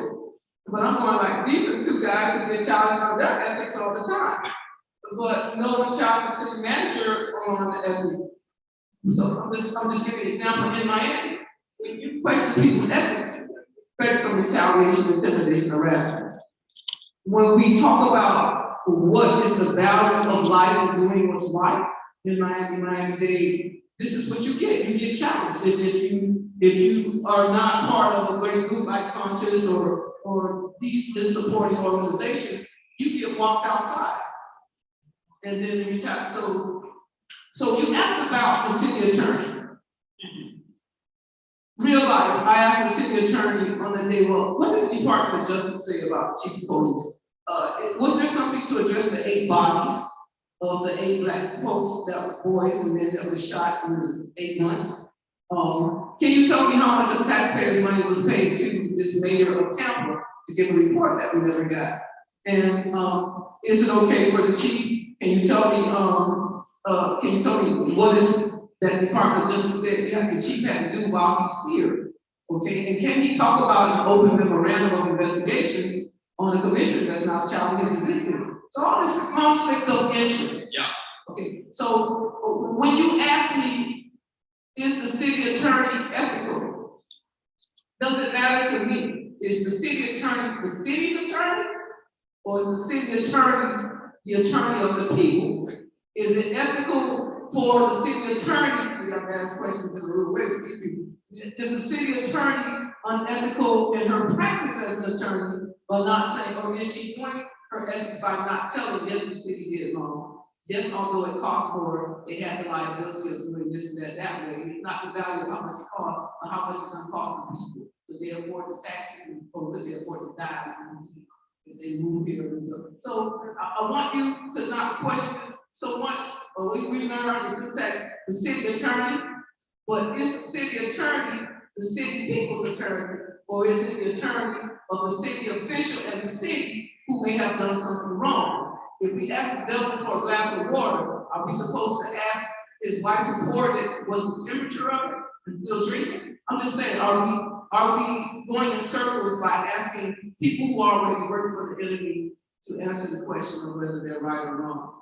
And so that's why I asked about ethics. When you want to question public officials on values and beliefs in the way that they came up with a solution, that has to be some type of official thing. So do you think it's okay for us to engage in courageous conversation with them directly and not just tell them our story and give them our evidence? I mean, how do you define changing the values and beliefs of folks, and what do we utilize, ethics, or do we utilize civil enforcement? I think that's such a perfect question, honestly, because it's one that I've thought about so much. Let's pick somebody we've mentioned by name, which is Joe Carroy. Okay? Just because, like, one thing that I actually admire about Mr. Carroy is that he will tell you exactly what's on his mind. You may hate every single single thing that comes out of his mouth, but that is 100% exactly what's on his mind. Yeah, and he will tell you, listen, I don't like you at all. I'm, screw you. I'm not doing what you tell me to do, and if you don't like it, stop.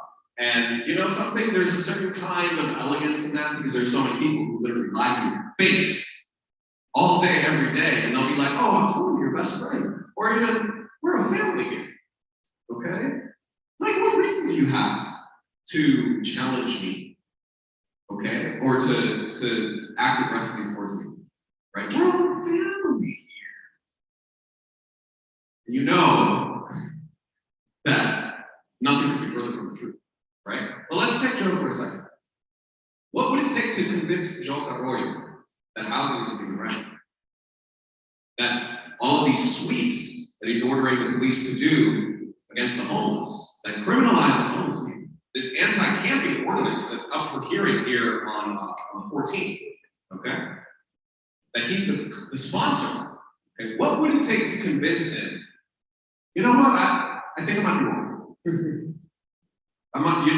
What would it take him to say, I think I might be wrong? And the reality is that someone like Joe Arroyo, or even somebody like the city attorney, if there is a path to their transformation, it will be at the very end of that path. At the very end. It won't be until literally every single other domino has fallen in our direction that then finally somebody like Joe Arroyo says, you know what? I think I might have been wrong. So what our job is then is not to convince Joe Arroyo in our 2 minutes of public comments on Thursday, okay, that so that somehow he has a change of heart. I wish it worked that way. I really wish it did. And I think that people still going out saying their piece and obviously being there and saying what they need to say, all of that is extremely important. But the reason it's important is different from what I think the objective of a lot of people is. A lot of people think they're going to go in their 2 minutes of public comment and change hearts and minds on the spot. That's not how it works. It's a long process. And the thing about us, Renita and Michael, and everybody else in this room, okay, is that when it comes to playing the long game, when it comes to making the commitments necessary for as long as it's going to take in order for us to get the changes that we want, we are people who have the power to do it because we care so much about this city. We care so much about this county. We care so much about the people who are here. And all of the challenges that you've been through, okay, and I've seen them all, and I know so much about, I don't know, I haven't seen them all, obviously, okay, but I know about a good deal of them. And Renewed Homes, you are still here. There's so many times where anyone else in your position would have just left because it just got so hard, it just got so difficult. And when you try to make people understand, you feel like you're a rat screaming in a cage sometimes, and nobody's hearing you. You're screaming your lungs out every single day, trying to get people to hear you.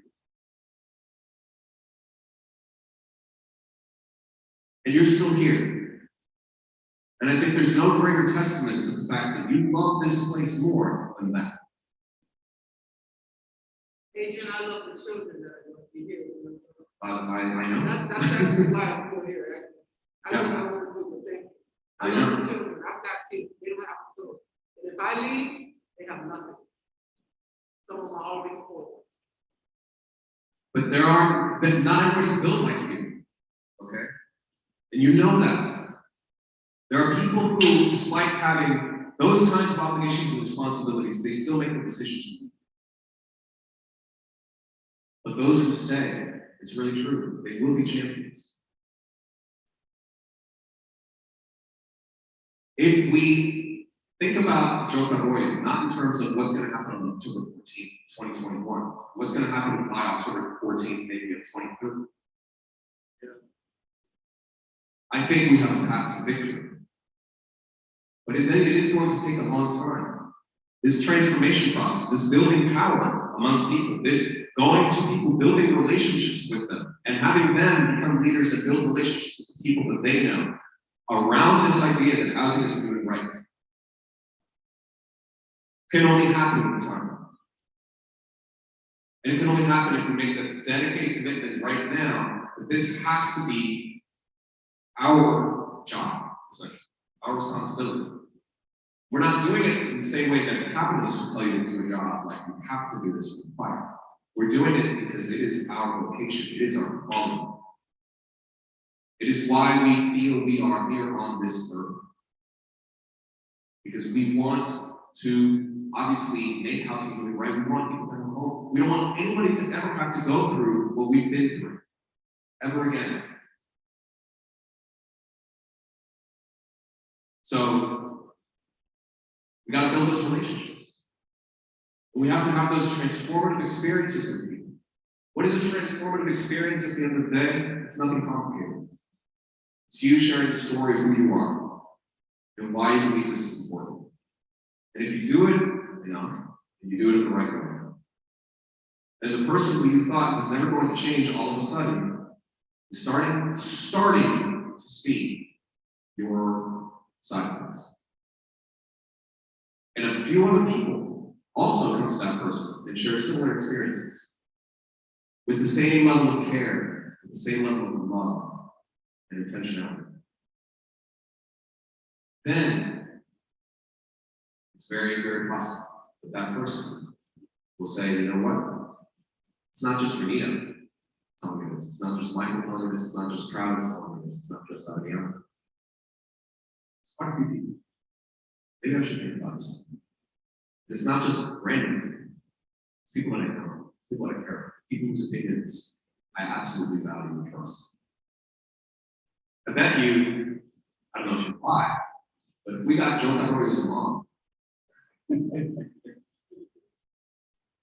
on our side, and she would have to sit down with her son one of these days and have a real heart to heart with him. You know, those are the kinds of things that we need to plan for, that we need to actually dedicate ourselves to.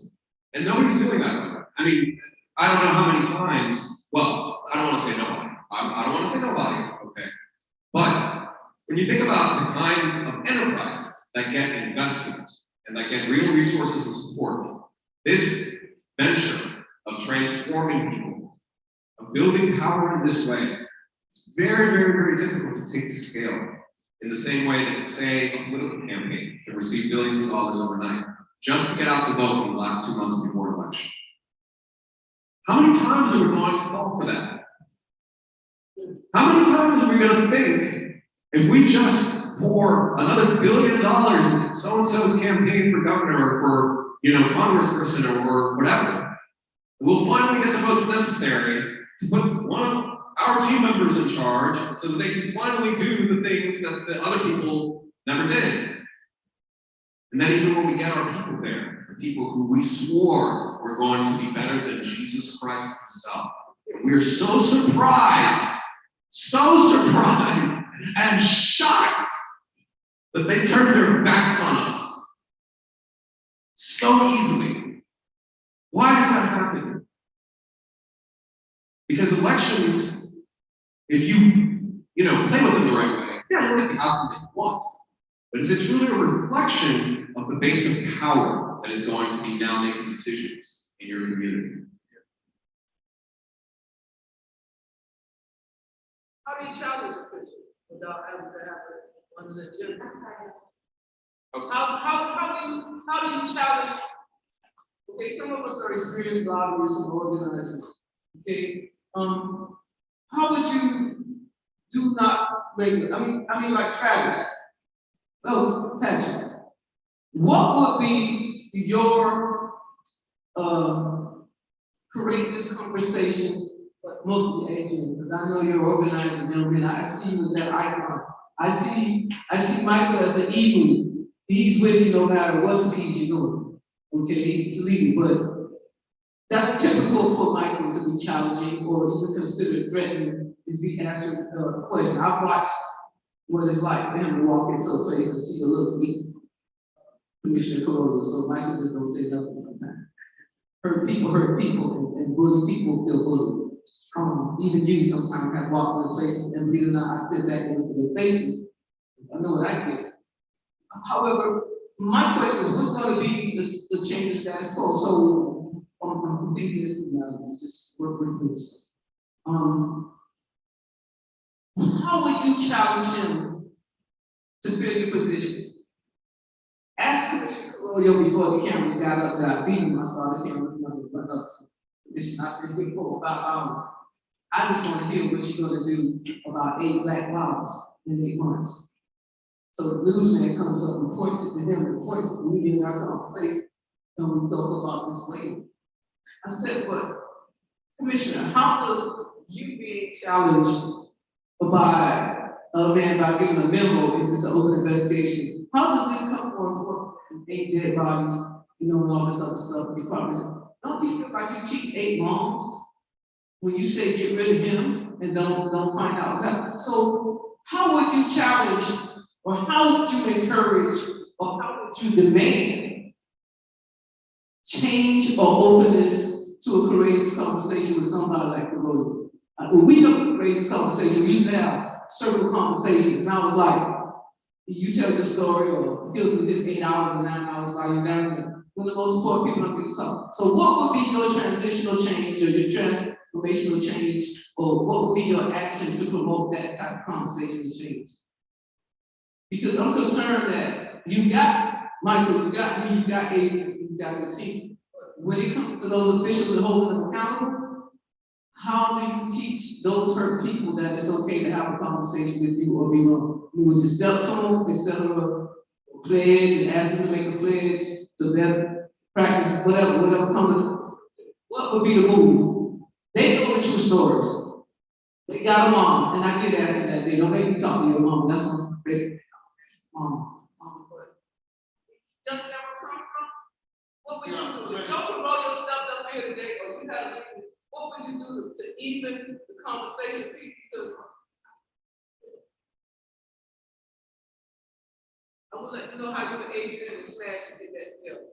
Yeah, my name is Patrick Penn, and to answer your question, I would basically come at was transparency. The whole process will make it more open to everybody that's involved. Transparency in the whole process. So we know Commissioner Watson is there, just like John was there. And we talk about, I don't want to make this about folks, I want to make this about housing and fairness. How do we make people see things from our perspective? Because that's great. He insulted you, you want to do this, you want to do that. Okay, you're killing us, we want a new process for that. How do you come to demand that change? What do you think is in the way that we've been doing it with our property? One way is basically sharing your story, letting them know exactly what's going on, and having the pictures documented, basically sharing your experience and having basically feel for your experience. Isn't that what we're doing? This is what's better. What I'm saying. So, would you be forceful? Would you demand transparency by asking for reports? I mean, you're young and you're active. What normally do you guys do? That's why transparency. Having basically having somebody to to understand what's going on, to be on board, to know what's being done and who's doing what. You gotta be able to cross your teeth and understand exactly what's going on. Do you demand that? Do you command that, or you just say? Yeah, you would demand it. Yeah. In these days, when you get arrested for protesting, you're going to demand?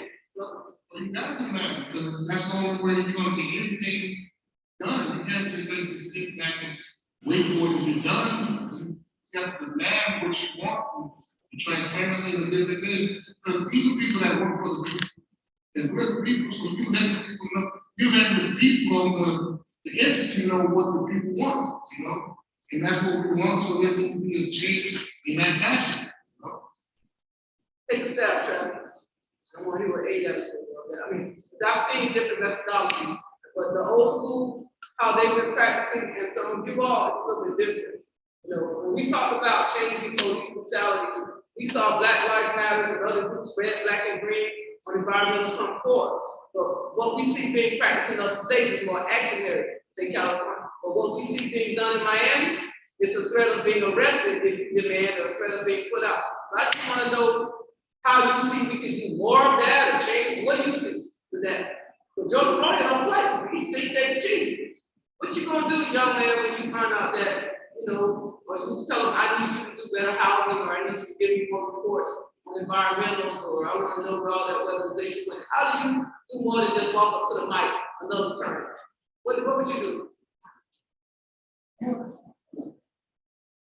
Me personally, I never stepped to a commissioner, like that. Once I did, I mean, I went to town halls, and said my piece, but not to that capacity. I mean, I have my own thoughts of pretty much umbrella being accountable. Only thing we're doing right now is money. They're just concerned about the money that goes to them and what benefits them. So, if somebody engaged in the community, I think people need to know more about what ties they have and what investments they have to cause them to move to the justice. Because from there, right, it would definitely they're definitely getting where you mentioned about ethics earlier, all that comes. I mean, that's why I'm answering your question. General question, Cross. I see Phil fired up. Listen, we march for black violence. I'm sorry. We march for black violence, or we march for violence and police brutality, not just black violence, police brutality. Do you think it's feasible to make change for us to march for environmental justice? Because it seems the only way we got them was by doing the marches and doing the action. You couldn't breathe with George Floyd. I can't breathe with all this old buildings and all this other stuff. Do you think we have the same value about our life history when it comes to police violence, or we do about having healthy housing and so forth and so on? But with that, the only top subject that we can use civil recourse to. How do you feel about that? Do you think that we need to have that same evolution? Because that was the only way we got attention. We couldn't breathe in a choke. Now we can't breathe living in this house or in this environment. Do you think it's time for an evolution? Do you need a microphone for us? Okay.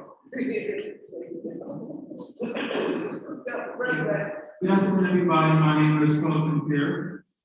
So I think it's a combination of things, to be honest. I feel like, of course, Michael said, the question like shows me back to our meeting, but also like I can demand that like our elected officials, do what we put them in office to do. So it's not just a matter of like speaking at the end, like commissioner hearings or like going to like government center, for example, and speaking at these hearings every week. But it's a combination, also like getting them, for example, like take something. So for example, when I was doing work with like Sunrise Movement, which is like a climatechange organization, part of our tactic was like, getting politicians to like commit to pledges. So we had, for example, like a no fossil fuel money pledge. So if you're running for office or you're already in office, you would say, I'm not going to take any campaign contributions from like oil and gas companies, for example. And we would hold their feet to the fire, to be like, well, you said that you're going to take this pledge. Why aren't you like, committing to what you said? So I feel like it's the combination of like those different like, tactics and methods. Just like, getting people also on the streets and like George Floyd, demanding that like, people would just look for Royal or Keon, whoever we're talking about, like it was actually, commit to what they said they were going to do in office, because that relates to like housing justice, climate justice, any issue that you're talking about.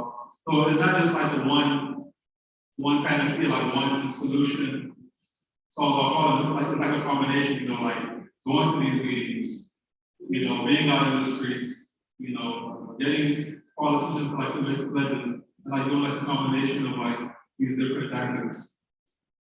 Like that. No, Michael, old school G. We know you've been an icon of red, black, and green. We know that you put out in every way when it comes to changing government. It's like you commit from digging soil to throwing dirt, to actually doing your work, to organizing workers, to actually speaking to the government, to being logical and intelligent, but you're old school with value and you're committed. So what do you need from young soldiers or young or new members of the community who are not directly impacted by such injustice, or maybe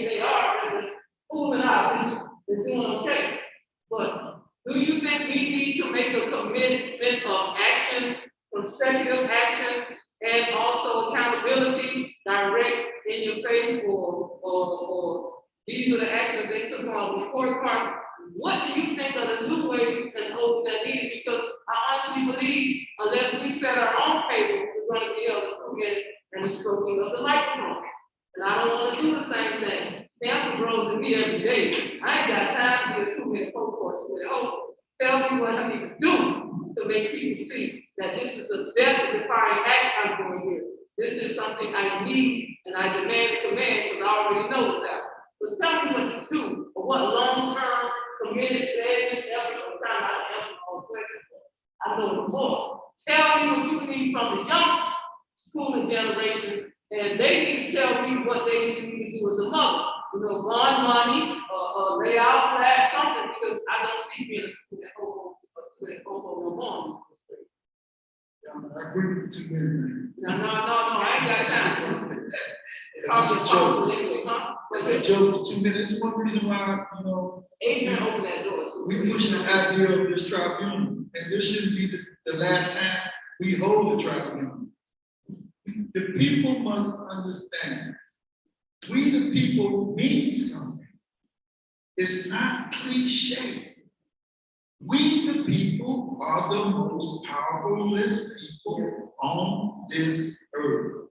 But we have given our power away to people who sell it. And that's what I tell young people all the time. I'm surprised that they're not here. But they're also being misled. You know, they'll come to a demonstration at the courthouse, right? But that's safe, right?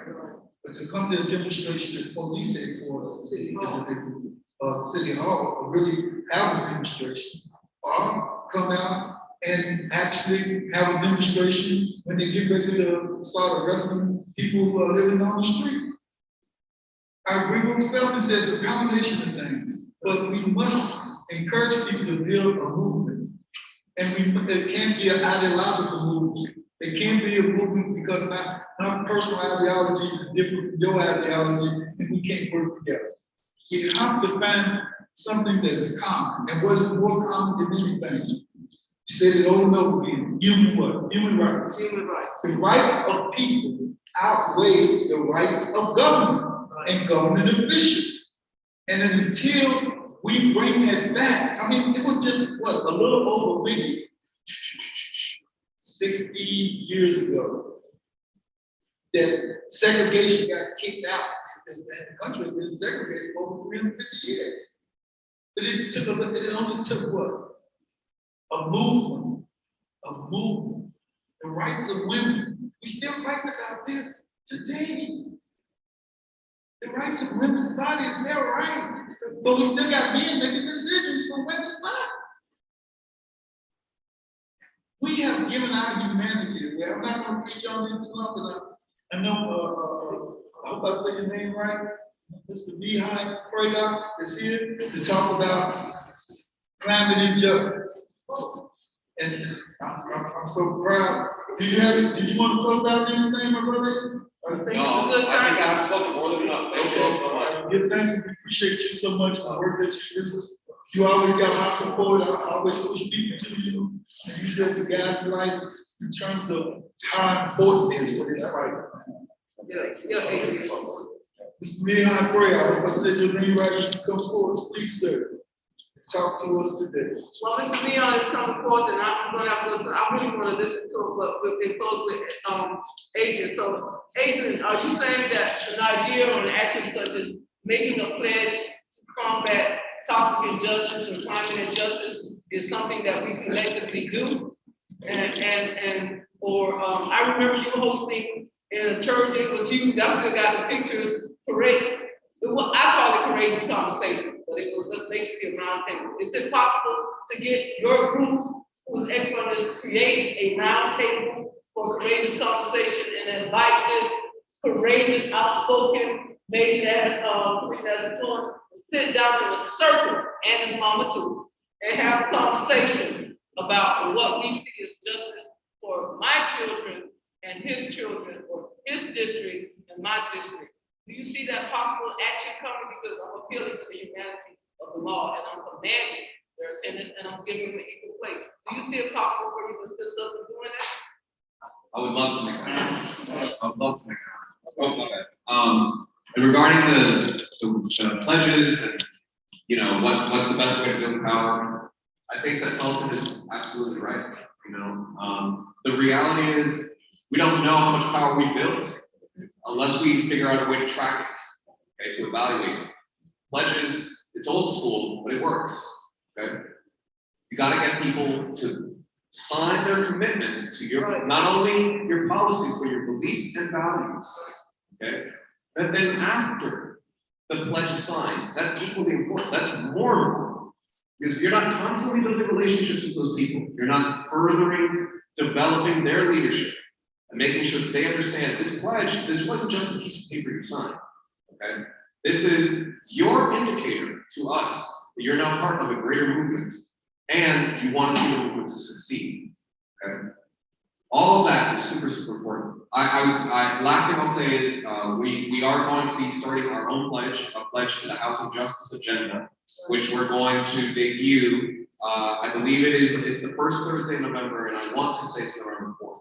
But I'll get you those exact dates.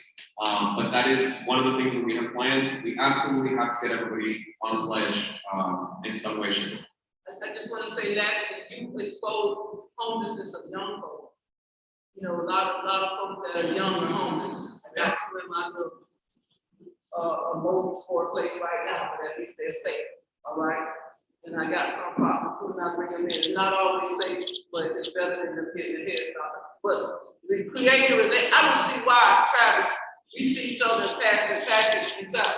My weakness is that we're women and mothers standing here demanding this and exposing the situation like the lady left. Michael stand beside the left. How do I create a relationship with you? Because I gotta house you and you gotta be the man of the house. How do you and I create that stance in the interim of making a pledge? And make sure, can I get your number for me?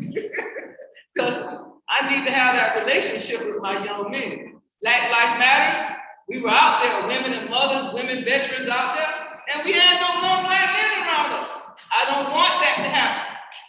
How can I create a relationship with you on that pledge? So next time I go see Joe, his mama might not be there, but you and I will have that relationship. It's from my collection, it's tough. There is a lot of there's a misorder of priorities there, and you know, I know people who I love and trust, and I can say my priorities are different when it comes to that type of relationship and building, you know, power and unity, especially, you know, within the homeless community. Young homeless person, young men like you, single fathers like you, raise a boy. A lot of them are my clients. And as weak as I am, I still can at least discipline and show them love and document it for when the time when Adrian or Michael come around. They know that's what I do. What do you suggest I do as a African, as I am, an African American inner city mama that is talking about creating a safe place for you and my grandchildren? How do I incorporate you? How do I get your pledge? How do I get you to talk to your brothers, et cetera, et cetera? I don't like answering questions. Asking questions I already have answers to. All of that. How are we going to do that and still commit to the cause? You come from talking to the next man about going down into a parking lot and holding Joe Carollo account? Are you okay with that? Yeah. You can make a pledge, but can I get you, or how do I persuade you to tell other young men to make a pledge? Tell me how to work that flower. You gotta know all 10 of them and see what category they're in. Everybody has their own priorities. I ain't talking about everybody out there now. I'm asking you and see. You talking about me or? You, Travis, and who you know, get everybody in general. You, me, and you get along perfectly. I hear you. So when you ask these questions, is that difficult to ask you to talk to the next person that I'm not difficult? I'm just saying, you can wait on it, we can talk about it afterwards. We'll talk about it. Because I see you stumbling over that. It takes a lot to come out your shell to talk to someone like you to get involved in a movement. Black Lives Matter taught me. I had less brothers, and I'm sorry to keep it real. I had less brothers around me than anybody. I had more females of every other culture. I had no young, and the ones that was out there, I literally had to get my stick off my motorcycle and say, if you touch her one more time, You call me that word on preaching, and I apologize because there's a little interrelation going on here. How do I get young men like you? You're sitting on the panel, Delta. You want to stab at it? Well, I need to know, how do I incorporate my whole household, my whole culture, my whole neighborhood into something that's going to affect you? Because you and your children are going to live in the same old building with gentrification or not. If we don't bond ourselves together. What do I do differently, or what do you need these people to do differently to encourage the fight, support the fight? I know you're going to do. What? Just give me one thing to make it easier for you. Don't try to That right sound there, I right. can't give you an answer right now for that one, but I do have answers. I can't sum it up in one. I like that, because I know it's difficult, brother. I mean, and to be honest, I think it sounds old school, but it has to be like, organizing out in the streets, because like you mentioned, I was at one of those protests last summer, and you're right, there were a lot more like women, a lot more Black women, a lot more like, different cultures, white and, Hispanic as well as Black. And I think, yeah, you just have to like, the same way that we have in this kind of forum, we have to be like out in the streets, like talking to just everyday people and saying, hey, I understand that, as a Black man, for example, you're living in like these particular neighborhoods, dealing with these particular issues, and just having a one-to-one conversation, because not everybody is gonna automatically have the same level of like political education as you. It's easy for us to talk like this because we've been doing this for like a while now, but like if you're like an everyday person on the street, you're not gonna automatically know about like gentrification or like housing justice, which is okay because the point is not to like make people like feel dumb or ashamed of it. It's like you meet them where they're at. So you just have a regular conversation like, okay, what issue are you dealing with? Okay. Yeah, exactly. And go, okay, well, okay, maybe, like you want to like come to like this meeting with me next week, or like, what I'm saying, like bring them in slowly. Okay, you want to come with me to this meeting next week, or like you want to come with me to like this event. Don't just like, shove it all down their throat at once, because everybody's gonna have that same level of like political education. I don't know about shoving it down their throat, but it sure is going up our noses and everything else. I don't know how much to do with that. But thank you for letting me know that we need to communicate knowledge, information to them. I mean, how many of us ask a brother, brothers, your girlfriend and your baby mama, they live in moldy places? We don't ask questions like that to each other. But if you ask some of the brothers I know, they would answer you. If you ask some of the older guys that I know have conversations about how to get more business money, they would answer you. It's simply because you could approach them because you are a Black male, an inner city male. You have more influence than you know. So I need them to know, to give you informational stuff on mold and mildew in simple language, to bring Adrian across the line to have a conversation in one of y'all little meetings, to stop by the Enviro Band and learn that you need to know what roaches coming up out of here or what mold and mildew before you pay the rent here. I need y'all to be educated, because believe it or not, that ovarian cancer that's affecting your system. It's a tool, like I said, pretty much it's a tool of trade. I'm still getting, on pages of trees right now. It takes time to develop it. He asked me if I was going to whatever commissioner, I just can't approach him like that. I gotta be very specific of what, especially if you talk about a problem. So me coming, like it was said in the beginning, you gotta know the problem before you can start asking what solutions are there. This is the problem of the terminology, bro. It's a terminology, but we definitely get back to that, because that's way too, that's a lot too. No, I got environmental justice and environment. It's a little bit of food But thank you.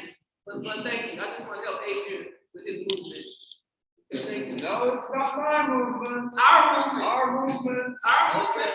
If you don't claim it, I'm gonna claim it. We need a home movement. Sounds good. You even have homes in the name. That's every moment you go better. Can you, say your name and start, please?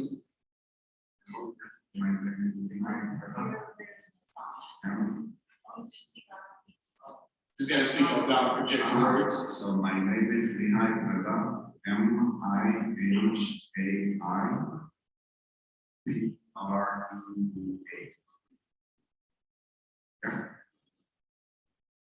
Hello everybody, I'm a parent, I'm a teacher, I'm a physicist. I taught the topic of climate years. In the summer of 2019, when the climate student movement took off, I went to assist the students however I could. Later, together with a few other parents and teachers, we formed Parents for Future Miami. After more than 2 years of interaction with the city leaders, the city of Miami, on the issue of the climate emergency, I must conclude that they are not interested in acting on the climate emergency. Here are a few points.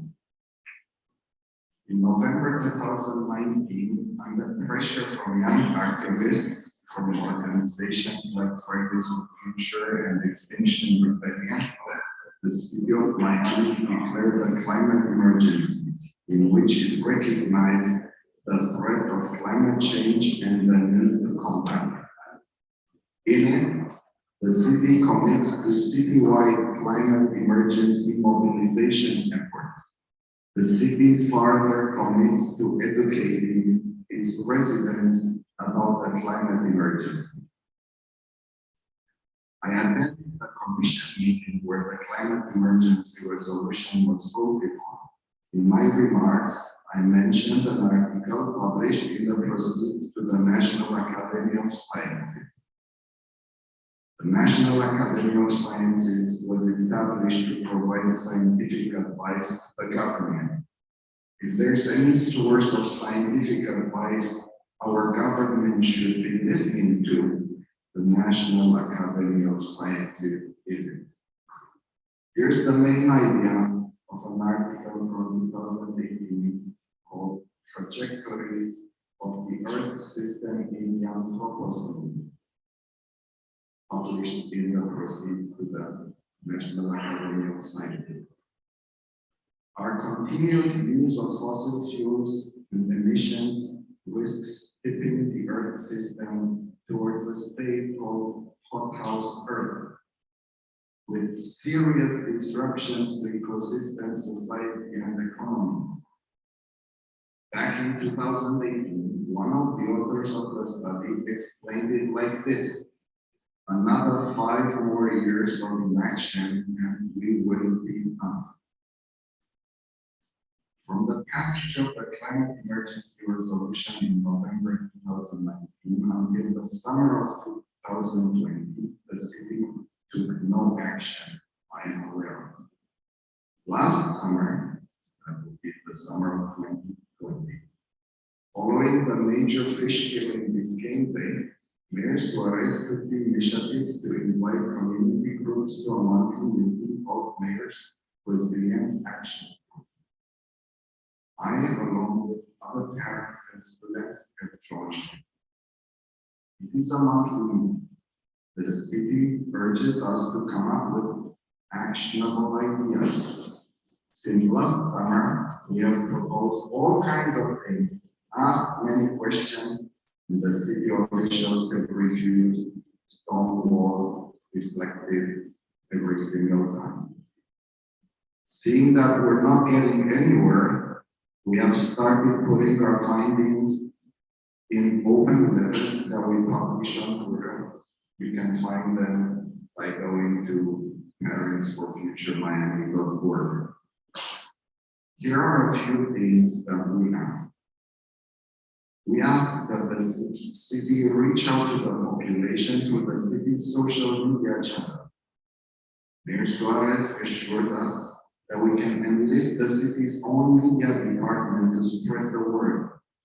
Since that time, we have tried to reach out to the city officials, and they do not even acknowledge receiving our messaging, never mind spreading the word on their own. We ask that the city put solar panels on government buildings. They told us that it is going to take 15 years and they have no specific schedule yet. We asked about auditing their greenhouse gas reduction plan. Right now, the plan is in the hands of the city, along with the city compact C40, FPL, and a company hired by the city called Anecom. All these companies and organizations have a business relationship with the city. When we asked First about the possible audit, he said, I don't know if there needs to be an audit, because an audit implies that we are auditing something. We asked them about seeking a second opinion on the greenhouse gas reduction plan from actual climate scientists. And all they tell us is, we trust the expert advice from C40. We asked them about the conflict of interest at the center of C40. The city compact against the city of Miami in its mitigation. We have discovered that C40 is bankrolled by Michael Bloomberg, who is also the president of the board of C40.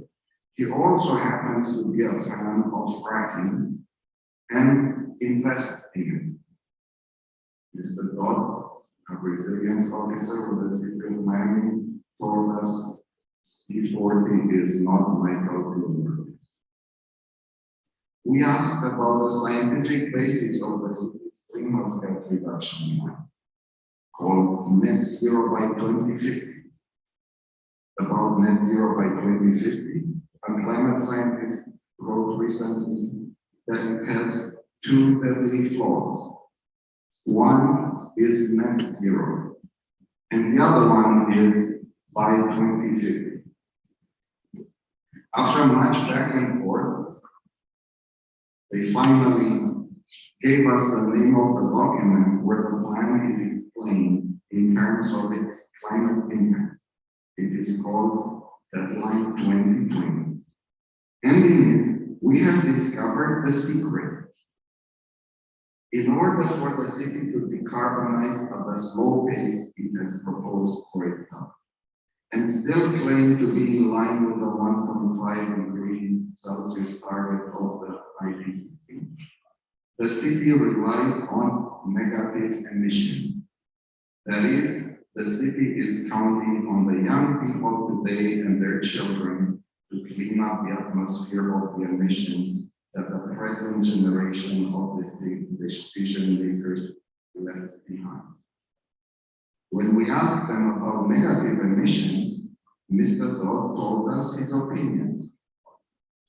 Do nothing and let things just continue on the path they are going, or try to do something and see if the young people agree with it, because there is a difference.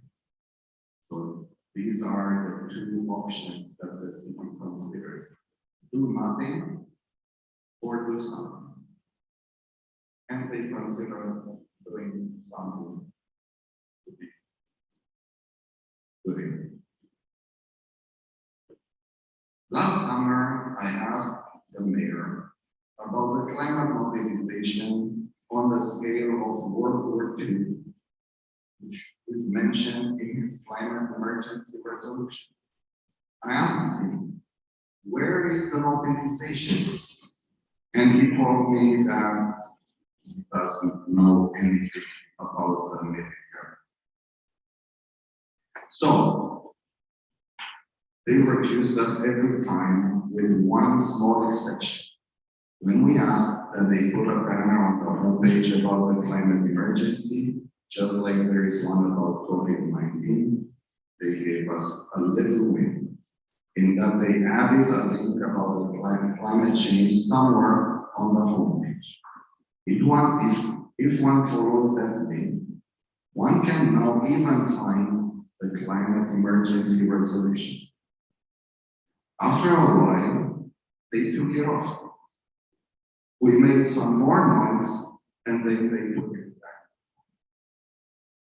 So to put it in perspective, it took a few activists preparing, strategizing, showing up once a month on a Tuesday at 3 p.m. to get the city to put a link about an existential threat on its website. By comparison, If you want to rent a stage for an event in one of the city parks, you can always find a link on the homepage. No activists needed for that. It follows that the city treats organizing events in the park more seriously than responding to an existential risk of climate break.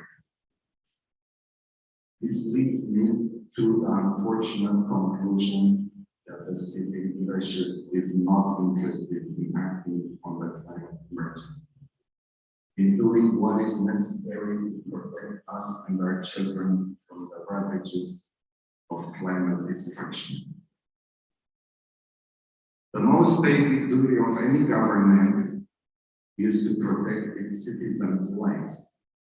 When it comes to the climate emergency, there's plenty of evidence that the city of Miami leadership is not interested in doing just basic government.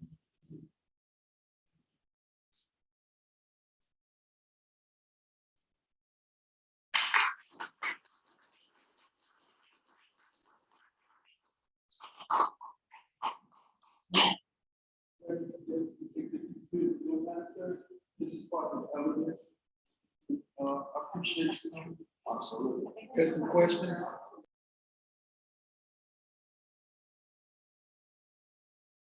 Yes, questions? Yeah, is there any questions?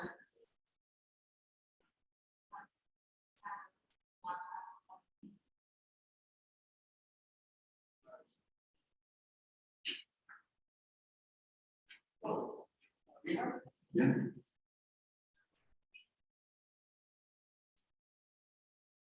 Hi.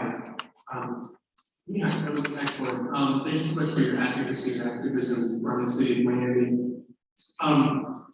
Can you, it seems like it's been a very frustrating process trying to navigate the municipal bureaucracy and try and get some results. Do you have a sense, you said that you had proposed dozens, countless ideas, mayor and city governor, but for the people who are listening, without getting too much into details, just like some sort of basic vision about how the city might change if we took climate seriously. What are the steps we would be doing on our emissions and on our adaptation? That you think, you know, just like a big picture kind of overview of what the plan would look like. Yeah, so the first observation is that activism works, and that is, if it wasn't for this handful of activists showing up every Tuesday, once a month at 3 p.m., there would be no mention of anything related to climate on the homepage. Now, that's what a handful of activists can do. A lot more people can do a lot more. For example, getting the city and other cities around South Florida to declare a climate emergency happened under pressure from a lot of activists, a lot of them young people. Now, to specific actions, the one that we have kept coming back to is educating the population, because first of all, it's either free or costs very little money. That means the excuse we don't have the money is not there. Well, they have committed to it in the declaration, but well, okay. And maybe even more important than that, you need a population that knows what's going on. And then the population is going to ask for what needs to be done, right? So I think it's the most, I'm an educator, right? So I'm very aware of trying to understand what is in other people's minds, right? And when they go to a meeting with the city and it sounds all good, net zero by 2050, we're taking action. Look, we're having this meeting. Do you see how much action there is? When you see this happening, I can imagine that a lot of people get confused and they say, yeah, maybe the city is doing something. And well, you know, you need a few people who understand that this is a physics problem. It's not a psychological problem. It's the greenhouse gases that are up there who are not listening, who are not in the meeting, who are not reading websites. Those need to be taken care of. So how do we know that those are taken care of? You walk out of the street, do you see workers on roofs putting solar panels? That's action. You don't see, that's no action. Like that. It's not hard. Once you adopt this physical mindset that it's a physical problem, you need to see physical action. Just a bunch of people meeting in a room or on Zoom is only getting us closer to the tipping point. That's all. So if I answered your question, yes, so education is front and center.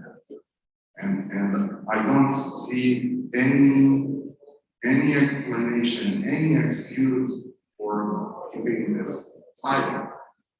But just, so the reasons that they would explain for why they can't do more than what they'll say, we're doing so much, we have all these meetings, we have a banner on the website, we can't be asked to do more because one, we don't have the money, or two, we don't have the jurisdiction, the power, right? Is that the reasons they give you? We've heard those reasons a lot. Okay. So how do I answer to that? I say, so you do have jurisdiction over your own homepage?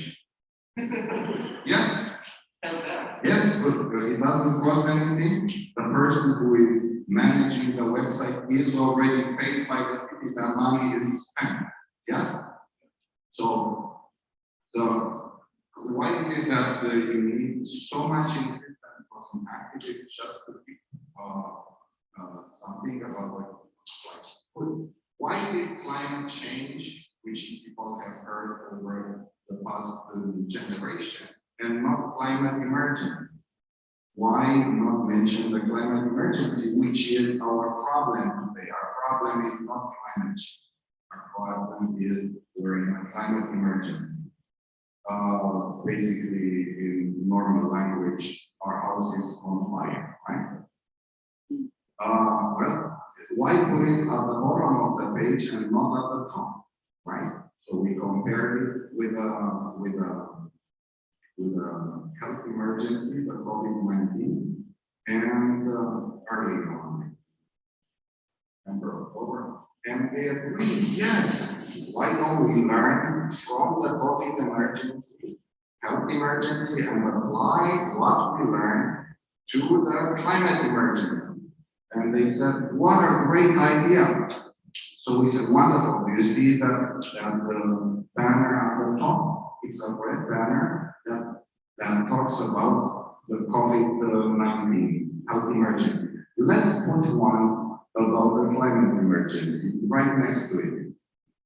No, that would be it. So yes, they agree in theory to all kinds of ideas, but then when it comes to practice, not at all. And that's what. If you know any other parents who are interested in, fighting for their children's future, parents for future Miami.org, you can, on Twitter, you can find us on Twitter. You can see, for example, our last action is to remind the city officials that they promised us to mention the climate emergency, #climate emergency. And well, let's just say that we mentioned it to them much more than they mentioned it to us. And there is no excuse about that cannot be excused because of lack of money, lack of time, lack of access to unrelated issues. Okay.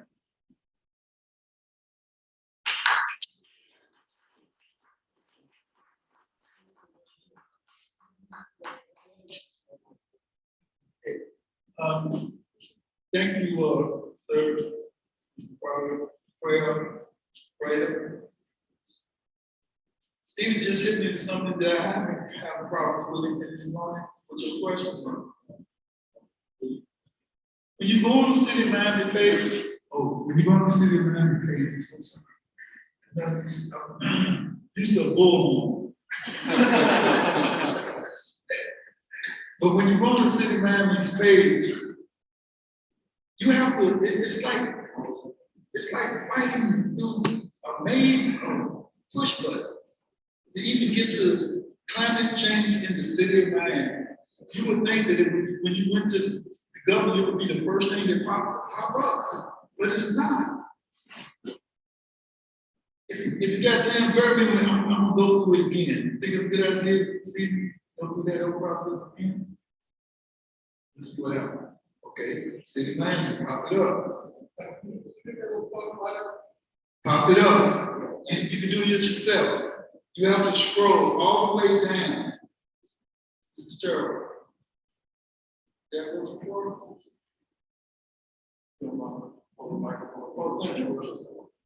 All right.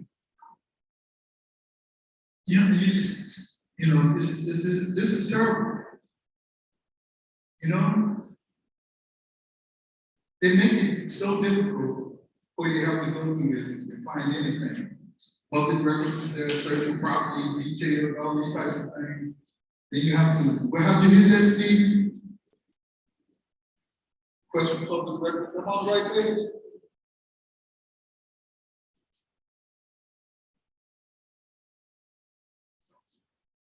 Go on the miamigov.com website, you scroll all the way. All right, looks like we got a different website. But essentially, you scroll to the very bottom of the page. The very last icon will see climate justice, I believe is what the title is. Then you scroll to the bottom of that page, and that's where you can get to the 2019 resolution that we had mentioned. So you only 2 clicks, but you really got to scroll to be able to find it. And that's the point. That's the point that we want to bring up. That William asked about. You know, we really got to start putting better pressure on our elected officials, because as of now, it's just like a lot of lip service, a lot of camera action. You know, the city mayor comes out. You know, he's been, you know, applauded across the country as this progressive mayor, but all the things that he's been able to do is talk about climate. That's it. He has not made any effective move toward eliminating some of the things that have been brought up to him over and over again. So I just want to bring that up for the clarity. And I guess 2 more people on their way come to testify. I don't know if we're going to take a break and maybe show some of the information that you've been showing, but to still commit this process and let people know that this is not the end of it. Okay. Thank you for your patience.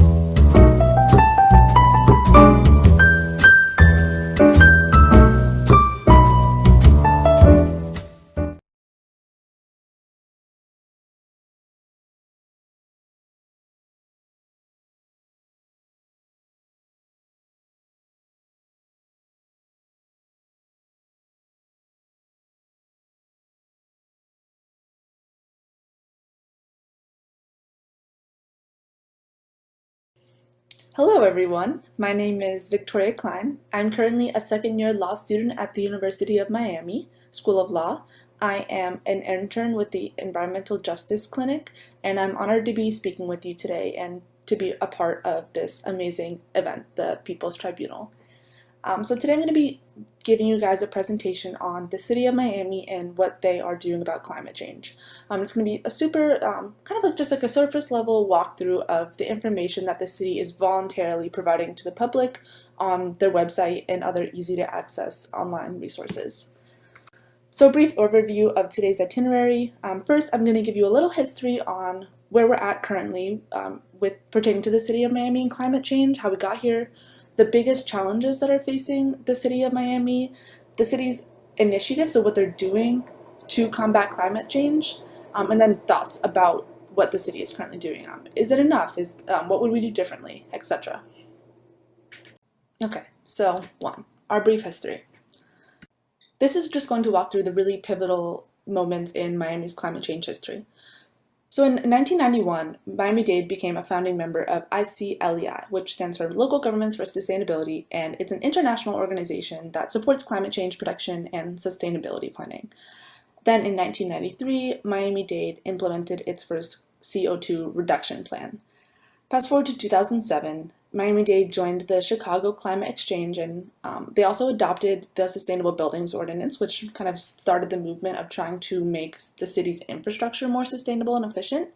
Then in 2008, Miami-Dade actually created its first Office of Sustainability, and it joined the Cool Counties organization to commit to reducing carbon dioxide emissions by 80% by 2050. Right, so that was Miami-Dade's goal. Then in 2009 and 2010, Miami-Dade established the South Florida Regional Climate Change Compact and began working with NOAA, which is the National Oceanic and Atmospheric Administration, on studies about coastal risks, since Miami is one of those cities that is at the forefront of climate change issues. Then in 2019, the city of Miami announced an actual climate emergency, which, wasn't really new information, but it was kind of just the city of Miami's formal acknowledgement that this is serious and they're going to start giving it the attention that it deserves.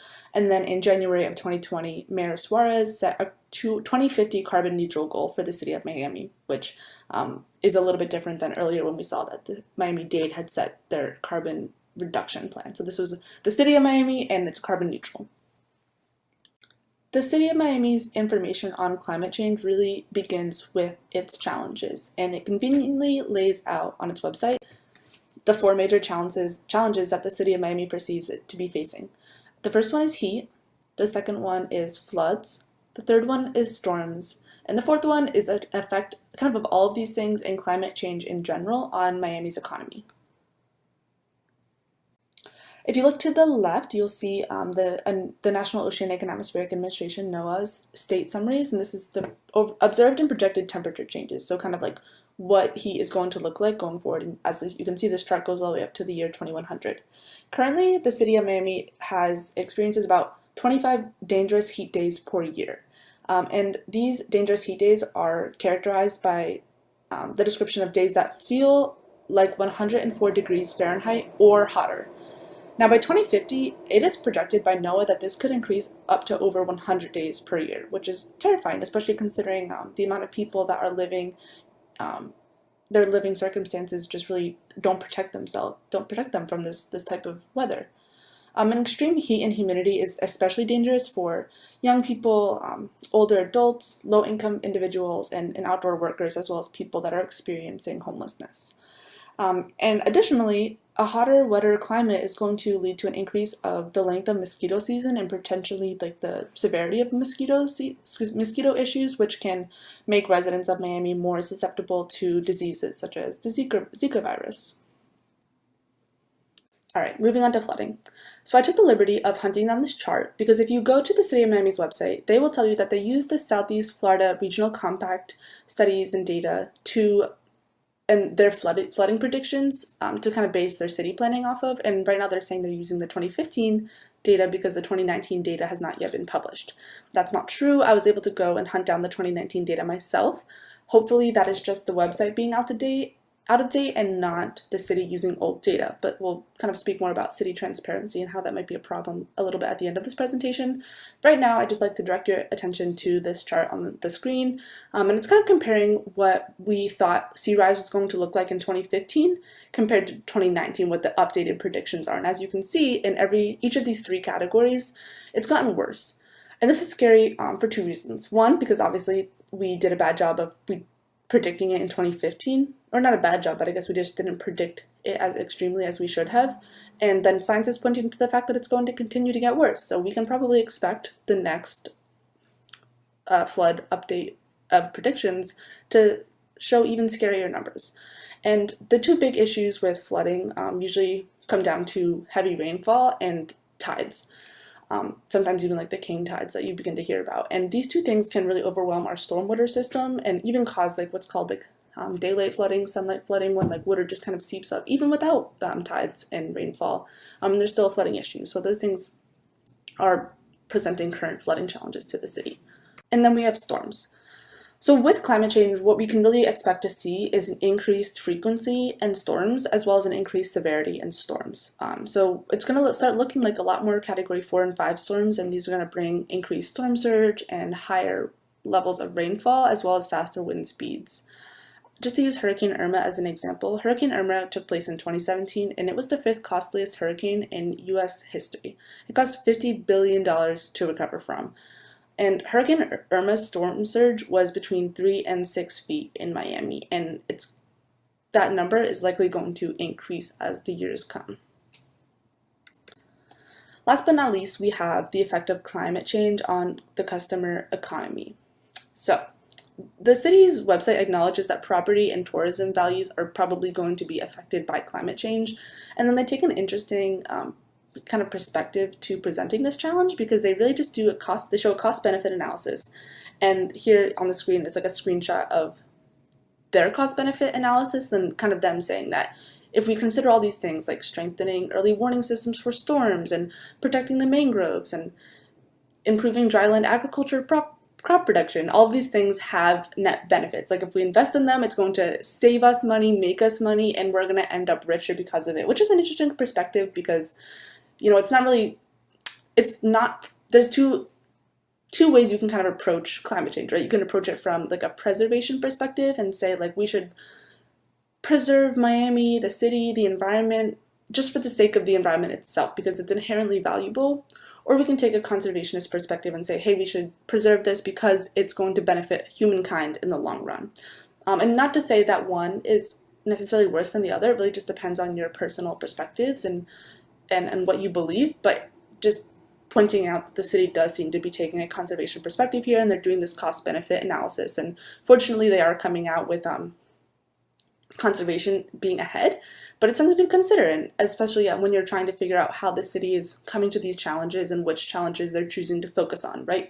We don't necessarily see like environmental racism up here, and perhaps it's because they did a cost-benefit analysis on that and it chose to be costly, and this again leads to that transparency issue that we're going to talk a little bit about later.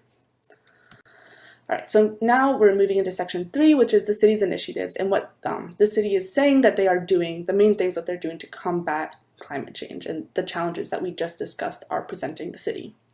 And they break this up into 4 different categories. The first one is adaptation to climate change, because at this point it's happening at an accelerated rate and there's not much we can do about stopping it or slowing it down significantly. So we're going to have to adapt as we attempt to slow things down.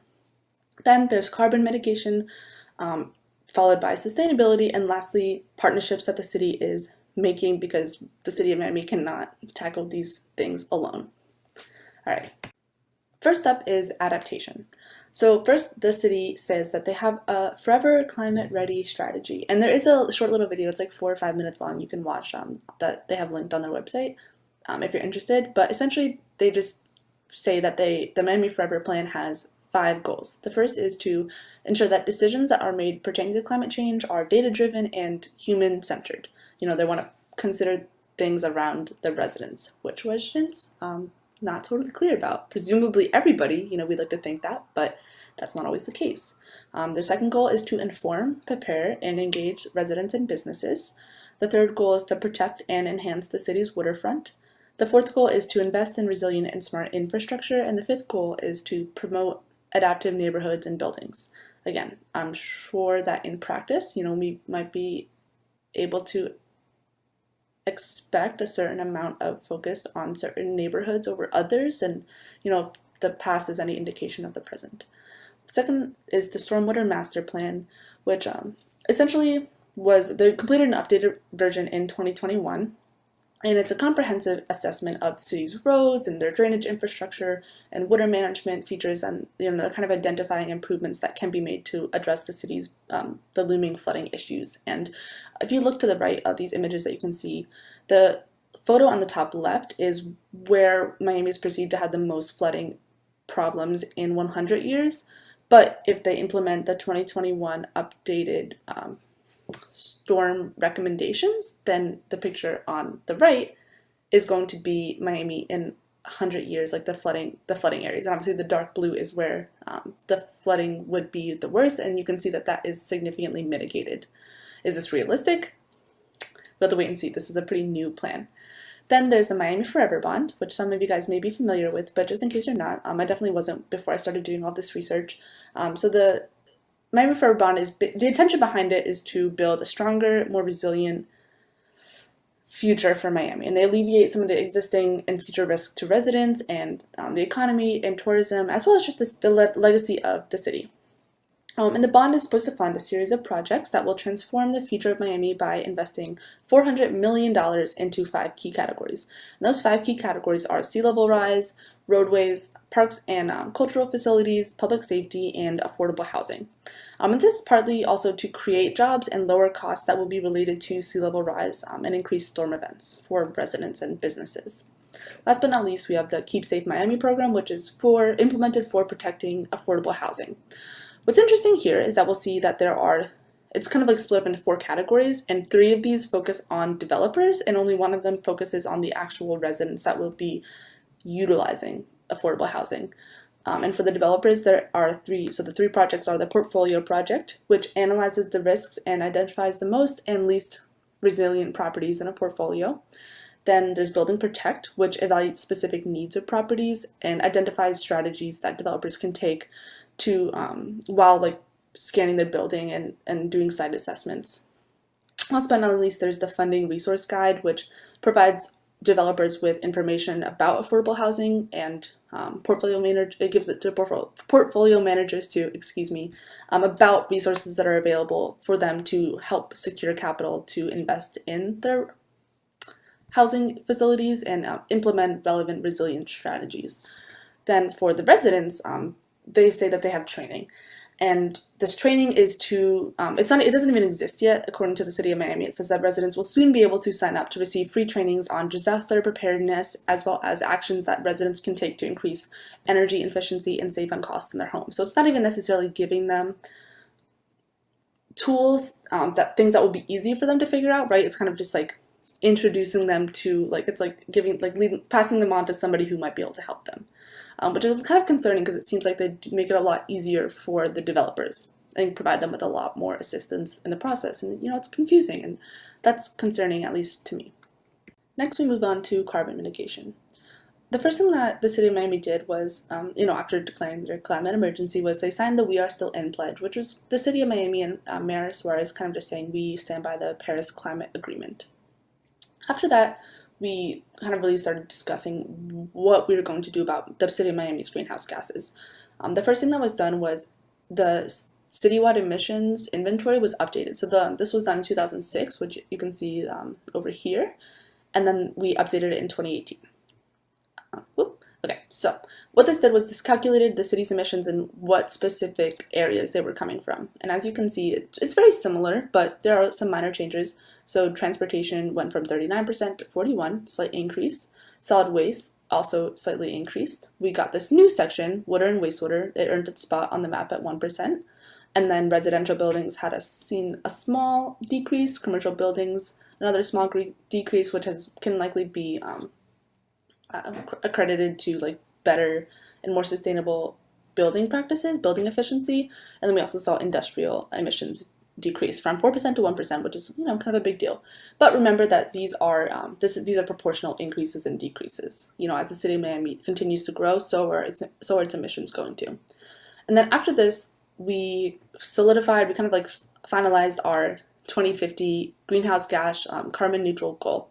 But this has like two parts, right? So the first one is that the city wants to take these 2018 emissions and decrease those by 60% by the year 2035. And then they want to get to that like final 100% by 2050. So that'll be nice to kind of see, like in 2035, we'll be able to look and see how much progress the city's actually made, because they're going to have to come out with another one of these greenhouse gas inventories and be transparent about it. And then after that, the city also has this Go Solar goal, which they want to achieve Soul Smart Gold designation. They're kind of working with Soul Smart. And this has a lot to do with like proportions of solar energy that's provided based on the number of residents that are living in the city, and it's kind of helping to make solar energy more accessible to not only businesses that are in the city, but also residents of the city of Miami. Okay. Then that's followed by sustainability. And I like love these pictures that you can see over to the right. I found them in the University of Miami archives. They were taken by Richard Hoyt, and they're taken, these two were taken in 1926, and this one was 1948, but kind of just shows some of the beautiful nature that we used to find in the city of Miami. Flamingos, which actually scientists have recently proved are native to Miami. Used to be so many grapefruit bushes like this one at the top, and there's the ibises and on the bottom. Okay, anyways, I just love them. I had to include them. So sustainability. The first thing that the city of Miami is really pushing is this partnership with Ocean Conservancy for the Shores Forward program, and this is working on protecting Miami's coastlines. So it began with a plastics pollution survey in 2019, and it has key focuses, 5 of them to be exact. The first is water quality, the second is marine wildlife, the third is education on the importance of preserving our coastlines, then marine debris, collecting them and inventorying them and figuring out how we can decrease the amount of marine debris we're finding and also decrease the amount that's already present in the ocean. And lastly, carbon pollution. And after that, there's been like a lot of like tree planting and maintaining initiatives, and these kind of just are protecting the green space that already exists in the city of Miami, because as you guys probably know, that's also really important for flood prevention, right? Like when we have more trees, they can absorb more water, as opposed to if something is just like paved over concrete, where is that water going to go? It's going to have to go directly to our drainage system.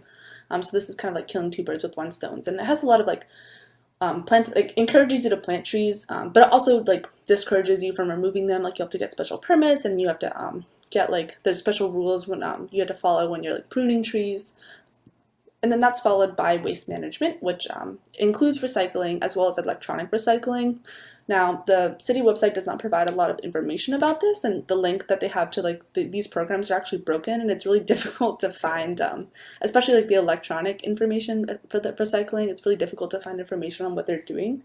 They're saying they're doing electronic recycling, but all I found was like a couple old annual electronics recycling days on the city, and it was like annual, but there wasn't even, I found one for like 2020, but there wasn't one for 2021. So it'll be interesting to see like kind of like what comes of that. Again, the city website obviously needs some updating on the city's part. And again, we'll talk about transparency at the end of this presentation, but keep that in mind. And last but not least, fertilizer ordinances. If you're not familiar with how fertilizer affects our environment, you've probably seen like in the news, as fertilizer kind of like seeps into our waterways and into the ocean, it causes like big algae blooms, which really like it decreases the oxygen in the ocean. It makes it harder for like living species to survive in there. It also just makes the water like really unpleasant and smelly. It leads to like, and then we have these big fish kills, which are health hazards. It's like really bad. So we're trying to keep the fertilizer out of our oceans, which is kind of tricky, especially with all the agriculture that's happening here in Florida. But in 2020 of April, these were passed, and they restrict the different types of fertilizers that you're allowed to use, as well as the locations that you're allowed to use them at. And what's interesting to me is that what's really great is that these take into consideration rainfall and flooding, especially since Miami has its rainy seasons, where fertilizer might be more likely to travel further distances and get into the ocean. So the fertilizer restrictions might get even tighter when we're expecting a lot of rain. And this applies to both public and private organizations. Okay, so after sustainability, we have partnerships. Who is the city working with to make all of these things happen? And there are a bunch of them, but I'm just going to hit on 4 main ones that you may have heard about. The first one is the JP Morgan and Miami Foundation partnership. So the Miami Foundation applied for and received a $3 million grant from the JP Morgan Advancing Cities program for its Resilient 305 strategy. And Mayor Suarez said that he would provide and kind of work with JP Morgan and Miami Foundation to help implement some of these strategies to combat climate change. And to quote him, he said that this grant would be really good to unlock resources for small businesses. We'll see what that looks like going forward, right? Because this was like relatively recently. But Miami Foundation is partnering with the city, and you can find information on this on both of their websites, but we kind of have yet to see like the actual role that the city is playing in this partnership. Additionally, there's a City Energy Partnership, which is an energy benchmarking program with the City Energy Project. And what this does is, the goal is to deploy energy efficiency at a city level. So this is like investigating building energy use and researching community stakeholders and prioritizing policies and programs that are really efficient, and kind of just figuring out what we can do to make the most change in the shortest amount of time. Then one of my favorite partnerships with Miami Waterkeeper, they helped promulgate those fertilizer ordinances, which is really cool. And they also do a lot of like water testing around the city to make sure that it's like safe and it can be enjoyed by the city's residents. Last but not least, we have the Nature Conservancy, which is helping with that living shoreline project that we were talking about at Morningside Park and some other locations. And that's again like focused on doing things such as they say like protecting and restoring the natural infrastructure and reducing the impact of coastal hazards related to climate change. And something that this might look like, for example, is protecting and planting and facilitating the growth of mangroves, because we know that mangroves have like amazing root systems that really help barricade coastlines from storms and protect what's inland, and also just protect and actually preserve the shorelines where they are, as opposed to them being like slowly eroded by storms. And those are just a couple partnerships that we, but there are like tons. If you go on the website, you'll be able to find them all. And they're pretty transparent about this, at least like who they're working with to do good things. Okay. So last but not least, I just want to like ask you guys some questions to kind of, and like give you a couple minutes to think about what I explained. So like all that information was information that's like readily available and like really like advertised on the city's website as like, this is what we're doing, and like we know climate change is an issue, and like we have these plans, and we're going to keep our residents safe. But like, which residents are that prioritizing? So all right, so the questions that I want you guys to be thinking about during this People's Tribunal, and as well as going forward and interacting with the city and the information that they are providing about climate change. So first is the transparency, which is something that I've been alluding to and discussing a lot today. How is the city communicating information, and who is it reaching? And when I think about this, like for me, for example, I have a laptop and I have access to Wi-Fi, and I've had an education that allows me to go onto the city's website and kind of interpret a lot of it's like confusing charts and do my own research if I wasn't able to find something super clearly. But not everybody has these luxuries. Like people maybe don't have laptops, or they don't have access to reliable Wi-Fi. If they do, maybe they speak a language that the city isn't providing this information in. So when the city says like they're communicating and being really transparent about how they're approaching climate change, who are the residents that this information is actually being absorbed by and affecting? And then also we kind of like talked about how a lot of the things on the city's website are outdated, really, really outdated, and the links are broken, and the information isn't easily obtainable. Like, so what's actually happening there? Even if you're looking for that information, you can't get it, which is frustrating, especially since climate change is like going to affect us, and people deserve to have that information. And the city's whole thing is like, we're being really transparent, and we want to educate the public on what they can do and what's happening. So definitely a big thing to consider. Next up, we have who in these partnerships specifically, who is actually doing the work. So like the city has their name in a lot of different partnerships and a lot of different projects, but like, is it the partnerships that are kind of carrying the burdens of those projects, and how involved is the city really? And then a follow-up question to that is like, does it really matter as long as that work is getting done? You have to ask yourself like questions about efficiency and credit, and like the impact that things can make one way or the other. Just like and there's not really a right answer to these things, right? It's kind of more about like what you weigh and what you think is most important and what you think is fair and just.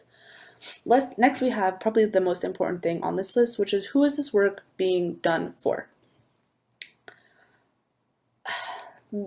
The city doesn't have like they have like lots of slides about climate change, right? And like ensure like maybe in the heat one, for example, they said that heat is going to affect like people that work outside. Well, like think about like the demographics of people that typically work outside all day, or like when it says it's going to affect low-income individuals. Who are the low-income individuals primarily in the city of Miami?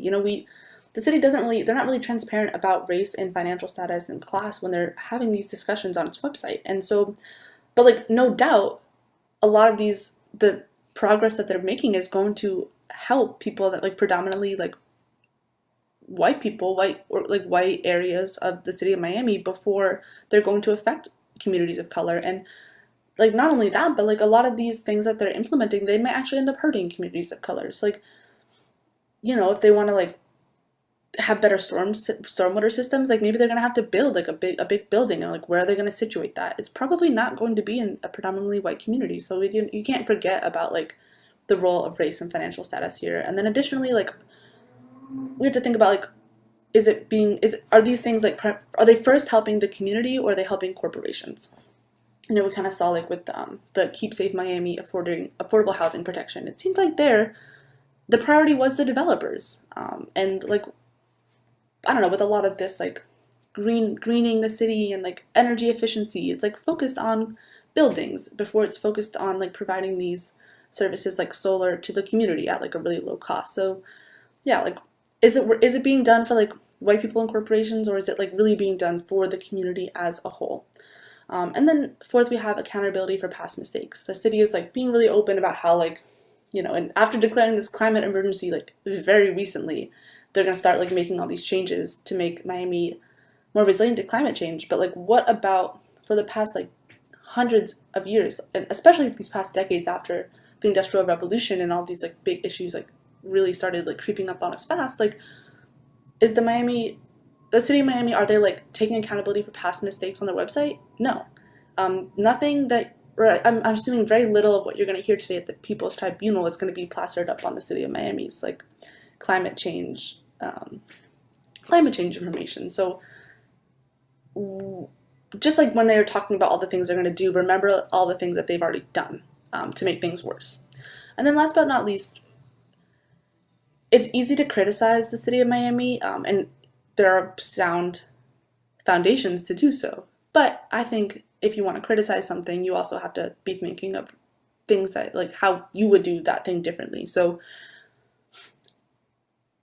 we've discussed today, like, this is what the city of Miami is claiming that they're doing, and how, like, what do you see that's wrong with this, and then how would you suggest we change that? Because at the end of the day, like, citywide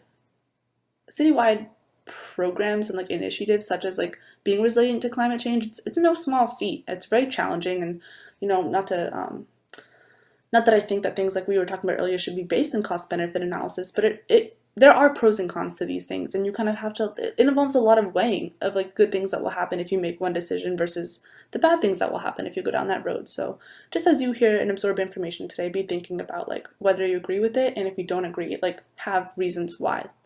Because is going to be your best friend as you're taking part in this tribunal. You agree with something because. You don't agree with something because. You don't like that the city is doing this because, but you think that the city should do this instead because. So yeah, those are like the 5 key things that I would like you to keep in mind throughout the day. Thank you so much for this time, and I really appreciate being a part of this tribunal. And if you have any questions, I'm going to be around all day to answer them and kind of help you guys navigate the tribunal. All right, thank you. Bye.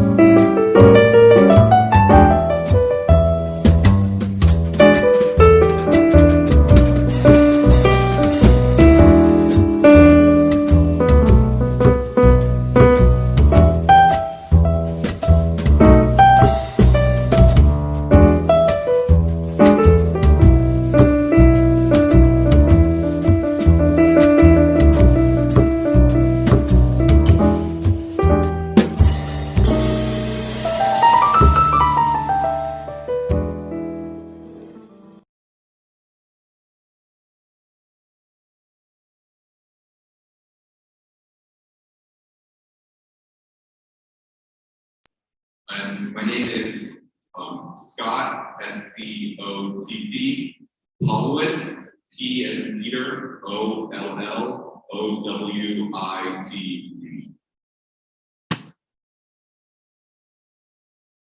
I'm here today to highlight the climate action of the youth of Miami. This generation will face rising sea levels, stronger storms, and extreme heat in Miami in the years to come. Therefore, it is admirable that people are organizing to demand action, justice, and accountability. Groups are doing great work in Miami, spreading awareness and providing educational outreach to our communities. Since there are countless organizations dealing with the climate crisis and associated problems, this is not meant to be an exhaustive list. Rather, it is bringing to light a few of the many climate activists. To anyone who may be here today in attendance, I was part of any of the following organizations or events, such as Caroline Lewis. I just want to thank you for fighting for climate justice despite indifference by many of our government leaders. First of all, This Is Zero Hour hosted a youth climate summit in Miami back in July of 2019. And this organization was actually founded by a 17-year-old. Miami was chosen specifically because of its vulnerability to worsening climate change. To encourage youth attendance, this event was free for anyone under 25. This summit was the result of a partnership between several local, national, and international organizations. The mission of this summit was to uplift the citizens of Miami and train more young people to be effective climate justice advocates. While the scientific component of climate change is important, the summit addressed the social factors involved in climate change and climate justice. This event focused on the source of the climate emergency is ultimately historical and ongoing patterns of oppression, specifically global systems such as colonialism and capitalism, as some past speakers have mentioned. Another focus was the connection of these global systems to systemic racism, sexism, and how this interaction shapes climate movement and climate justice today. This is exemplified by climate gentrification in Miami, one of the central issues of the summit. Property at a low risk of flooding at high elevation is becoming more valuable as the risk of sea level rise increases in Miami. Some of this higher elevation land is in neighborhoods like Little Haiti, where developers are forcing out immigrants and working class people who have built up and vacant communities. In line with the summit's central theme of climate justice, keynote speaker Gina McCarthy, former head of the Environmental Protection Agency, emphasized that climate change is ultimately an issue with people at the center. Several speakers emphasized their experiences of how the impacts of climate change are already being felt on their own areas and communities. A few of the workshops at this event educated youth attendees about the science of climate change and potential solutions. In line with the focus of the summit, many of the workshops highlighted voices from marginalized communities. This included a women's roundtable that focused on feminist perspectives of climate change, and a panel calling attention to the disproportionate impacts of climate change on indigenous communities. United Nations Foundation Girl Love hosted a workshop emphasizing that girls worldwide are on the front line of climate change and movements should empower and invest in girls to bring about change. Summit held presentations and discussions that equip youth with skills needed to become community leaders and local activists. One panel, for example, focused on how social media can be used to grow support for a movement, spread awareness, and share ideas. With so many of today's youth engaged on social media, it is one of the most effective tools of the 21st century to gain supporters if used correctly. Speakers highlighted actionable items by youth, such as contacting representatives at all levels of government and how to inspire others to care about climate change. The weekend of the summit included community actions such as planting trees and organizing in front of Miami City Hall to demand the city to declare a climate emergency. All in all, the summit empowered and educated hundreds of youth attendees. Currently, This Is Zero Hour is campaigning about the benefits of the Green New Deal. Another way that youth have mobilized is by voting. The percent of eligible voters aged 18 to 29 that voted rose 8% between 2016 and 2020. However, the percent of youth that voted is still lower than the total percent of eligible voters. So if youth want to play a role in dictating policies, you need to continue voting in larger numbers. Youth voters need to capture the momentum of what grassroots climate movements and have a seat at the table. especially in a state like Florida, where elections are decided by razor-thin margins. The youth vote has the potential to make a significant impact in local, state, and national politics. As politicians release climate policies ranging from inaction to total economic restructuring, voters should support aggressive solutions centered around environmental justice. We need aggressive solutions to mitigate and tackle the devastating consequences of climate change. One organization, Engage Miami, focuses on increasing civic action in Miami's youth. Specifically, they advocate for pathways for young people of color to become local political leaders, as well as increase involvement and participation in American democracy. Through voter registration drive and the establishment of additional early voting sites, such as a few extra on the Miami-Dade College campus, they are expanding youth access to the democratic process. Outside of Miami Beach City Hall, thousands of individuals organized to protest climate inaction on September 20th, 2019. This protest was a part of a global youth climate strike in conjunction with thousands of other locations around the world. The intent of the school strike was to send a message to our leaders that fighting climate change is greatly important to millions of young adults worldwide. Hopefully, this strike has led to young adults to continue promoting climate action and climate justice in their communities. Miami Beach was chosen as the location of the strike because of its particular risk to sea level rise. More recently, the Global Climate Day of Action was held outside Miami City Hall on September 24th, 2021. This day of action was led by the Clio Institute, a state leader in climate education and advocacy. Beyond just Miami, the Clio Institute also held demonstrations in Orlando, Tampa, and in the state capital, Tallahassee, with global protests also occurring led by Fridays for Future. In line with the recent United Nations Intergovernmental Panel on Climate Change report, attendees wore red to signal we are in a code red situation. This day featured speakers and chants demanding climate action in Miami and in the state of Florida. Several elected officials, including Miami-Dade County Mayor Danilo Cava, stood in support with climate activists. Several local organizations spread climate awareness throughout Miami. Throughout the year, elementary, middle, and high schoolers compete in several environmentally centered projects. Hosted by Fairchild Tropical Botanical Garden, this program educates students grades K-12 through friendly competition. These competitions can enhance students' understanding of the connection between human and the environment. These challenges also promote environmental awareness within schools through a variety of art projects. Schools that participate and succeed in the most challenges win money to support their environmental programs. The Broward Youth Climate Summit, hosted by Broward County Public Schools, is targeted at increasing environmental awareness and action in middle and high school age individuals in Broward County. As the sixth largest school district in the United States, these summits have a considerable reach. The third annual summit occurred virtually earlier this year. This summit included workshops from community-based activist groups aimed at varying grade levels.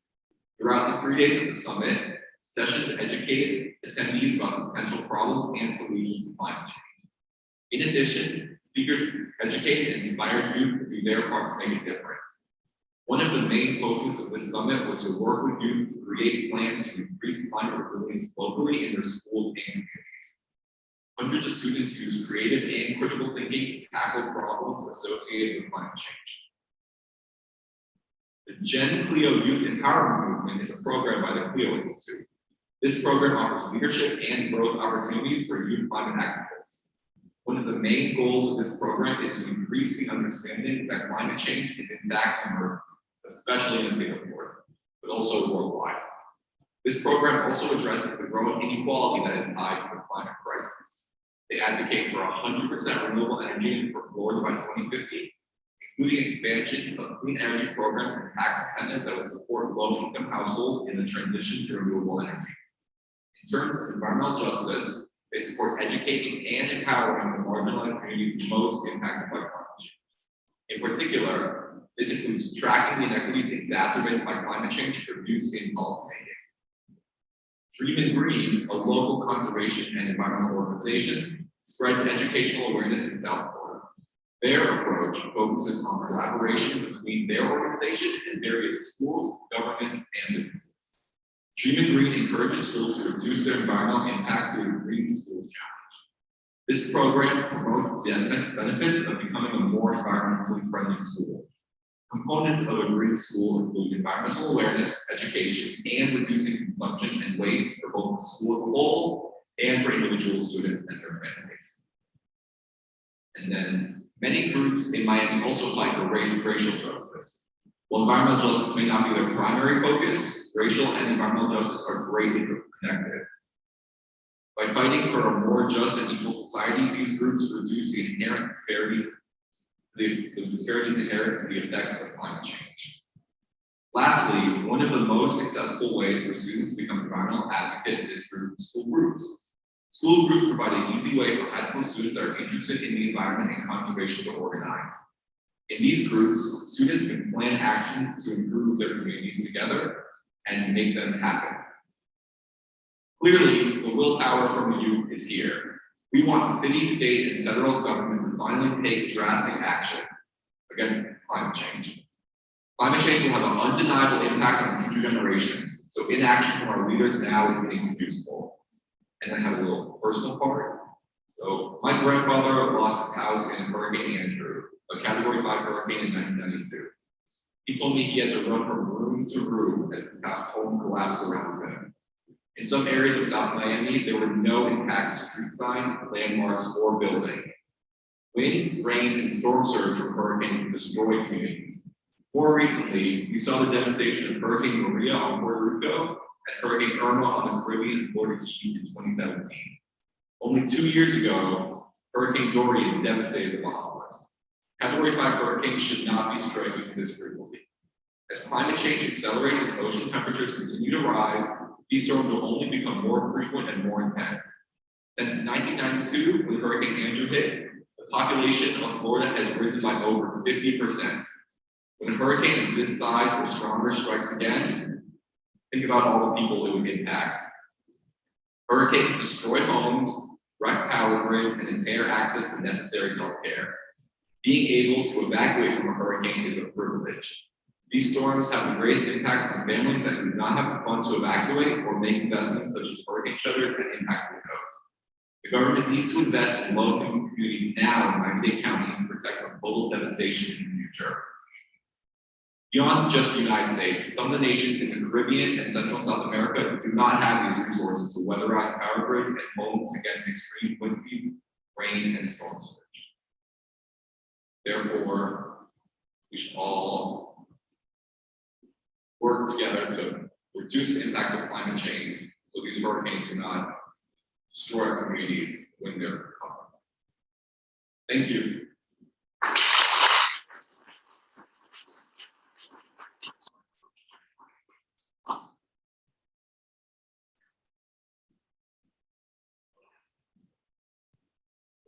And now I'm going to introduce our next piece of video.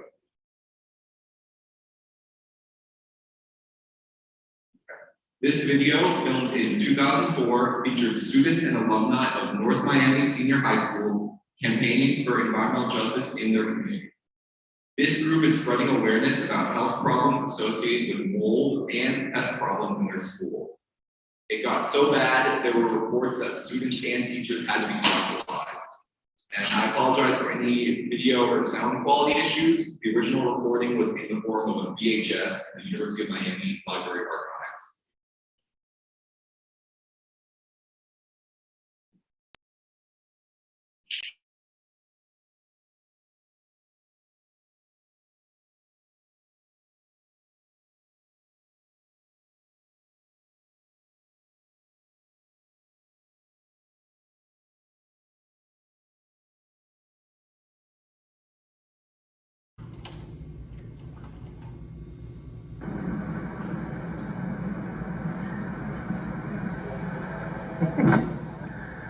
All right.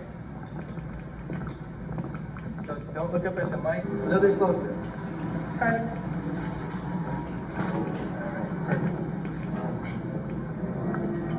Can I first start with everybody's name? Hi, my name is Margaret. What's your full name? Margaret Eugene. Mercedes Washington. Samuel Jean. Don't look up for the mic. I gotta get it. Samuel Jean. Okay. Matilda Jean Jacks. Genesis Baptiste. Denise Perry.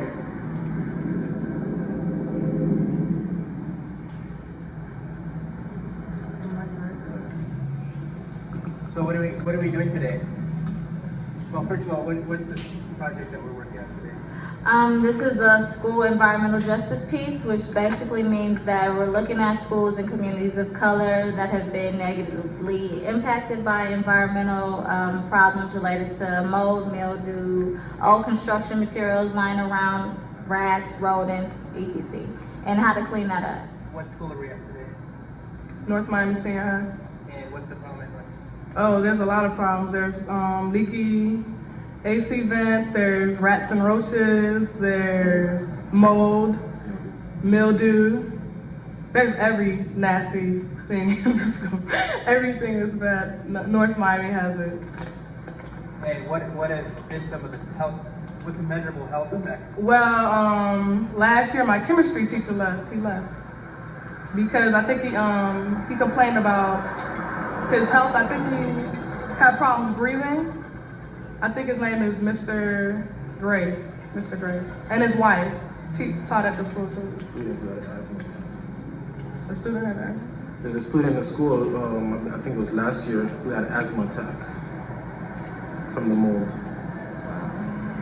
How many people have been known to be sick from environmental conditions in this school? Well, I have, because I had to go to the hospital. I had already had asthma, but it just brought it back up to date. Now, I used to be on 9%, now I'm on 83% saline. So it's just every day, back to back, it's like another lifestyle. I have to change everything, my hours, anything. So what are you doing today? We're getting the word out so we can get more people to help us out with what's going on in the Dade County schools. And how are you getting the word out? We're gonna knock door to door, right? Yeah. And is this your first time doing something like this in your community? Yes, first time. First time, Genesis? Yes.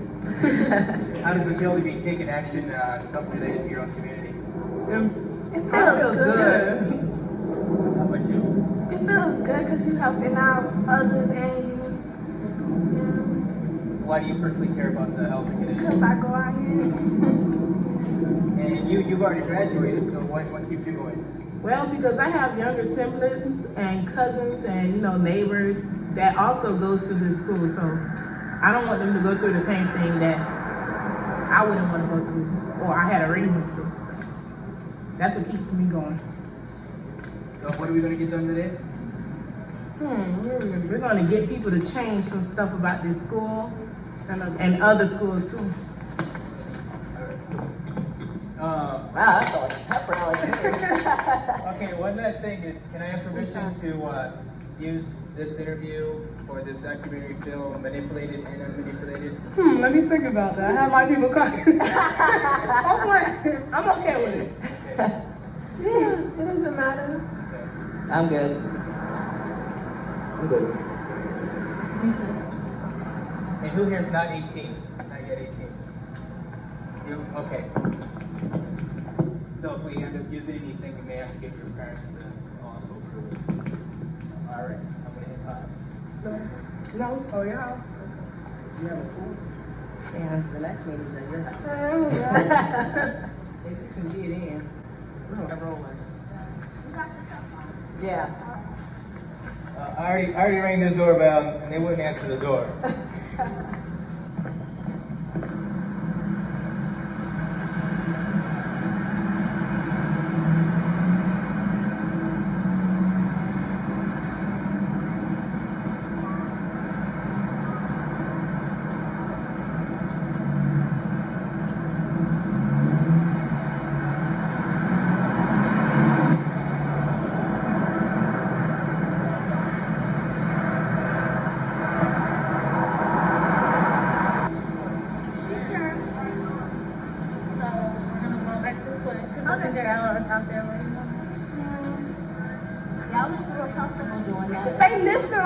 some people care, but some people don't. And she should care because she's gonna be there for 3 more years. Yeah, right. You know, you breathe in that air. You're gonna be there. You eat dirty cafeteria food. You don't know if in the cafeteria There's they a lot might of rodents in mold there. or under, you know, spoons they use me might. How you when it's like brownish? Right, it smells good. Yeah, like stuff like that. And so if you're using that, not only are you breathing that, then you're eating the food and the materials. The bathroom. Because everywhere is germs, and it's gonna build up some more germs and germs. So what your job as a community organizer is to inspire people to talk. You know, like when you out, one thing I know is about you, you kept on saying, well, how does that make you feel? Oh, how do you feel about that? And that's good, because you want their feedback, and so you have to continue to encourage that. But you okay? You broke it off. Get up and try it. And it's the same thing for doing what we're doing. You're gonna fall, it's not gonna work, but then you get back up and make it happen. And the way to get people to talk is for you to share your stuff. Like when y'all say, I go to school here and I experienced this. So that's putting yourself out there so that they can do the reverse and say, okay. And at least some of them said something, at least some of them cared, but some didn't because you could tell. But she, you know, a lot of people talk. Like I really like to him and her because he really talked. He been there since 95. on the corner right Yeah. there. Y'all were there for Yeah. Lived in Manhattan for 26 years and now 27. And he lived out here 25 years. So he's like, they just called me, y'all. it was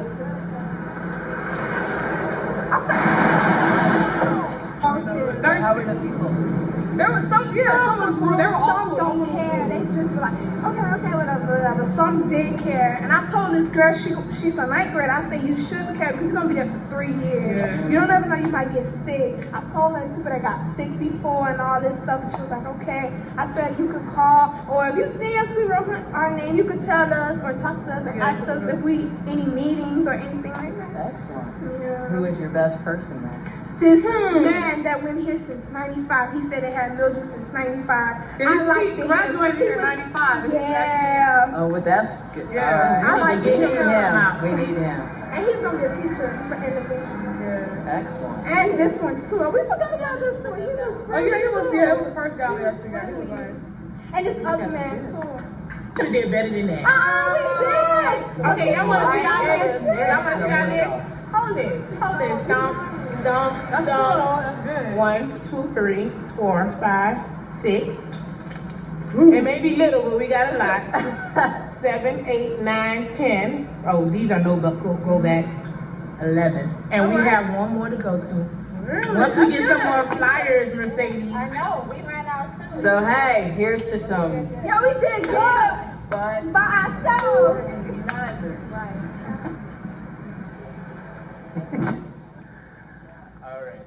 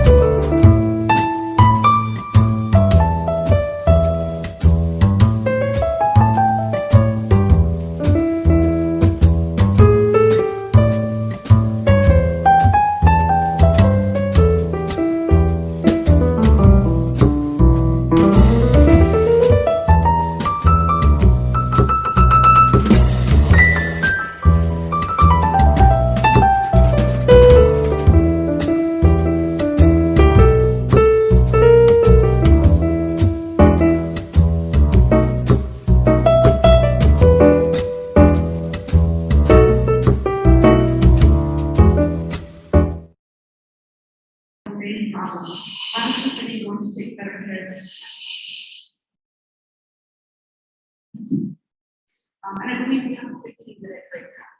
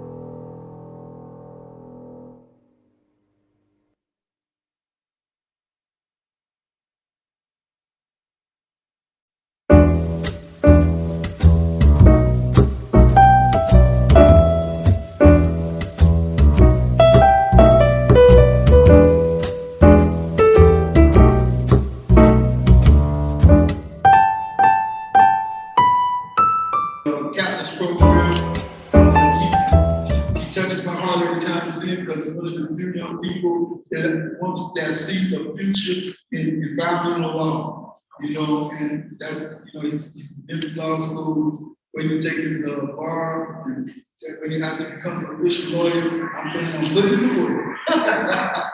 So with all that, I introduce to you a good friend, a good fighter for justice, a futuristic man looking for how to solve these problems of climate change when it's going to be talking about climate change.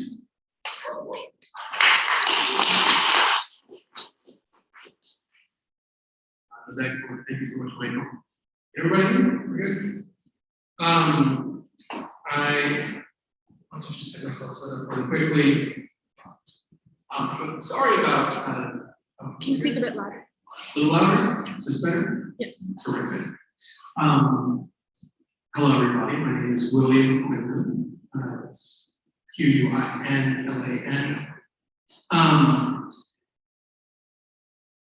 And I wanted to speak today a little bit about myself, not very much. We've heard fabulous testimony all day from these brilliant speakers and speak more of their truth than I can ever speak of my own. But I do want to talk about just sort of a high-level way that I try and think about climate, that I try to think about climate solutions and climate action and climate justice, particularly in Miami. I apologize for not having, I guess, like a full presentation. This is a bit extemporaneous. I would normally like to have a big PowerPoint where I can walk through numbers and have the data behind me, where, you know, hit you over the head with a bunch of numbers. But that means that while I'm speaking sort of generally, I won't have that many specifics. At the same time, while I'm talking, if anyone has any questions, you know, on this panel or otherwise, you know, let's get into it. So first, just a little bit about myself, so that you understand where I'm coming from. My name is William. I'm a young man, like Michael said. I'm getting older all the time, right? And I grew up on the beach. I'm from Miami, went to Dade County Public Schools, and I consider myself really strongly rooted in both the neighborhood that I grew up in and the larger town. My family's been in Miami for now nearly 75 years, which is like, I don't know, feels like forever in Miami time. And one sign of how dedicated I am to climate as a cause, I'm glad that I'm starting short today, because you can see on my right ankle, I don't think the camera can see this, but I have a tattoo on my ankle of where the sea level rise will be at my home in 2050. And it is a few inches up. The problem is, the numbers keep getting worse. And so I keep having to change the gear at which my ankle will represent the standing water in my entire home. So it's like looking around the 2045 now. But all of that to say, I care deeply about this. We've heard a lot about the climate damages, the impacts that are coming right time, but just one way of thinking about it to make it clear. When the seas come for us and for our homes, they will come for everything else. They'll come for what it means to live in a home. So that's where you went to school. That's where you learn how to drive. That's your first job. That's the place you go now. It's your dentist's office. That's I don't know, it's the place you wait for the bus. That's everything. It's before it comes to all those places, when it seeps through the limestone bedrock of our city. I mean, it's going to come for our water systems, any buried power lines that we have, and most vividly to my mind, the cemeteries where our families are buried, right? I don't know how, if anyone has actually done this math, but if you look at the locations of where the cemeteries in the county are, a lot of them are out in the west, where, because it used to be Everglades, it's like sort of a bowl, and saltwater inundation is coming. It's like, it's going to cost a lot of money to re-expose a lot of trauma and grief, to disinter, to reinter our families. If you go to New Orleans, they have those famous above ground cemeteries. And there's a reason why they did that in the last 400 years. They know you have to live with water. In any event, So that's sort of one dark and heavy introduction to climate change action. Climate is like a paralyzingly large topic, right? I once heard a really brilliant explanation of thinking about climate that I hold very firmly to in my own life, which is that it affects everything, right? In the same way that, like, the idea of modernity has changed everything, right? People's relationship to their government, their relationship to their work, their relationship to how they sustain themselves, what they do for fun, what they believe in, how they organize their social lives. Climate will be that, just as once upon a time we were all, I don't know, peasant farmers somewhere, or fishermen, or what have you, and we've since changed society to live in a modern world, like, it will be that transformative. So that's very overwhelming. And the way that I try and, like, crawl out of bed in the morning in the face of that anxiety is to think about it as a complicated puzzle of a lot of different smaller intractable problems, right? It's not just climate, it's climate as electricity, it's climate as transportation, it's climate as building material, it's climate as land use, it's climate as water infrastructure, it's climate as heat planning, it's climate as everything. And so, just about what I'm going to talk about here is, like, this is it's sort of like a great hobby, it's like taxidermy, that I enjoy thinking through these problems and thinking through one by one. What does it mean to take a bite out of heat, or what does it mean to take a bite out of mosquito exposure, or what does it mean to take a bite out of water infrastructure, and what would it look like to take that seriously, to look at where the science says we need to think about what should be done about it. So I did that. And that's what I'm going to talk to you about. In April, Miami-Dade County Office of Resilience, the fine folks of the OOR, put out a draft climate strategy. And I expect they have a full final form coming out soon enough. They spent the summer doing consultations about it. And it was really nice. It's really inspiring as a change to see someone in the government locally doing the strategy.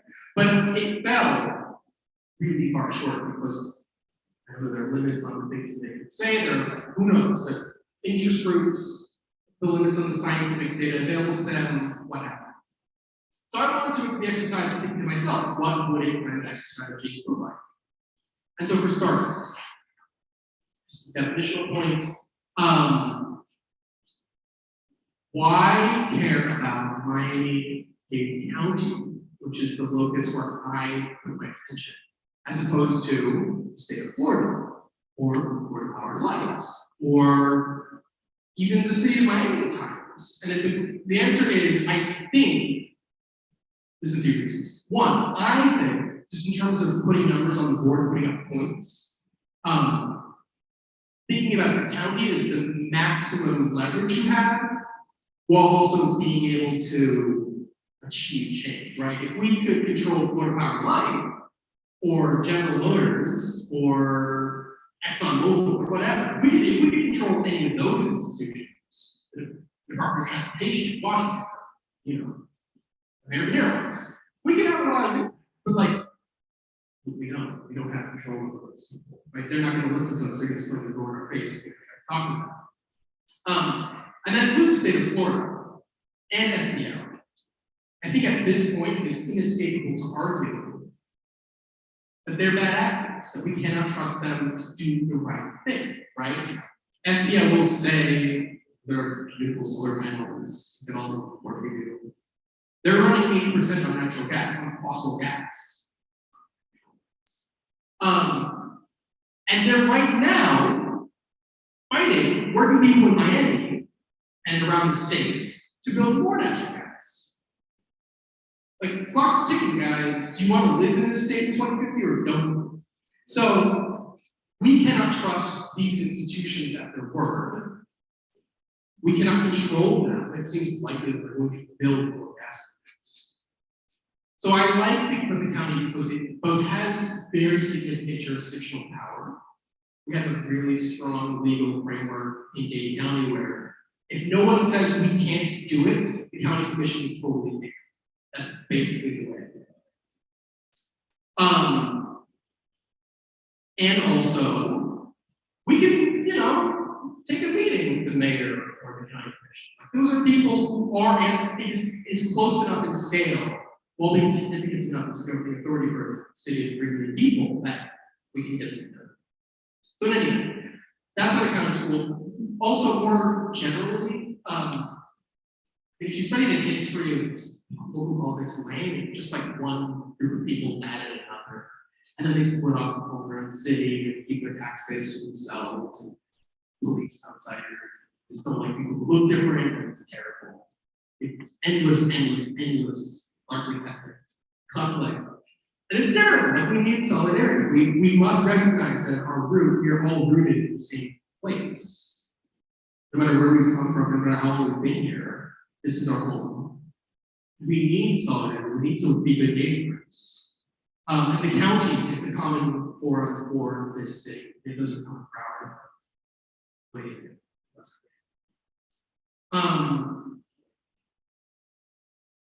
So in any event, so just informationally speaking, where are we at today now? How are things looking? Short answer is bad. The long answer is also bad. So I took the grunt work of looking into an actual inventory of climate, right? Climate has 2 parts. I'm going to talk first about emissions, about the pollution, the carbon pollution that we cause. And then later, hopefully, I kind of look at adaptation, is how do we respond to the world as we are changing. Because they're very, very important parts of them. We will need action on both to build a sustainable and just city, but they sometimes do not necessarily rely. Right? For example, the county's climate strategy, it says nothing about adaptation. It's very weird that they have a climate strategy, nothing about adapting. But anyway.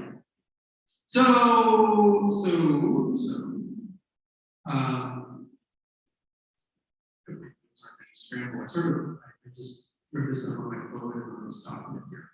Honestly, talks. Where are we at?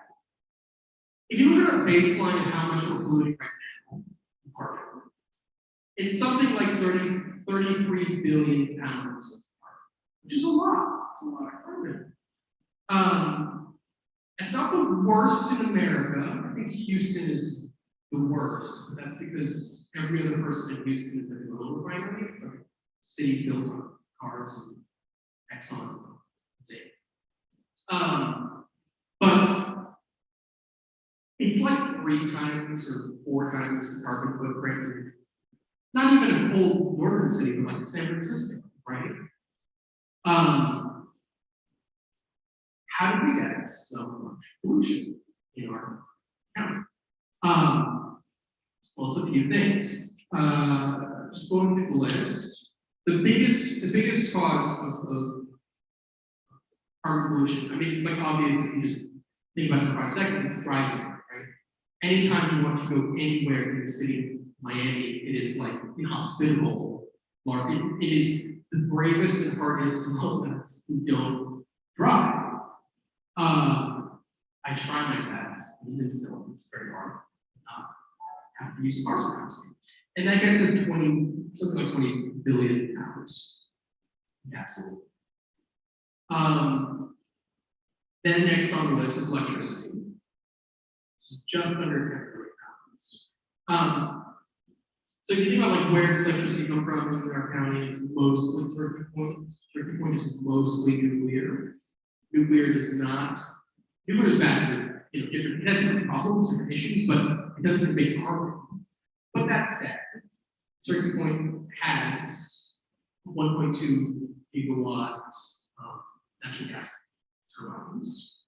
So Port Power Plant, they are burning gas just down there, just down south.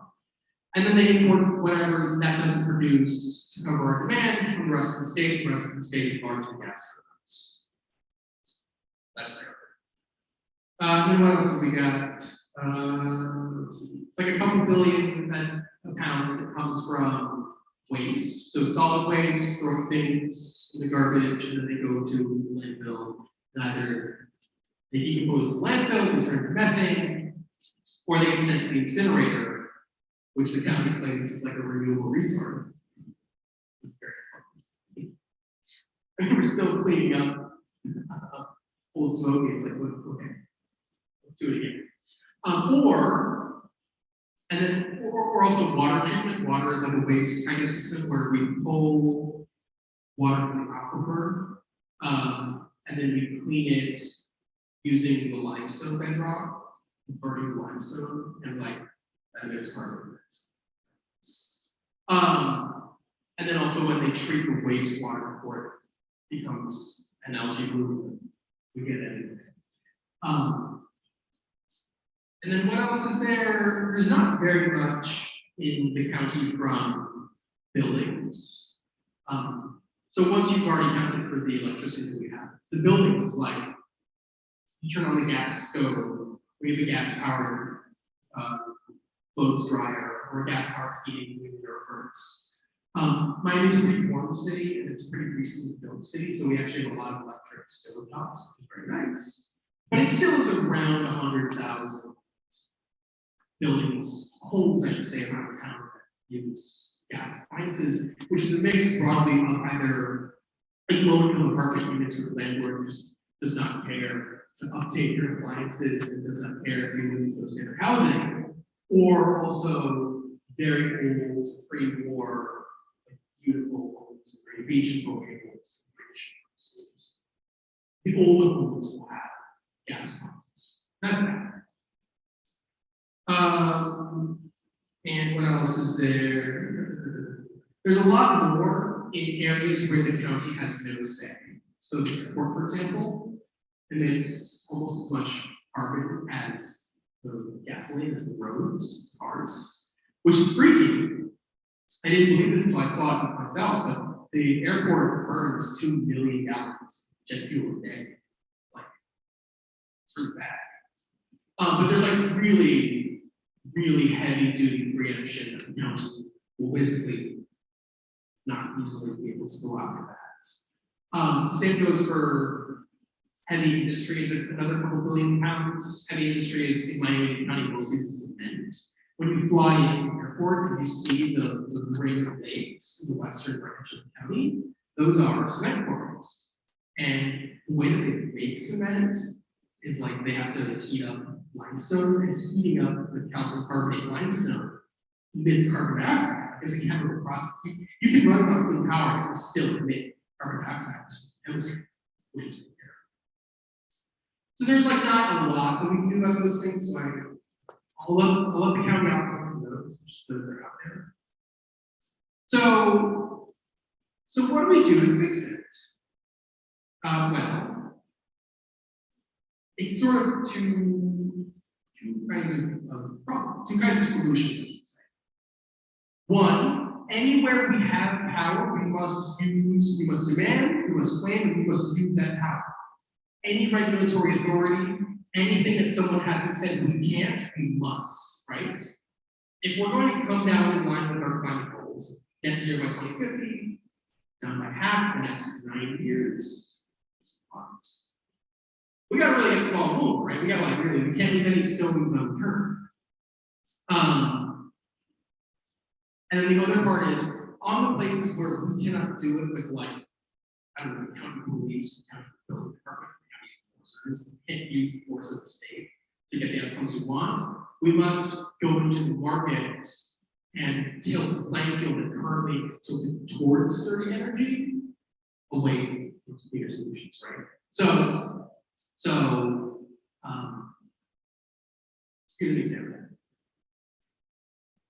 The state of Florida and their close friends, the American Natural Gas Association, put into law this year a state law that says no city, no county can go after natural gas connections to homes, right? We must allow people who want it to pipe methane into their homes, power their stoves, their dryers, things we talk about. Yeah. And I'm like, well, that sucks. That seems kind of stupid to me. It's not that big a problem, but you know, we have to go after it if we're going to go after the whole park, right? We must be fanatics, like maniacally focused. So what else? Well, I didn't say anything about the appliances, right? As it turns out, there's no regulation of indoor air quality. There's no standards. There's no rules, state or federal level. We had a speaker earlier today discussing the problem. Well, it's like brutal. It's much worse than outdoor air pollution. But you know, no one else said we can't. We should think about a county-wide ban on the sale of gas-powered appliances. If you want, the state has given you the right, if you want to pipe methane right in your face or put it right to the hole in the wall, you can totally do it. That's your right. But you shouldn't be able to buy for yourself or your tenants appliances that are going to pollute the air quality of your home and expose your children to volatile organic compounds like air. And at the same time, so that's like a regulatory tool, and the other side is subsidies and fiscal tools going to the market. It should be cheaper to get the cleaner product now than to get the dirty one, right? Even knowing that in the long run, solar panels will pay off, insulating the roof will pay off, and an electric vehicle, you don't have to go to the gas station. These things pay themselves off over time. But the upfront cost keeps a lot of people out of it. And there's some restrictions on what the county can fund and how it can do it. There's some theoretical limits to their pocketbooks. But like, just throw money at the problem, right? The question is where you get the money and all that. Like in theory, hopefully July can bail us out. I don't know. But like in theory, if you make it cheaper to buy a new, high quality, efficient electric stove, that works, right? And then also you can't buy gas. So that's sort of the big overview of how to think about what the government can do to fix this. And then you can just go back to the different systems department heads. So on electricity, the county cannot control the utility. Right? The state has pretty broad authority over that. We can't help. We can put resolutions out and hope they listen. They don't. So what else can we do? We can put enough solar panels on the roofs of our homes, on the roof of our schools, which function as emergency shelters, on the roof of the water and sewage treatment stations that we don't lose water during storms. We can put enough solar, we can just brute force it, like count up how much carbon our electricity gives us, and just install that much solar, right? My estimation is it's going to be something like 200,000, homes, businesses, all the schools, but it's a number. And at that point, I assume that FPL might still run the gas turbine with Turkey Point, but we will at least have offset that with the power we do. On buildings, as I said, you can go after gas appliances, even if you can't go after the gas utility service. On landfills and water, it's really difficult. We need like much stronger enforcement of like a zero waste plan. We need to build a circular economy, which like a countrywide composting system to absorb our food waste and give that to farmers so that they have more nutritious soil, right? Or there are limits to how much we can go after single-use plastic because of some state. But there are ways we can like have a more progressive solid waste disposal thing for the companies and the businesses that use a lot of plastic. Don't want to, paper ones, but having a strong, rigorous zero waste plan is kind of necessary.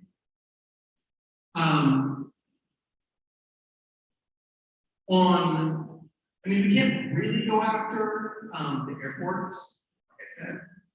I don't think that the county would even want to. It's a big source of jobs. It's a big thing. And a lot of the energy use in the airport is like all of the people around Miami and all the people who live in Miami. So it's not necessarily like people are like causing it just for your county. But we can still support short-term, short-haul alternatives flying, right? Once the Bright Line gets built, you can go to Orlando by train, and hopefully one day I can run electricity.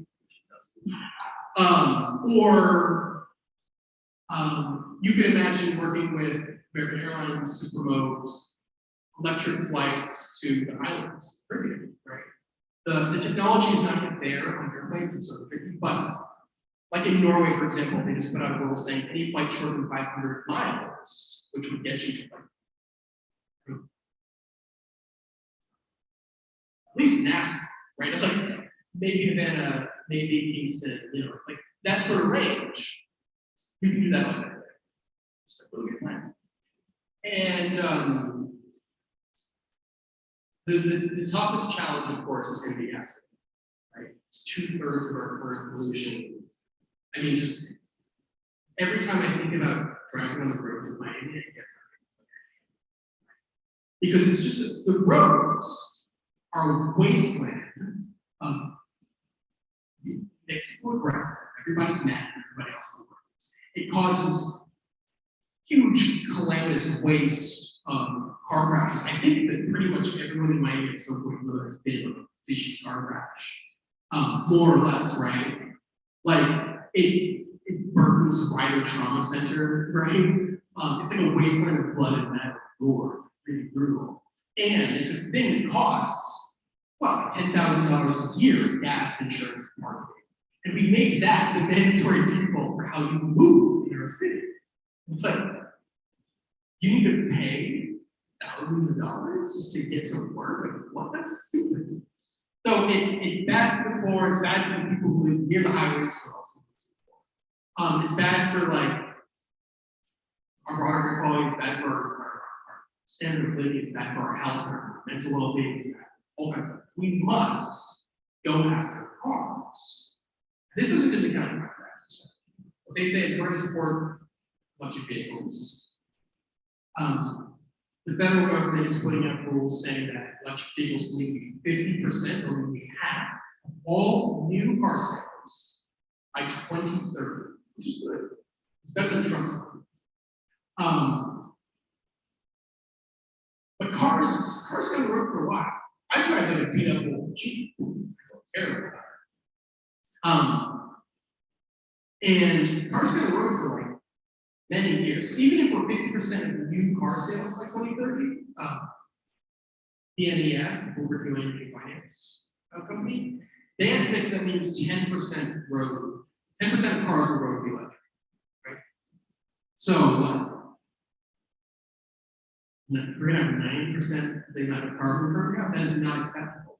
We need plans that take away public space from roads and build alternatives, give people more freedom, more accessibility, more options, more convenience, lower carbon, more sustainability, a better quality of life through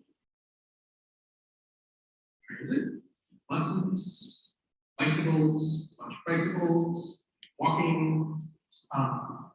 Other cities are clearly leading the way on how to build a sustainable city. In Seattle, where a lot of people have moved in the last 10 years, huge population growth, and they just said we're going to support our bus system. It's going to be like, not just like the thing that the government puts out for those who don't have any other option. It's like the first choice for people in Seattle. This is really great quality. The buses are fast. They have unobstructed lanes on the road. They're protected from cars blocking them. They are frequent. They will go at hours if you need to work. They will go at hours if you so you don't have to wait at the bus stop for 45 minutes like you have to do it the heat. And they brought down their driving miles. They brought down their car. It's like in Paris, right? Over here, they do it over in Paris. They've taken away great roads in the middle of the city, which have been cars. And they're turning them all into bike lanes, bus lanes. Yeah, and they'll put huge subsidies towards electric bicycles. I tell people about bicycling, Miami, they're like, that seems incredibly dangerous and scary. It's very scary. But by yourself, it's scary. In a protected lane with a buffer so that a car can't hit you, it's a little better. When the speed limit is brought down, the cars are going at 40 miles an hour instead of going at 25, it's a little better. And when you have a $500 voucher or a rebate to get an electric bicycle, so you don't even have to show up at work sweating. It's like, oh, it's nice to get fresh air. It becomes more and more and more approachable the more things you throw at this problem. That is the attitude we must have. We are to be, as I said, fanatical about getting it perfect.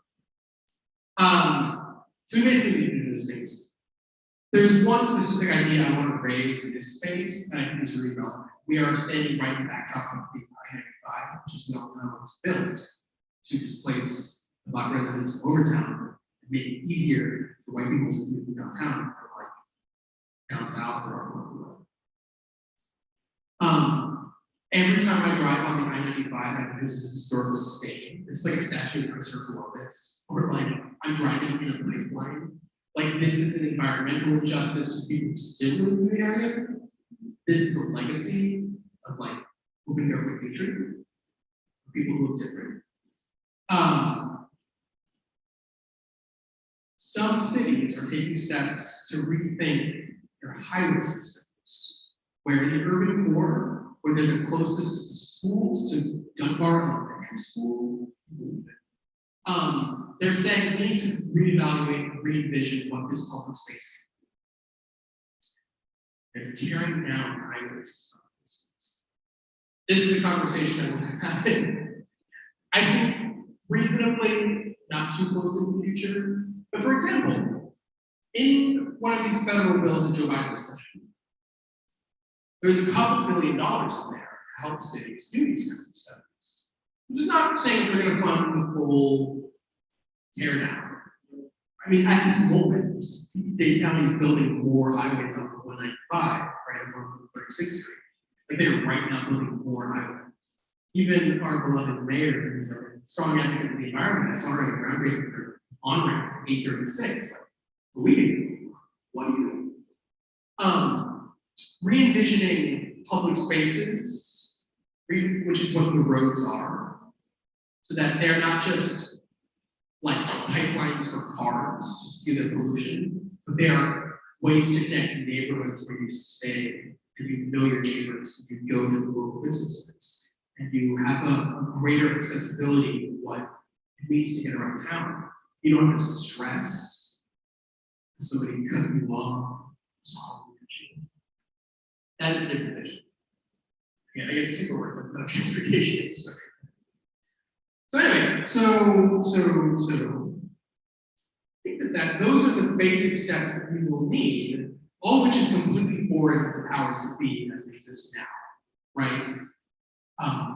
Carlos Jimenez, who was our most recent mayor, he did not accept the basic fact that as you build more highways, they create more congestion, right? It's like a proven, known thought in transportation planning for decades at this point. People have basically infinite demand to go other places. People always think I should go, if it's even remotely easy to do it, people will do it because people like moving, people are free, it's good, right? But at the same time, if you build more lanes of highway, people will say, well, no, there's another lane I can go. And everybody gets it at the same time. And that's what you get. Endless construction of more lanes, endless congestion of 836, 846, 95. So right. That's how this happens, right? We need to give people different options, not just the same option that hasn't worked. So a lot of those basic concepts around re-envisioning electricity use in our county, re-envisioning gentrification code, and re-envisioning our waste. That's a lot. That's like a lot. It's crazy. But there's the other problem, the other side of the coin, which is adaptation, right? wrap it up.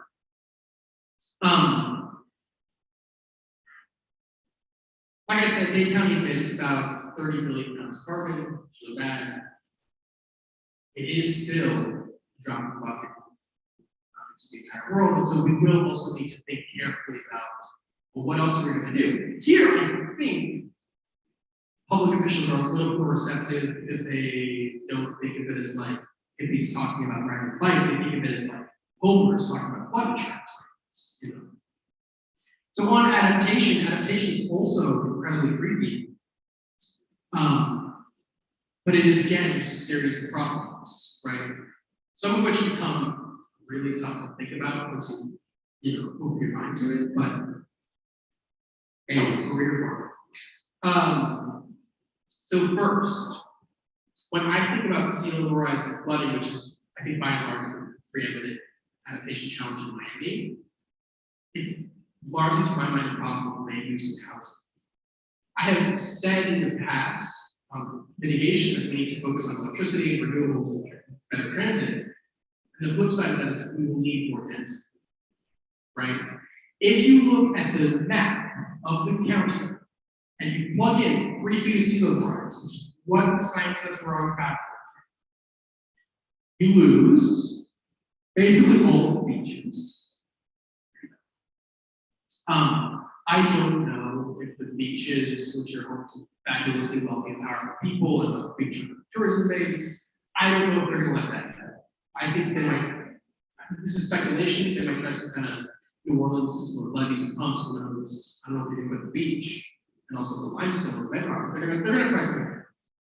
And then also basically everything west of Dade County, in the county west of Bright Road, like 57th Avenue, which is to say, Brow, Black Handle, places where a lot of people live. Those are all going to be below the water because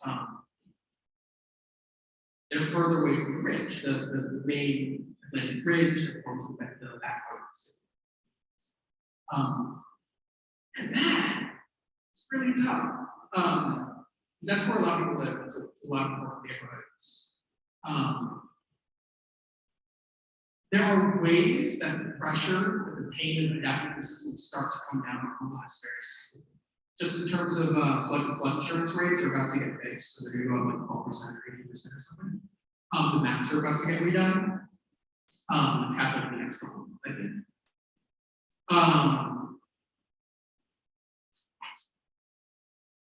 So in general, right, we can think about a future of Miami where it's basically like a key versus a string of little islands that once was land.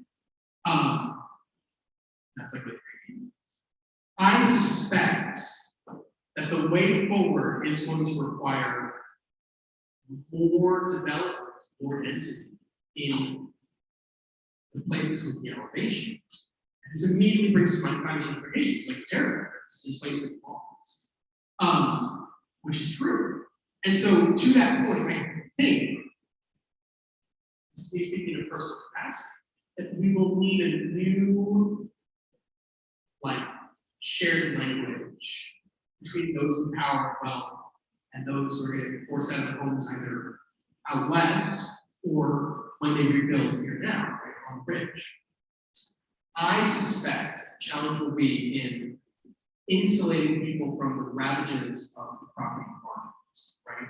Right now, if the rent shoots up 30% or 40% in a few months, that is terrible as an existing tenant, but it's also the problem of the investor thinking that that's how they're going to be able to tear out their house and put up something square footage shows up like hundreds of dollars a square foot.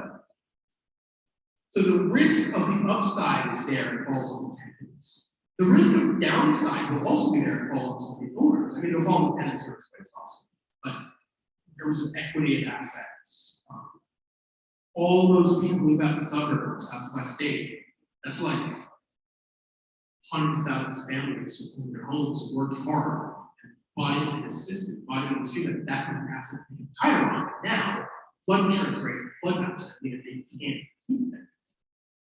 Or one day eventually we'll think about the the rising costs of supplying fresh water out there, right? If the drinking water wells get flooded, or they get inundated with salt water. So the risk of loss is also terrible, right? And we need to collapse both ends of this market. Because like we should functionally try and decommodify housing, take housing out of a thing for investment, a thing for the rich to get richer, or for the middle class to lose out, or for the working class to lose out, right? Really cut that down.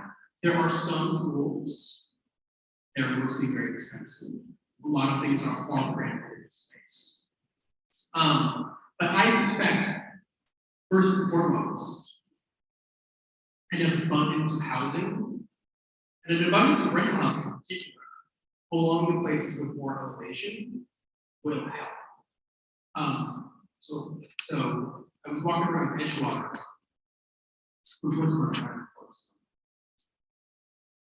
I mean, once upon a time,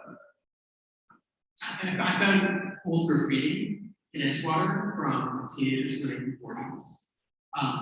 And I looked them up and I saw they had gone to Climatejustice in high school, back when it was like a school for like, I don't know, Italian and Irish kids. And then after integration, it became a neighborhood for largely Black African Americans. And then eventually it became a neighborhood for Black Puerto Ricans, the Dominicans, and Central Americans. So the neighborhoods change, right? We build our stories on top. And I was walking around the neighborhood and I saw it now. There's like a 2,000 unit thing built by Steve Ross, the other developers, at the Blade Group. That's like a lot of houses. 2,000 units is like an entire subdivision, like an entire suburb, right?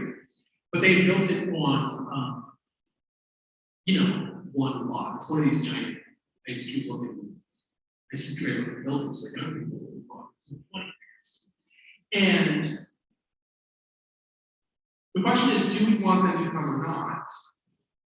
I don't know. People need to live somewhere, but they should be able to command an outsized leverage over the rental market they have.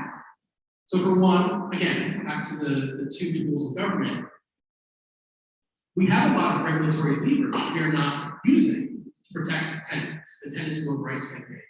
Brilliant. Top to bottom, it's like basic first steps.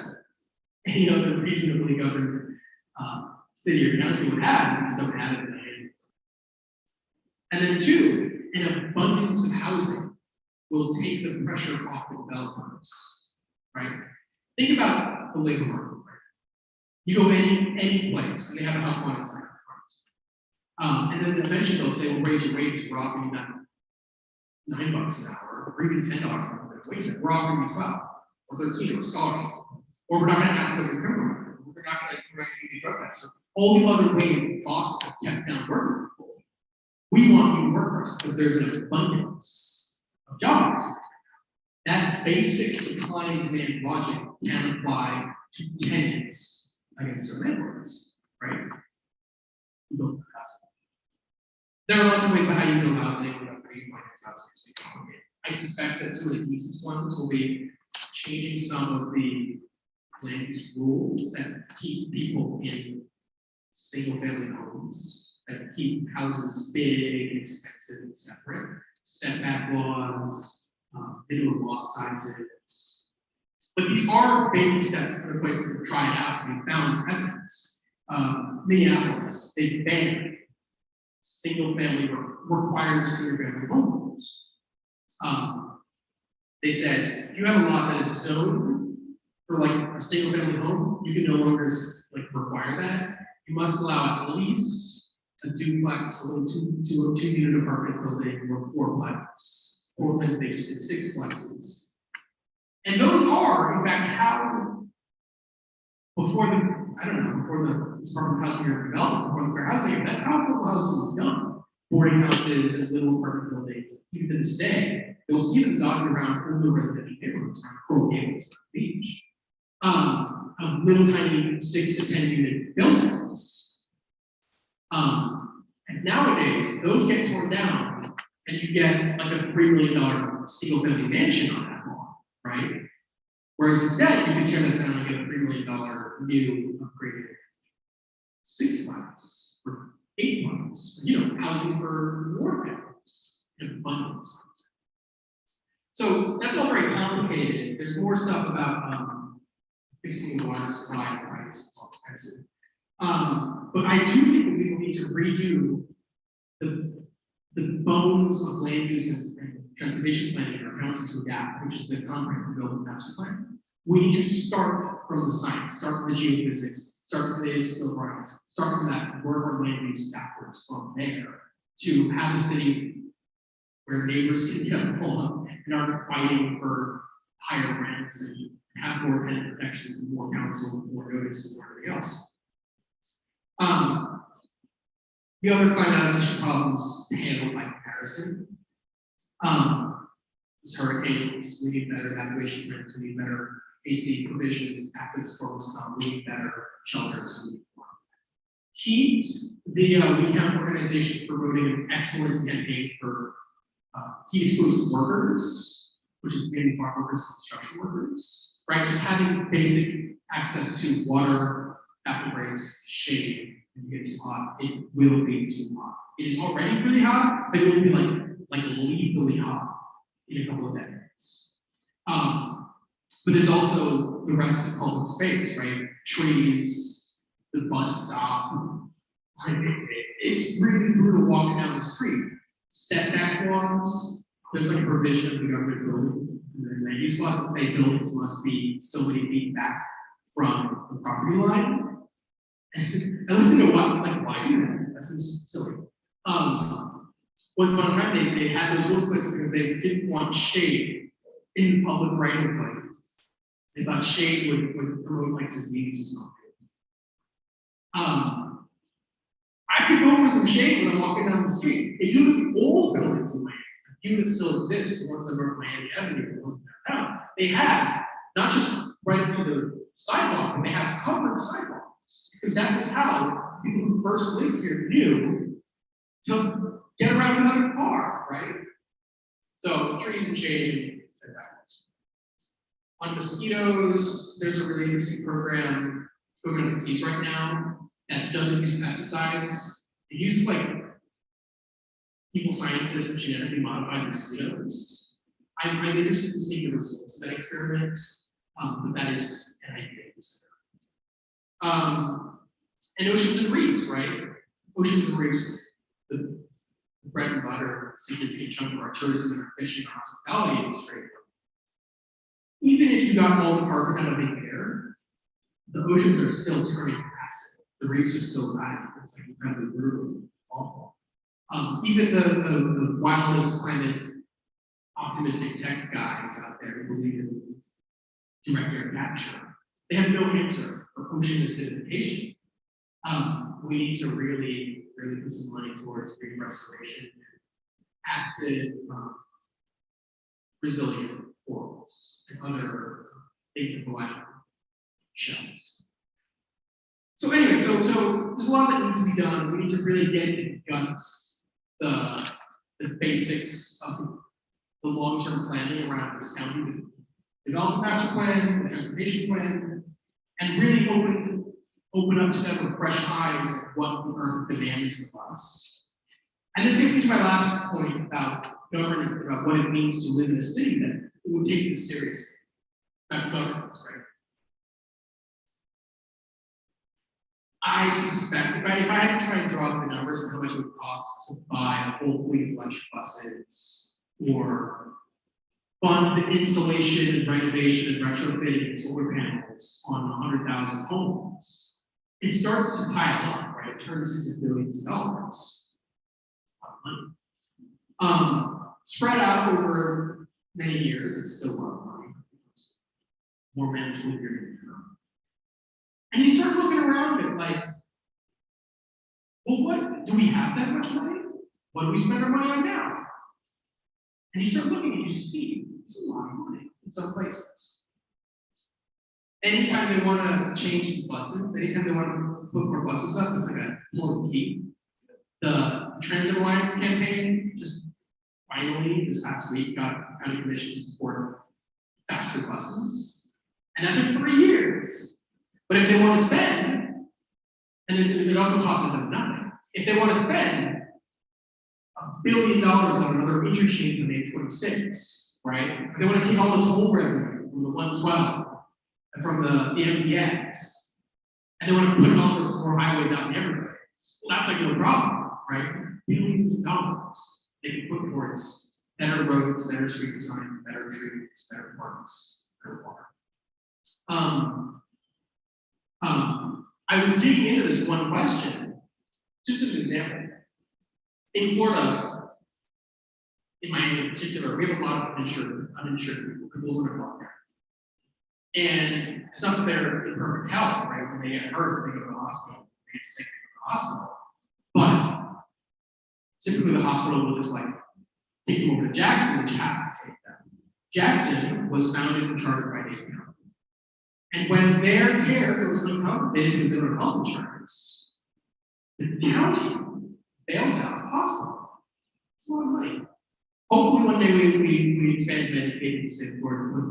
But until we do, the county is spending $400 million a year on Jackson Hospital that we need to, that we ought to, but that is responsive to the things that get us, right? I found and this doesn't come up in the budget hearings either, it's literally like the county budget. But I was looking at the documents of the Public Health Trust across Jackson, and they spend $7 to $8 million a year on asthma hospitalizations, uncompensated uninsured children that go hospitalized asthma attacks. And you look at where those children live, it's, oh, shocker, Hillbridge, the highways. Wow, who could have seen that coming? It's very expensive the way we have built our world, where we're constantly responding to problems that we're also causing, right? Top to bottom. Investing in like police as a solution to poverty, criminalizing all sorts of things, keep people down, not putting money in social services. There's more efficient and better, more just ways we can state. So then all of this will take, I think, a much greater role of government that believes more strongly in its power. I want to close by just thinking about what, not just that means in terms of your role as a voter, your role as a citizen, your role as a neighbor. You get up in the morning, you're a young person, you live in a newly built apartment building, has solar panels on the roof, the rent is affordable, the water is clean. It's hot out, but if you go out the front door, maybe it's shaded. You could take an electric car, probably won't. So instead, you take the electric bus. The bus is fast, the bus is nice, you're not behind the wheel, you get your phone. And you go to work, with, I don't know, some provision of the electrician's office that puts kids to work, gives them a good job, and does sales and outreach supported by county resources and county marketing and county promotion. It's buying homeowners, put better insulation, better protections on their homes. And I don't want to get too really English about this, but you start to think about how the ways these build up, right? For our daily lives, for our worst days, we hurricanes, for our best days, what it means to have a state with more robust park system. That is what a just city would do, that takes seriously its obligations to its present residents, its past residents, and its future residents. And works backwards in the science that is ambitious in scale. So I was never too long. I didn't mean to, but I did. I'll leave it at that. I'll take your piece.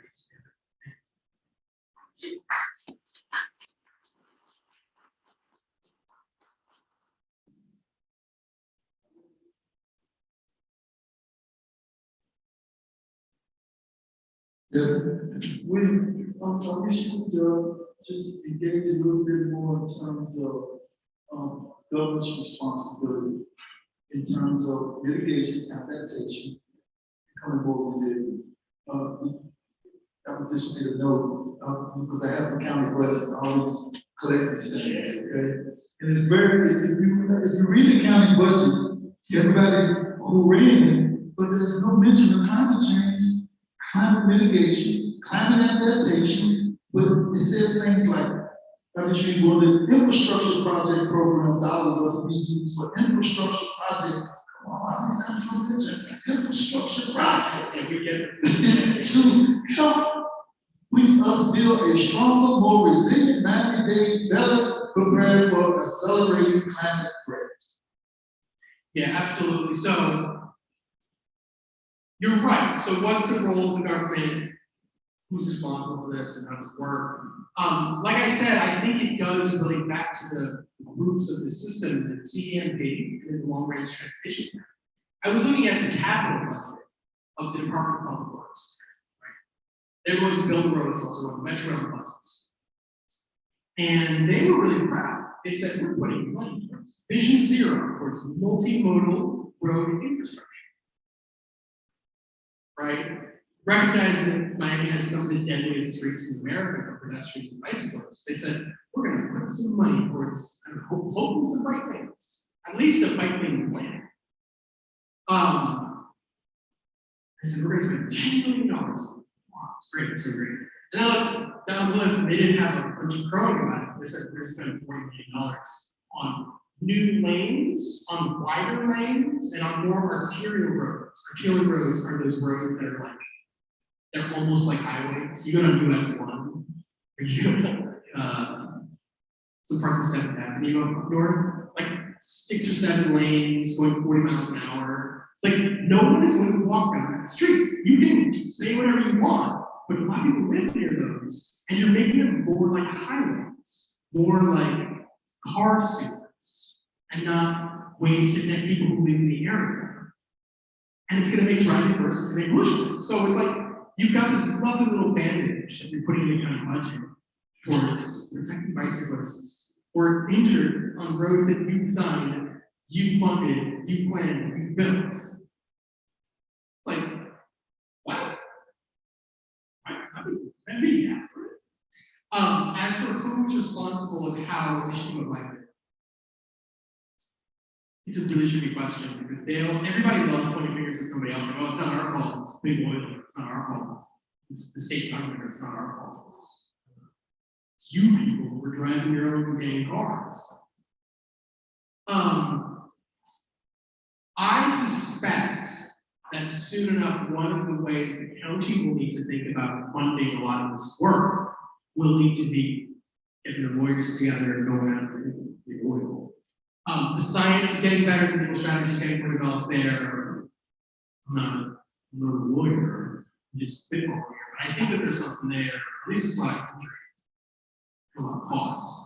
And then as for what citizens do to bang the heads of the county commissioners to keep doing these bad things, sometimes I can be skeptical about the value of the climate emergency declaration. The declaration doesn't actually get carbon out of the air, it doesn't do anything. But it is like a very clear signal, be like, how do you square this? You sign a climate emergency declaration, but also you're funding some new off-ramp, some new highway.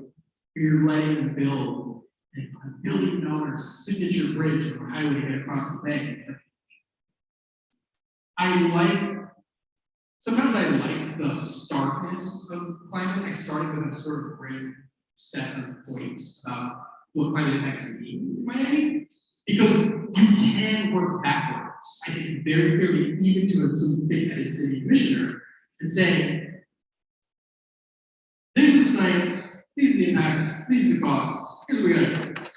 It becomes very hard to argue with that change logic.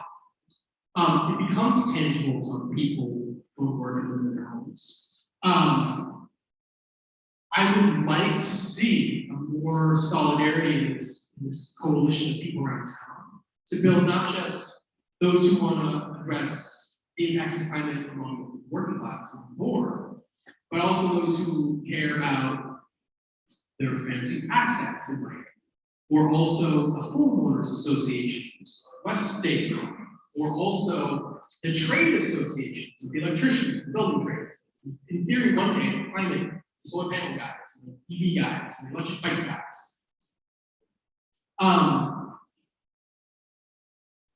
It's like modernity. It affects every part of our built lives. And so in theory, everyone can be a member of this coalition. Everybody can stand solidarity. Everybody can find their place in this movement. And at that point, I think we kind of get something done, right? So I hope that answers your question. Anybody else? Okay, so thank you, William.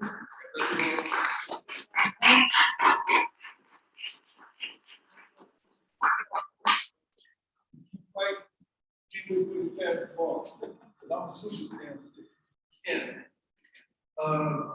Just to close this out with one quote from a friend of mine from Nigeria. She's the world-renowned architect, and everything she builds now for the last 40 years, she has built it around climate change. And she always sends me this quote: there is a need to mitigate this carbon emissions in one way or the other, starting with the government's policies on pollution, industrial layouts, and sanctions. And with that, I'd like to introduce this angel, or I thought it was Chris. Who's going next? Oh, so they said, okay, come on up, man. Yeah, but I know who it is because this is my angel. I was thinking that Chris was coming up next. Where?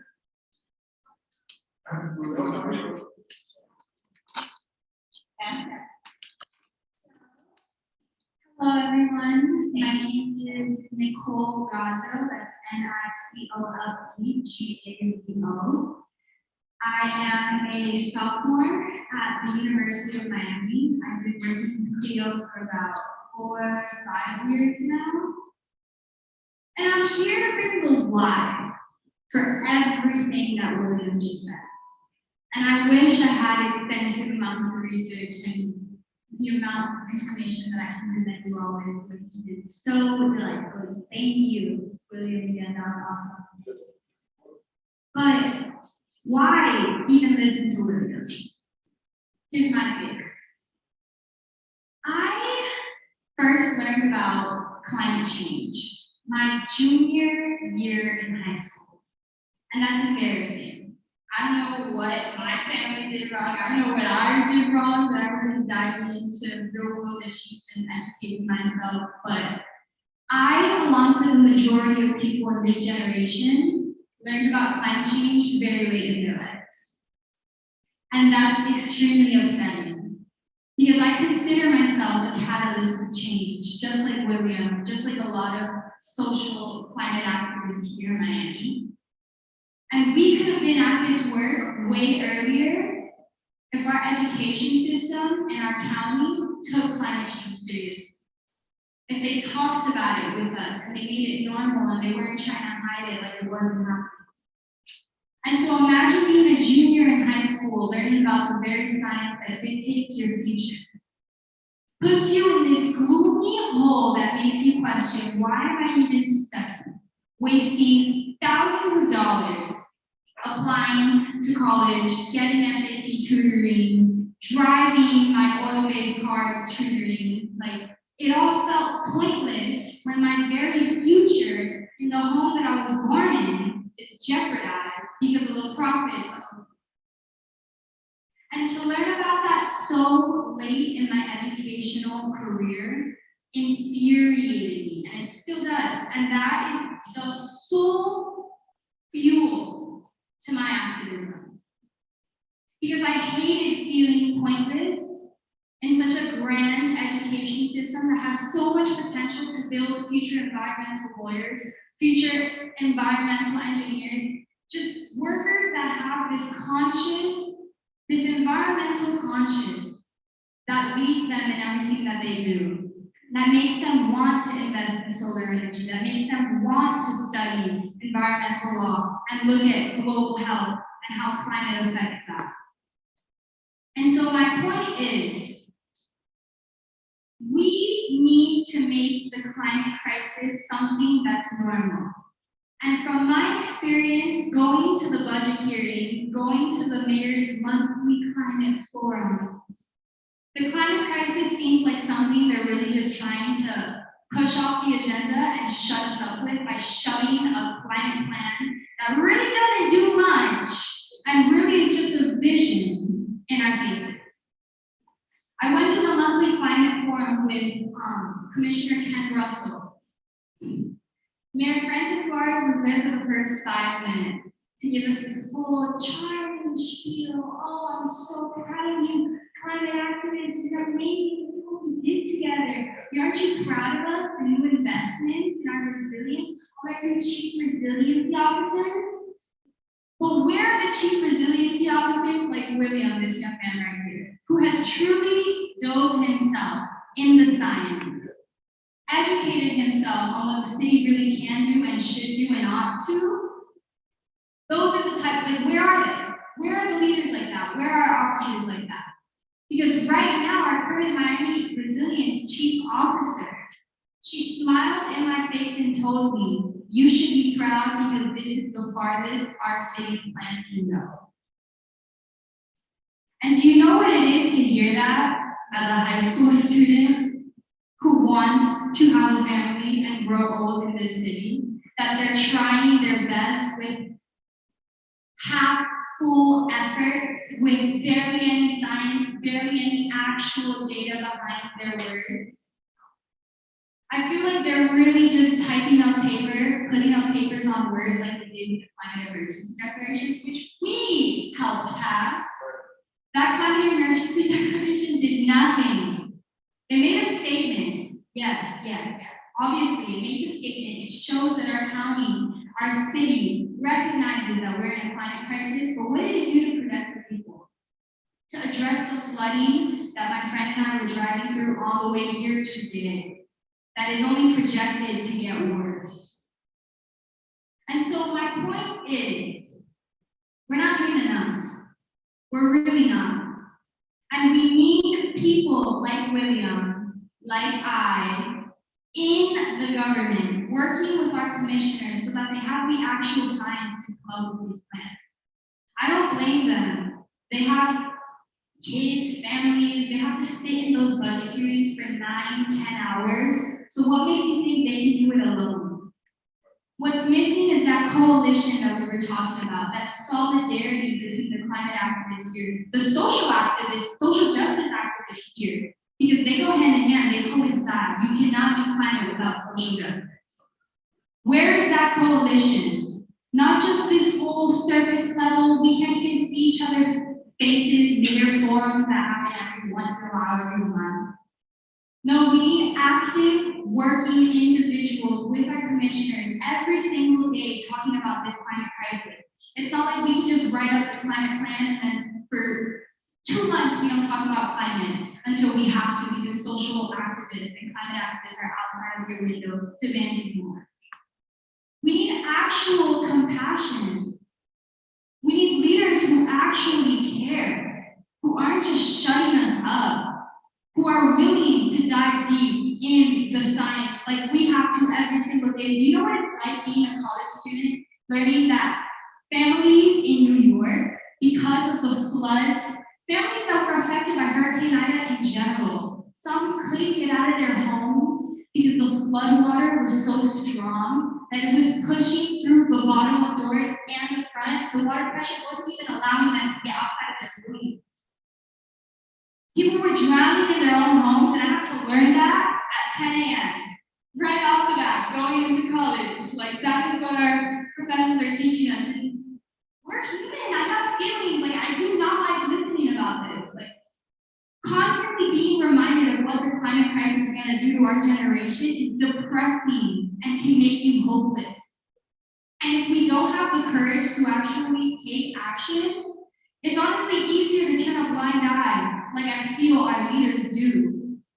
It's hard to hear these statements and to listen to it because it is gloomy, and people don't like listening to dark things for too long. But the fact that we've been turning our eyes to this crisis is why it's become so dark.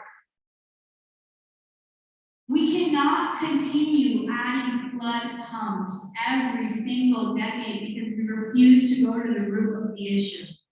We refuse to pressure FDL. We refuse to use the jurisdiction that we do have to place solar panels on top of this, on top of parking garages, on top of schools.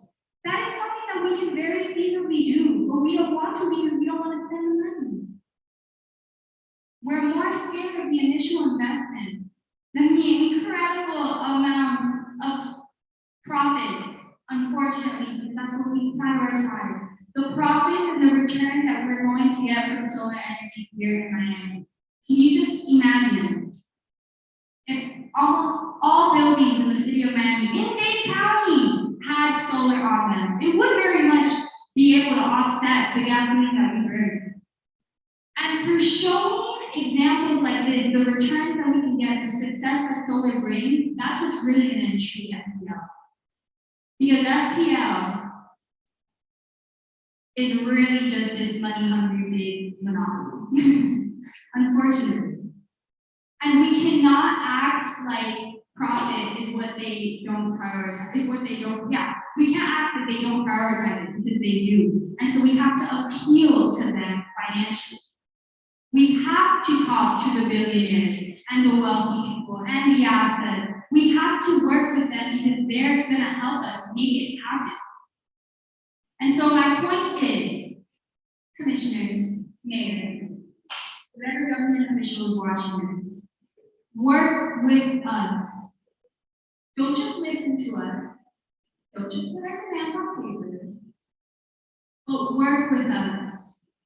Add in actual positions into the chief resilience office there that allows for climate activists and individuals like William who are very, very, very, very, very well researched and credible in what they say, you know? We are taught this in schools every single day. We read more articles than probably most elected officials do because we have more time to. And so why don't you use the willing amount of help and knowledge to your advantage? You don't even have to do the research, we'll do it for you, but listen to us and work with us and constantly implement plans that treat the climate crisis like the crisis that it is. COVID is a pandemic and we treat it like a crisis.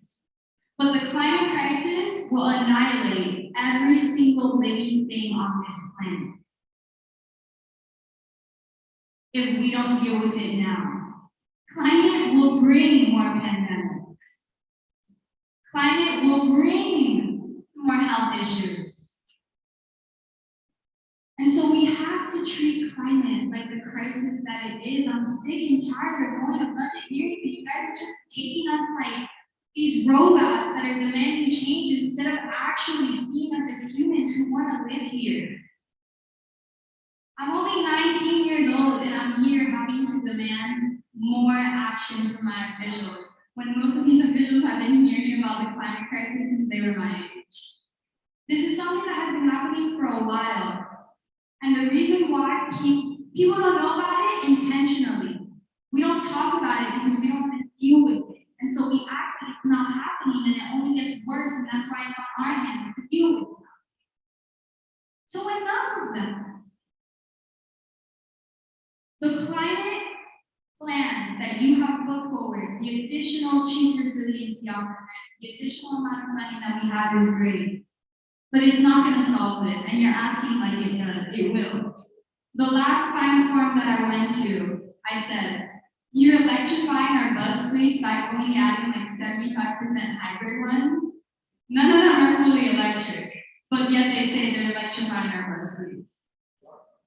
And then they say they want to do with climate, but they're only going to start tackling emissions by like 2050. When we have places like California banning the sales of all oil cars and usage of oil cars by 2035. It's possible, and there's states that are already doing it. There's cities that are already doing it. And for us to be in ground zero and not do it, let alone act like it's not happening, is disgusting. And it worries me because this is my home, this is my future. So what can we do? Work together. I'll say my email here, but I am willing to work with you in whatever fashion you need to bring the knowledge, to bring the momentum, to bring that panic that we need to truly treat this crisis as a crisis. Because it's not really their future, it's mine. By 2050, how old are these commissioners going to be? Are they going to still be here? And so I just ask you to look at the crisis from my shoes, from your daughter's shoes, from your niece's shoes, your nephew's shoes, your son's shoes, and take it seriously. Treat it like you treated COVID, because this crisis will affect us way more brutally than any pandemic ever has. And so, what I came up to say is just, this isn't the end. This is the beginning of more action. Writing up plans like this is the beginning, not the end. And so I am very excited to work with anyone who's watching.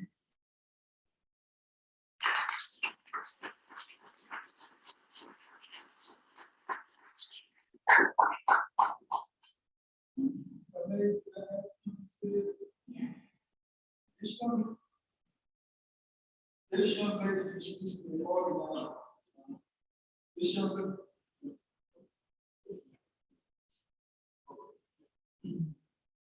I have so much respect for this young lady, not only just a human being, but someone who's action oriented. And that's what we need more from younger people like you. Because, you know, what you did with that great emergency, you know, that day reminded me of 2019 when the youth came and I was with them then, when we all laid down, you know, saying that this was, ground zero. And even America gives you a shiny act and stuff, you know. So we have to, you young people have to start calling those people out. You know, don't let them just toss your future away on quotes about climate action, because that's all it comes down to with this quotes. And there's very little action. So I commend you. Anytime you need me, you know, we got my number. Anytime you need something, you just let me know, okay? You, Michael, you have to that's my help. Anyway. I got anything else? Okay, the next person. We'll call Chris. Chris Torres. Take the stand, please.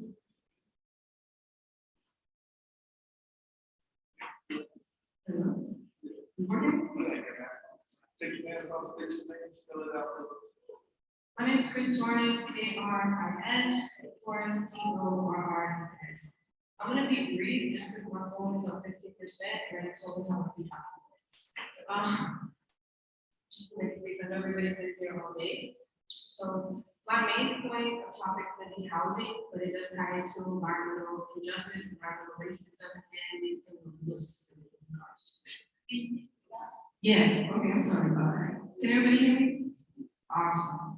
Okay, so in regards to housing in Miami-Dade County, there are three main points that I want to make in regards to the fact how the city of Miami has failed its residents, especially in the middle of a global pandemic. First and foremost, there was, thank you.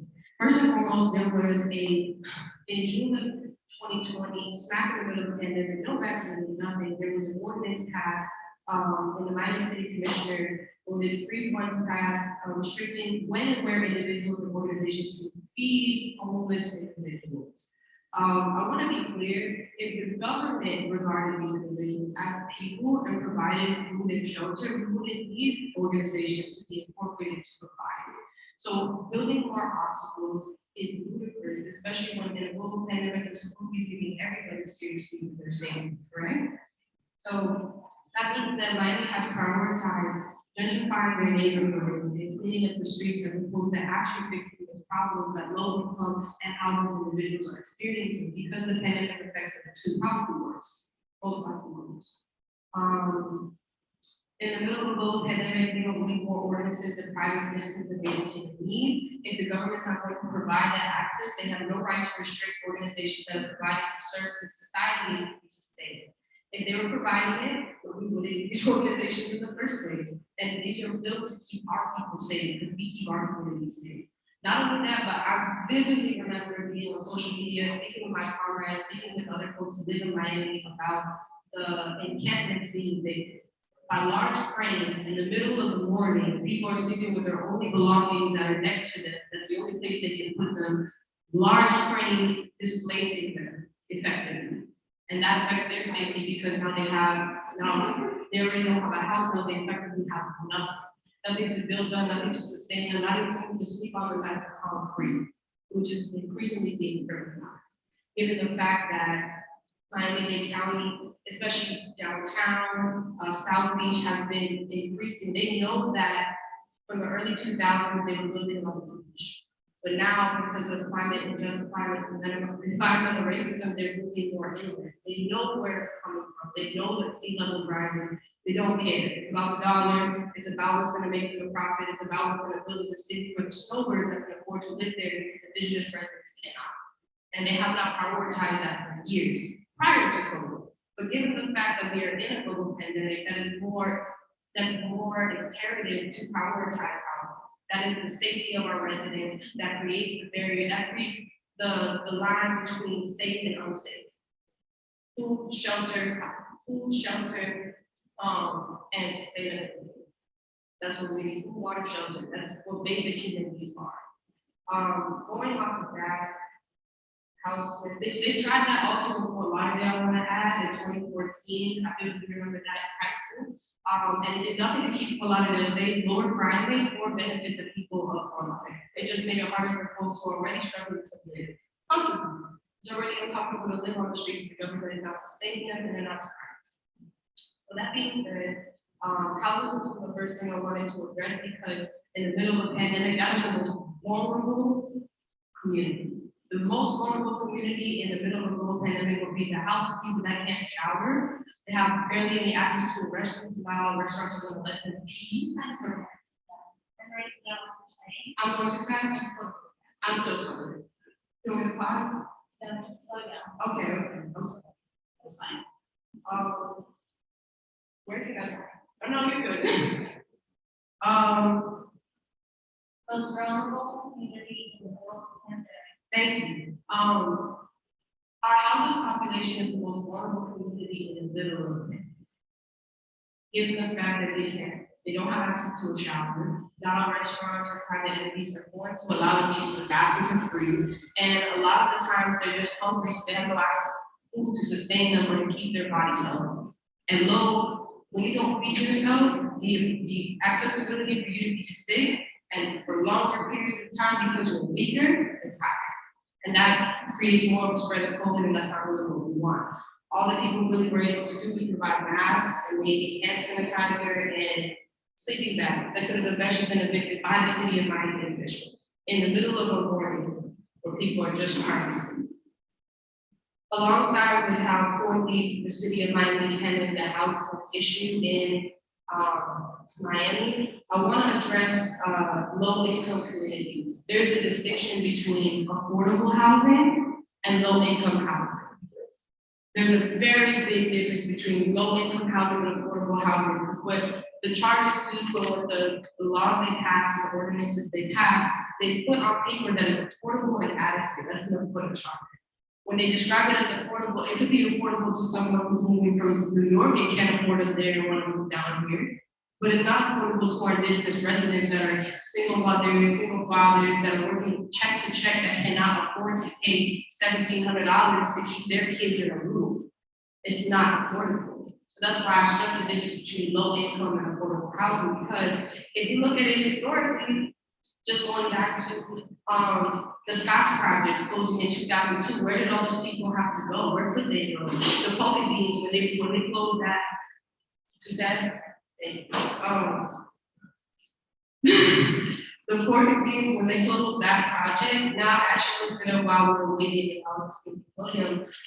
Those are now going for $12.96 per month, where it was formerly low-income housing to sustain full communities there.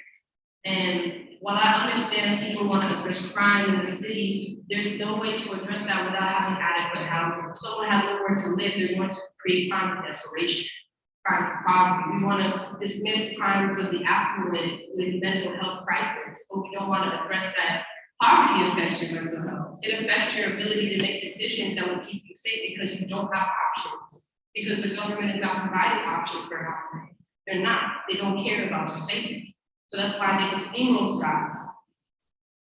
They can steamroll the Pocket Beans. Biggest team of broken beings because they have a master plan of either incarcerating the communities or displacing them. Because they want to make room for folks who are coming in from out of town because they can afford it. I bring up low-income housing because even right now in Little Haiti, they're in the middle of deciding how they're going to go forward with stable pump. That neighborhood's been there for years. Yeah, so right now, in Little Haiti, they're in the middle of changing stable pumps, which has been a low-income community for years, into workforce housing.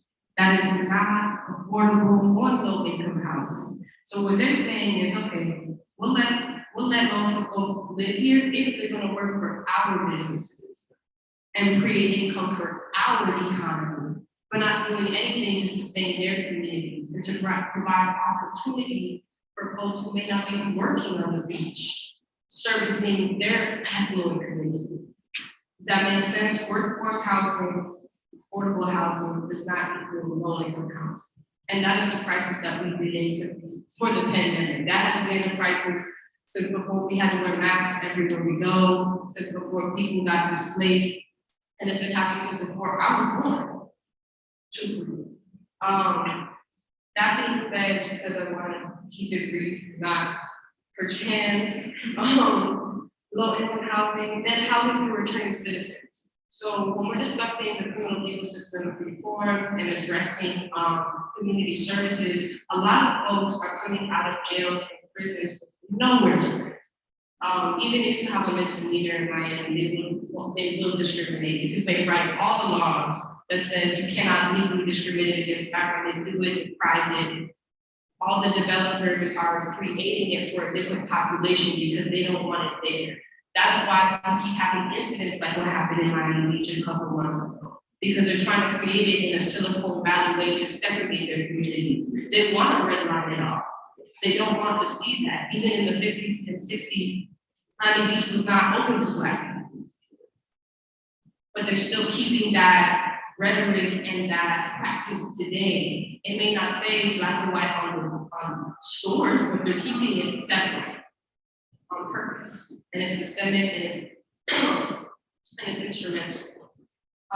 That being said, the new Jim Crow redlining is the criminal legal system. Marking you as a felon, marking you as a criminal, so they won't give you housing, so they won't give you access to work, so they won't provide you any services because they need you on work. For a mistake you could have made that if you had money, you wouldn't have to do it. So not only is it a target on the poor, but overwhelmingly communities of color. So I bring all that to tie in because housing is at the center.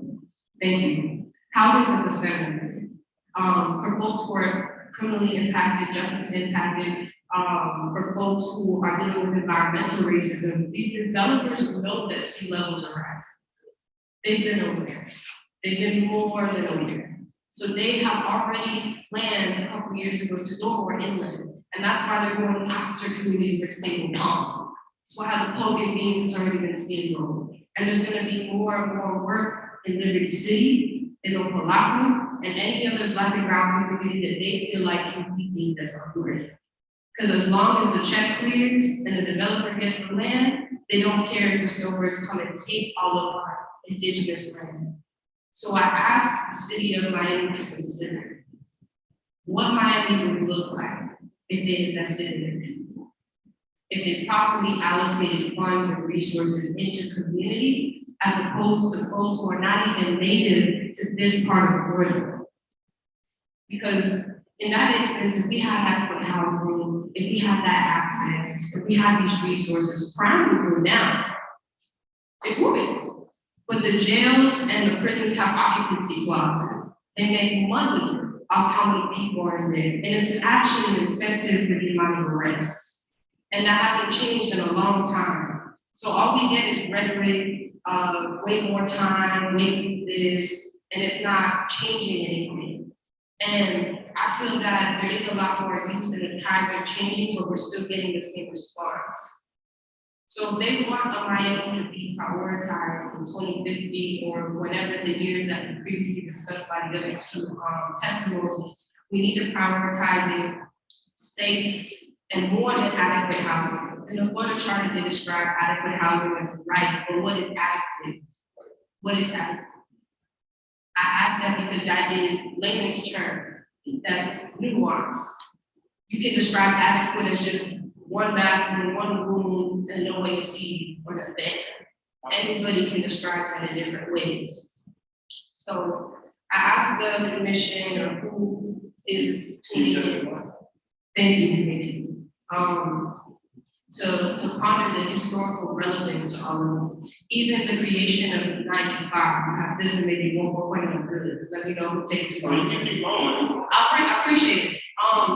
Even the creation of 995 in this piece, they had to steamroll Black Wall Street. Overtown wasn't always poor. Everybody forgets that. There was businesses thriving, families thriving, healthy neighborhoods, food, and it was booming.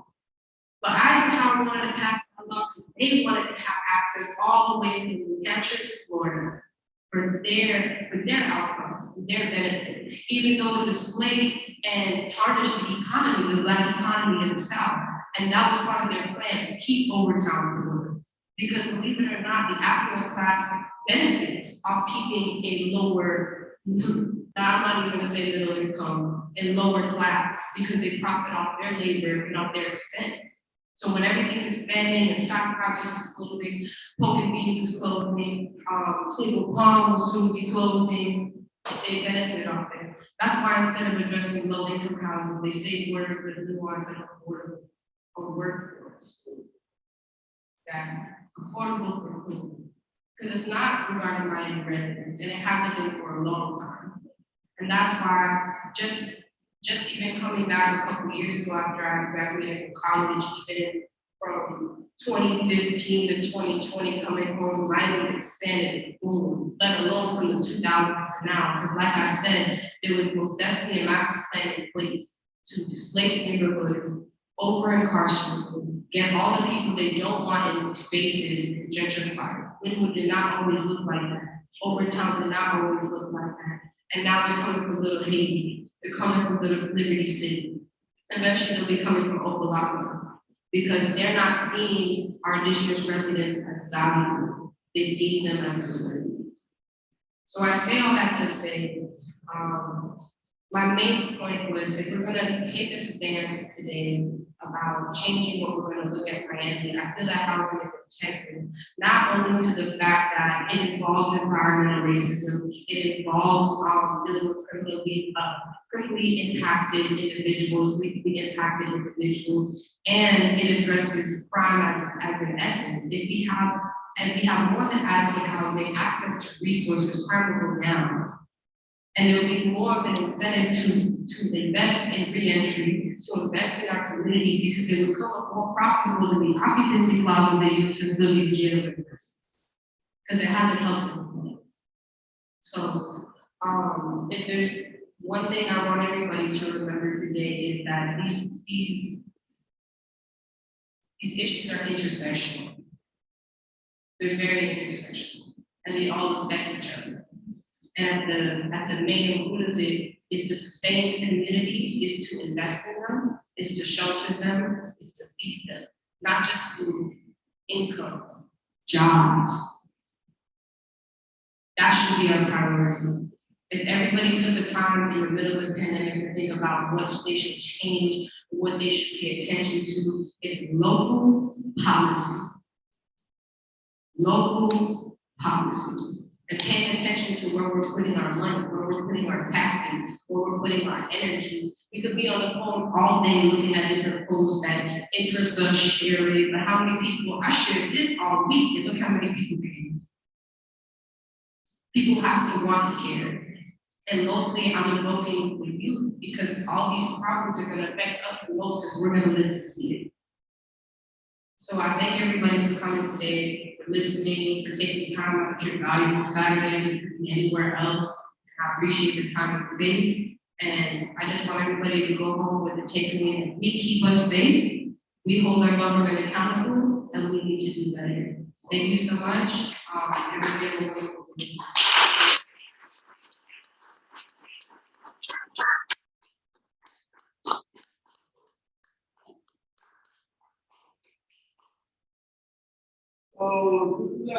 this is my child. I call her Sister Soldier. Sister Soldier. She's a soldier. She stays in the trenches. She's always helping me, Francois, doing that. Whenever we have a food distribution program, she's there. She's in the trenches, and she's a scholar in the trenches. So get to know Chris, and you'll find out. First. Yes, I think, what you got? You got a question? Oh, sorry, can we just take 5 minutes for the court reporter? Oh, I'm so sorry. No. Just 5 minutes. But, no, I really propose, is there anybody else here to testify? Oh, okay, all right, good, let's take I'll keep it 5. brief. Is it you, just you? Yeah, just, yeah, I'll keep it brief, no problem. Want to take 5? I'm so sorry. No, you're fine. You wanna take it? No, we'll take a break, okay? We're not gonna question you. I don't know you. Yeah, take it for Friday. Let me just step away from you. Yeah. Good.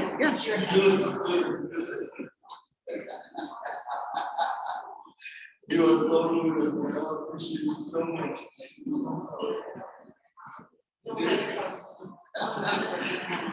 How are you holding up?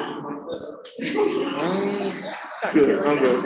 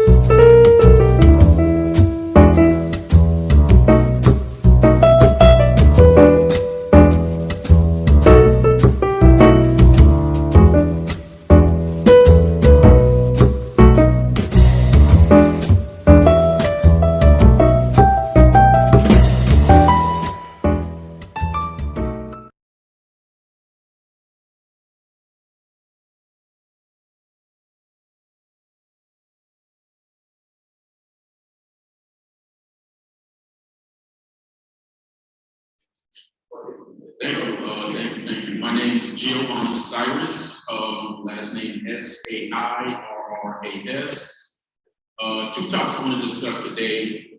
One is, it deals with the service gap that exists within the reentry services dispensed to returning citizens and the lack of housing for returning citizens.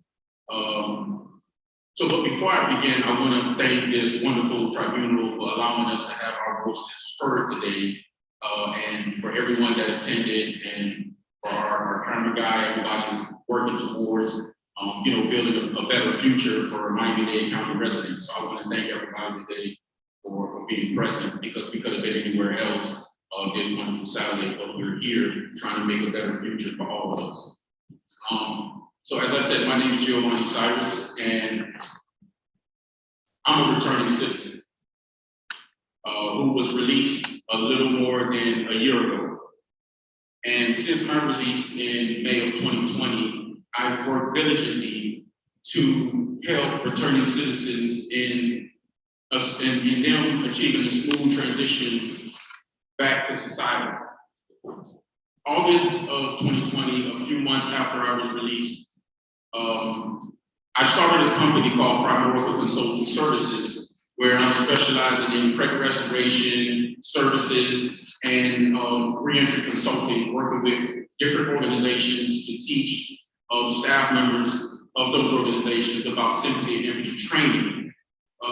There was a reentry component to that company, which was an LLC, where a friend of mine, we would load up his truck with food that we got from one of the local food pantries in Opa-locka called Help in the Hood.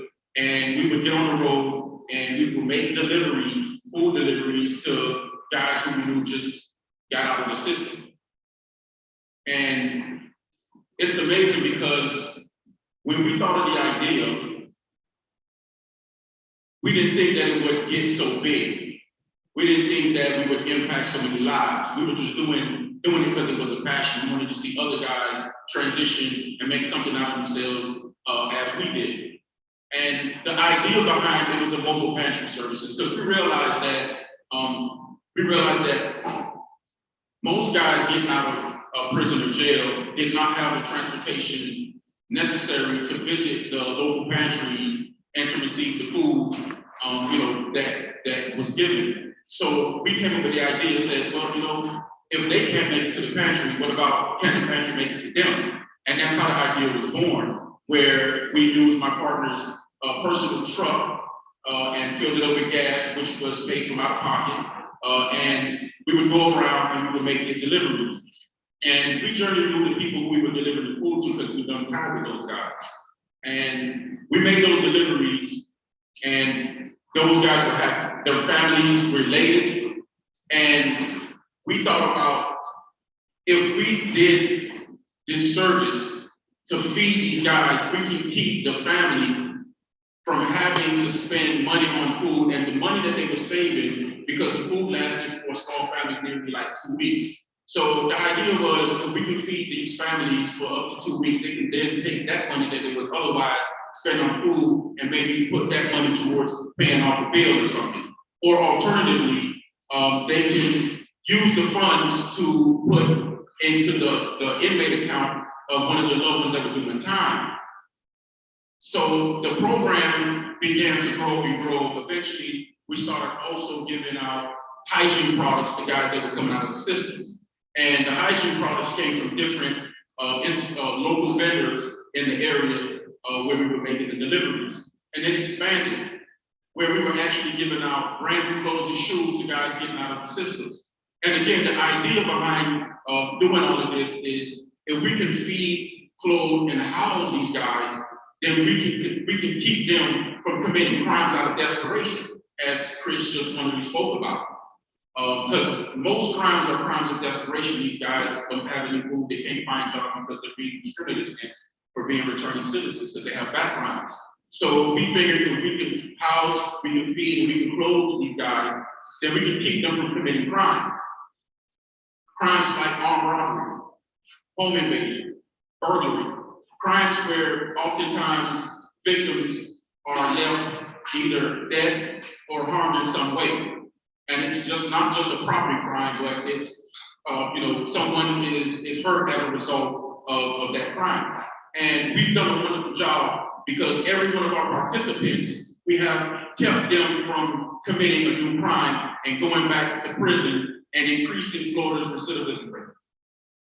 The reason why I'm bringing this up is if me and my partner can create such a program, and we fed, over 2,000 meals and over 40, 50 families, and even working with local housing providers, transitional housing providers in the local area to be able to give these guys the transitional housing that they needed so that they can focus on employment. Because if you cannot find a place to live, you don't know where you're going to live, you're headed at the end of the night, you're not going to be focused on a new job. It's hard. So I've been working with housing providers in our local areas to give these guys some place to stay so that they can get the employment training and focus on their employment and keep from going back to prison or jail. And if me and my partner, who also did time in the system, if we can come up with such a program and feed and serve over 2,000 meals and serve over 40 families throughout Dade, Broward, and Palm Beach County, then why can't we get more help from the city of Miami and the county of Miami-Dade County to be able to expand the program and to feed and clothe and house more returning citizens and help their families? So this is actually an appeal to local, state, and county officials saying that we need more funding. Most of the programs that have been released under the organization has been paid for through out-of-pocket expenses. And with my small income and my partner's small income, we've been able to make miracles happen. But there is definitely more funding required to expand the program, because I'm seeing a lot of guys that I did time in the system under the bridges where we just passed on the way over here, and on the side of the road at stoplights begging for money to feed themselves, because the obvious service gaps within reentry services dispensed by large organizations are not adequate to serve these guys' needs, because there's three things that must be met when we're talking about reentry. One is housing. There must be housing for guys getting out of the system, because most people entering into society from incarceration do not have the family support to be able to support themselves and to stay out of jail or prison. Two, there must be some form of food program where these guys can feed themselves so they don't have to focus on that every day. And I know guys getting out of prison are eligible for food stamp, but it normally takes 2 to 3 weeks for this program to kick in for these guys to receive those subsidies. So that program is inadequate, and we try to work on that by addressing the issue and getting guys signed up for like food stamps on pre-release level before they're actually released. But it's been tough, and it's been an uphill battle, because it's hard working with prison officials, bringing in certain documents, having guys provide their personal information. Normally it's always tough doing that. So with a bigger budget, we'll be able to hire staff members to address these concerns so that we can take care of those problems at the pre-release level, and that means before those guys are actually released. And if we can solve those issues on the pre-release, if we can address it at the pre-release level, we can track these guys who get out of prison and jail, and we can keep up with their progress and make sure that they get all of the services that they need.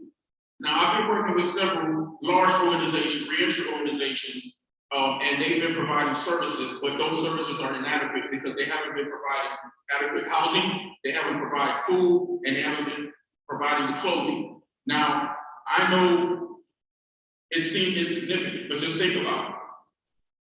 Most crimes committed are committed by individuals who have had some contact with the system, or they derive from some low-income community.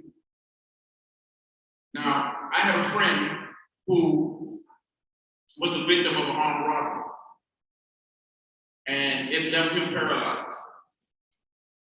When later on, some years later, he connected with the guy who robbed him because it was a guy in his neighborhood, first neighborhood. He asked him why he did it, because they were good friends at one time. The guy simply told him, because my family was hungry. It could have been anyone who could have fallen victim to this senseless crime. But what was the guy to do? He had to feed his family. And as they say, the first law of nature is self-preservation.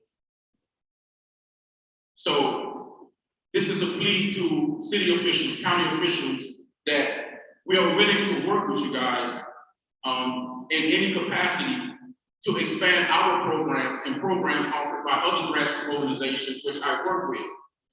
But it's tough because we're paying for these programs out of pocket.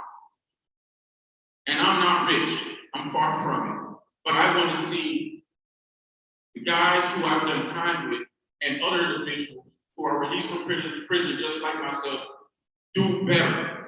Because if we can provide solutions to the service gaps that exist within reentry services like housing, food, and clothing, then we can bring down those troubling recidivism rates.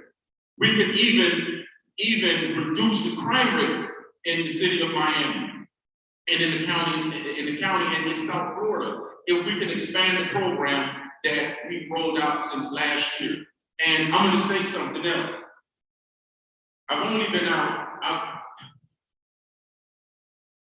I served 17 years in state prison for a nonviolent offense. I was a first-time offender, and I was sentenced to 20 years. The entire time I was incarcerated, I devoted my time to studying, teaching, and mentoring. And I know what the stereotype is like about returning citizens, that they get out and all they want to do is commit crime, but that's not true. I work with a coalition of individuals, returning citizens, who either work for these reentry organizations as case managers, or they have their own nonprofit organization like myself and dispense these reentry services to guys who we connect with on a day-to-day basis. But without the proper budget, the adequate funding, we're not able to solve these problems. And crime will continue the way it has been for decades. Because guys are going to get out of the system. They're going to realize that there is little to no help for them. And they're being discriminated against in the housing area and also in employment areas. And they're going to commit crime. We want to stop that from happening. So this is a plea to city officials again, local, state officials. We need a bigger budget, we need funding, and I'm willing to work with anyone in any capacity. We can even form a coalition, because the previous coalition I was part of didn't do anything. It was just empty talk, and I'm tired of talking. I am the example for everyone released from prison or jail to follow. And like I said, I did 17 years in state prison, and I've only been out a year. What I've accomplished, what I've shared with you today, has been it's actually less than a year. So if I can do it, they can do it too, but they need the help. I was fortunate enough to get help from my family. So if we had the budget, we had the resources, the coalition, we can do more, because we've been doing a lot with less. And before I go, I want to touch on one last point. In October of 2020, Mayor Suarez stated the legal department was working on the possibility of adding 2 voting member slots for individual ages 18 to 30 to the Climate Resilience Committee. We received no response update and we received no update and no response to email inquiries. The Cousy Mutes joined the committee, who we don't even know is from Miami, because we're trying to get more local individuals involved. So the Cousy Mutes joined the committee in May of 2021 as a marginalized, vulnerable communities advocate. But the youth need to be further represented. So we're looking for younger individuals between 18 and preferably 20 to be part of these groups, because we want to engage these guys because they're the future. Now, I don't want to take up any more time, but I want to make sure I thank you guys again that this room was supposed to be packed today. Because what we're discussing affects everyone. So I want to thank you guys again for participating. Thank you for the tribunal. Thank you, brother, and everybody else participating today. And with that, I'm gone. Thank you.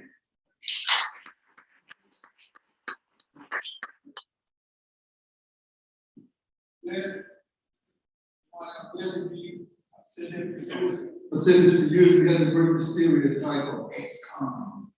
You know, return citizens. It's still going on in society. Absolutely. You know, it's ridiculous how, you know, we let stereotypes put people down and not realizing that we're not lifting people up. That's why I'm so proud of the work you're doing. And, you know, I'm going to reach out to some people myself, you know, who is conscious contractor. And I'll probably work with this stuff. This is courtroom. 100%. Thank you. And just like you mentioned, ex-con, ex-offender, ex-felon, you can now we're called returning citizens, but you can apply any euphemism. It's not about that. It's not about what you call us, it's how you treat us, right? So I have guys that call me all the time because they can't rent an apartment in Dade, Broward, or Palm Beach County because they're being discriminated against because of their past mistakes. But let me tell you something today. Everyone makes mistakes. Everyone makes mistakes. If we serve the time for the crime, why do we continue to have to be held accountable for it? Right? These are individuals that are trying to do better in life. These guys are taxpayers. They have employment, most of them anyhow, but they can't find a place to stay. So I've been working with the Florida Fair Housing Alliance, Ryan Treviso, also doing food distribution in Broward County, and the Florida Fair Housing Alliance been fighting, housing discrimination against returning citizens. And they've been actually settling a lot of the cases. So there is more work to be done, and that's why we're talking about working together with different organizations, with the city, with the county, and bringing in a bigger budget so that we can hire bigger staff and we can expand our program and our services.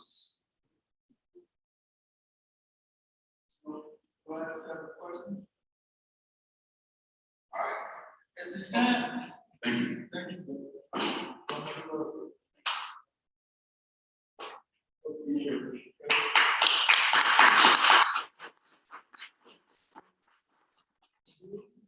It's a great day tomorrow, be a great day. But right now, we're going to adjourn, and we'll pick back up tomorrow at 9 a.m. at the Manor Working Center. Thank y'all, all the hard work. I know this these people gonna start listening to these young people. They don't. If we gotta vote them out of office. Tomorrow you meet somebody who's running for office, and he's a young man too. I'm very proud of. Francois Lamont, right back there. So you get a chance to meet him and talk to him tomorrow. All right, we're closing out. Let's everybody push together so we can clean up real quick, okay? Michael, give the address for everyone. Oh, it's 510? Yeah, 7, not the outside address, the inside address. That's 720, right? My person, 745. Yeah, but you can't get in on the 54th Street side. 53rd, yes, 53rd. 55th. 55th. Okay, with that, so long out, all right? Thank you, Abigail.